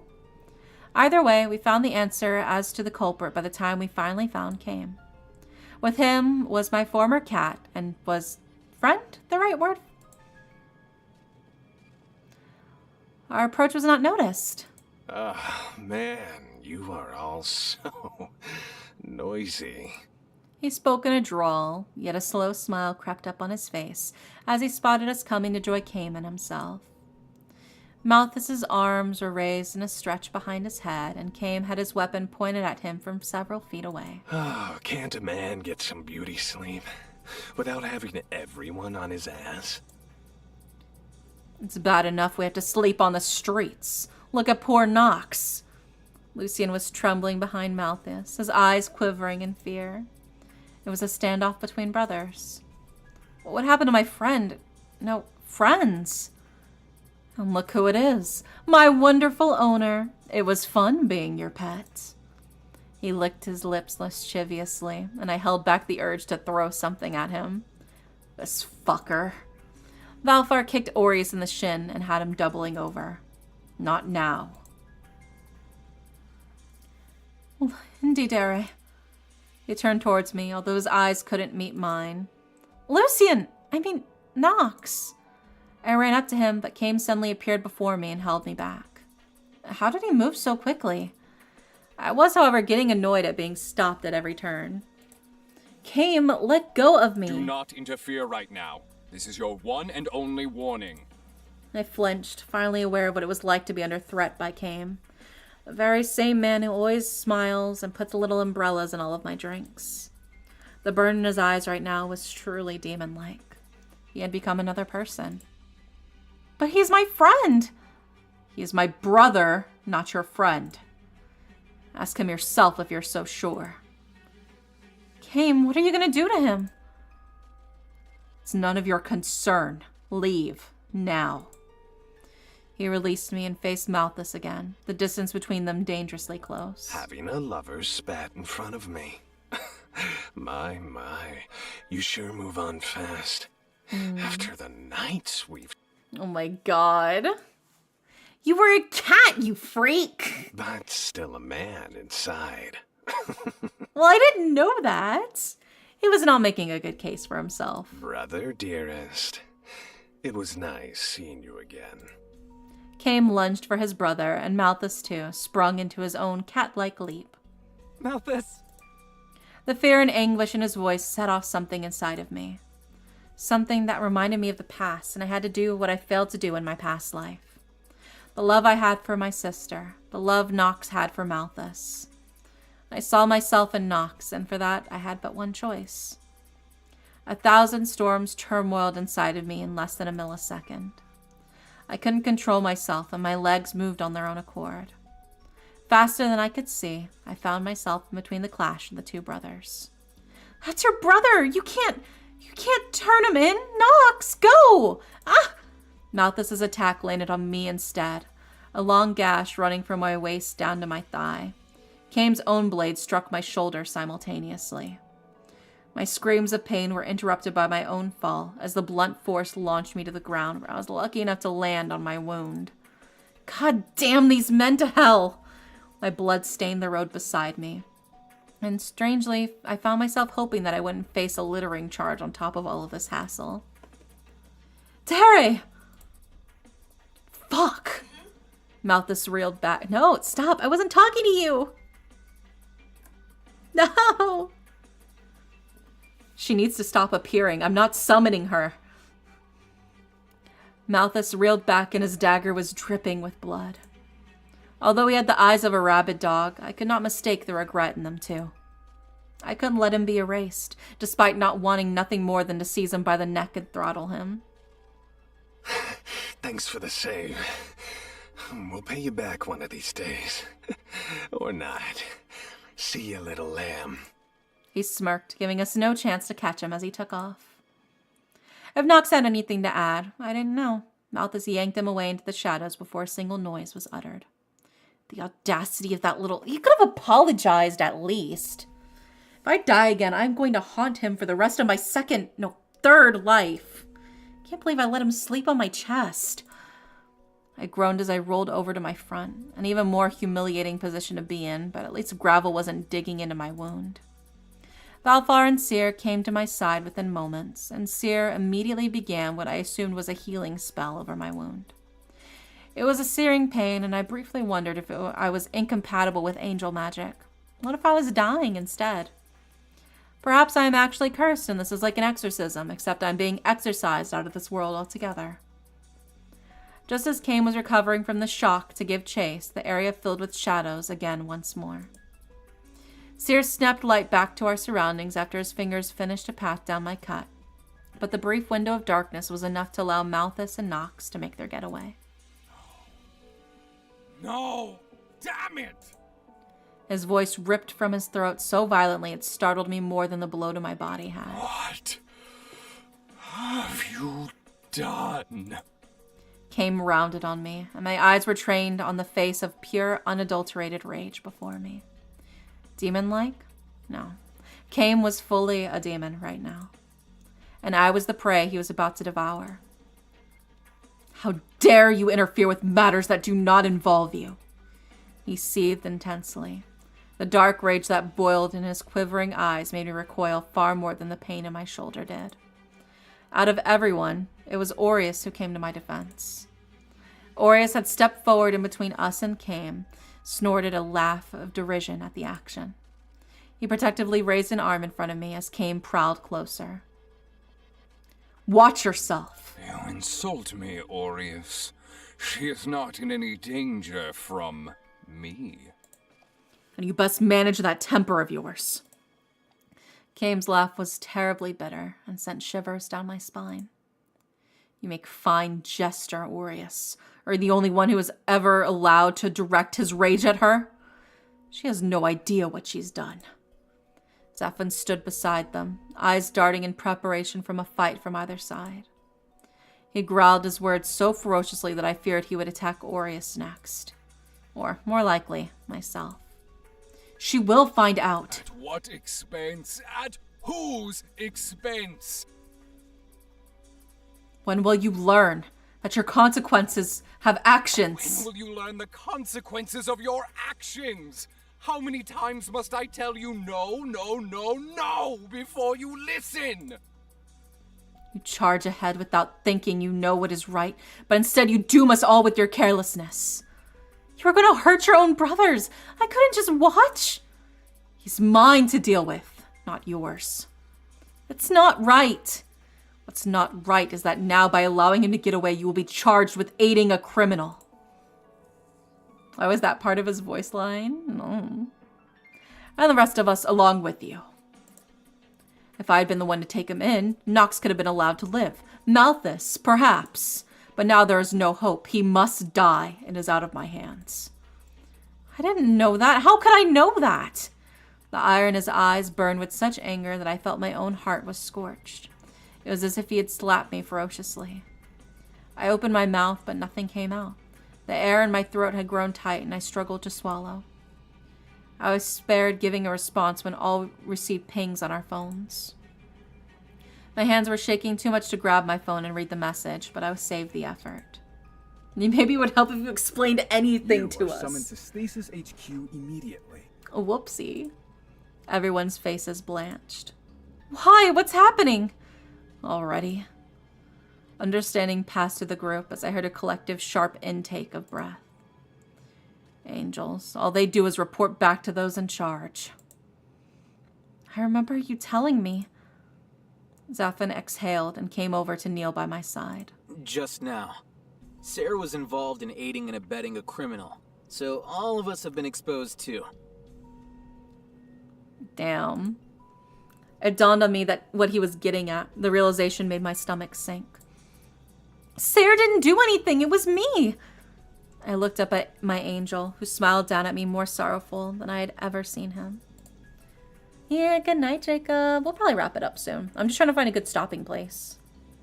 The pain that came with this healing had lessened, but the melancholy in his eyes forced a few tears to mine. Sarah. As we said before, Dara, whatever you do falls onto us. And we didn't stop Malthus or you. Zephyr, for once, was not smiling. His face was stony and his eyes grave. I felt like I was drowning. Things were getting worse and worse, and I couldn't breathe. It's my fault. Why? Yes, it absolutely is your fault. Everything is your fault. You have always... Aries swung at him and landed a solid right hook on Cain's jaw. It only exacerbated the rage in Kame's contorted features as he reeled his own arm back. She's bleeding. There's no point in yelling at her. Enough. Am I dealing with children or adults? I am sick of this behavior. Kame, you are far too old to act like this. You know exactly what this means. I don't want to hear it right now. Aries, stop picking fights with Kame. Blaming yourself is going to achieve nothing right now. Zafan, get the car ready. She's not fit to walk yet. Sir, heal her faster. I'm doing my best. He squeezed me tightly as he slowly lifted me up, the light never ceasing between his fingertips. I know. Thank you. He stood up and possessed a commanding aura about him that I didn't know he could muster. I would be charmed had I not been feeling so ashamed of myself and feeling intense dread for what would become our future. The time for bickering is over. It is time to face the music. They're really gonna send me to hell this time, aren't they? And that's where we'll stop it for now. Teehee. I think that's a good place as any to leave it. So let's go ahead and save. Boop. You guys should absolutely check out Salvus Aries. I've been absolutely enjoying the fuck out of this game. It has been so much fun. I have the link to the game in the pinned comments and also in the description of the YouTube video if you're watching on YouTube. Please, please, please support the devs. Like I said, it is totally free to wishlist a game on Steam, and it's a great way to support the devs because it helps push their game in the Steam algorithm to get shown by more people who will potentially buy the game. So if you like this game, free way to support the devs, and it's also available for early access. So if you guys also want to play this game for yourselves, pick different choices, or continue further than I have so far, then I highly recommend picking up the game whenever it becomes available, which I think it is now, but it might be by like Monday at the latest. Let me see. Is it officially out yet? Okay, it's still technically not officially out yet on here. Oops, why did my thing lock? There we go. Yeah, so it's not officially out yet on early access because they've been having some trouble with like Steam, but it should be by like Monday probably. Times like this, I wish I had a Steam Deck so I could play it while being comfy cozy in my bed.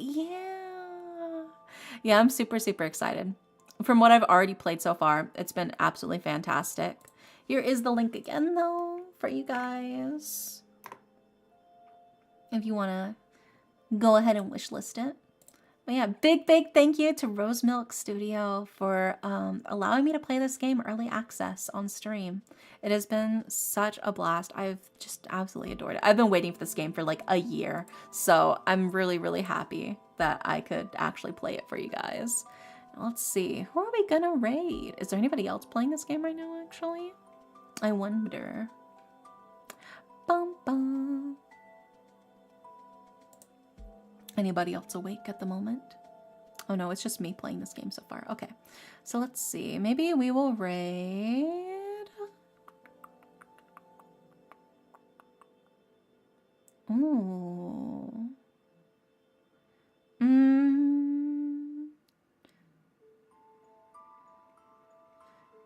think we'll raid Bread, maybe? Yeah, I think we'll raid Bread. Teehee. Bread is currently also playing Spirit City Lo-Fi sessions while doing some co-working. So you guys get to see the comfy cozy Spirit City World Lo-Fi sessions. And he's also using the new Garden DLC as well. It's very cute. So yeah, we're gonna raid Bread. Tomorrow is community night in the Discord. If you want to hang out with us. We'll be watching some good stuff. We'll be chillaxing together. It's always a good time for community night, so hopefully I'll see you there. But if not, no worries. I'll see you when I see you. I hope you guys have a wonderful, wonderful night. And good night.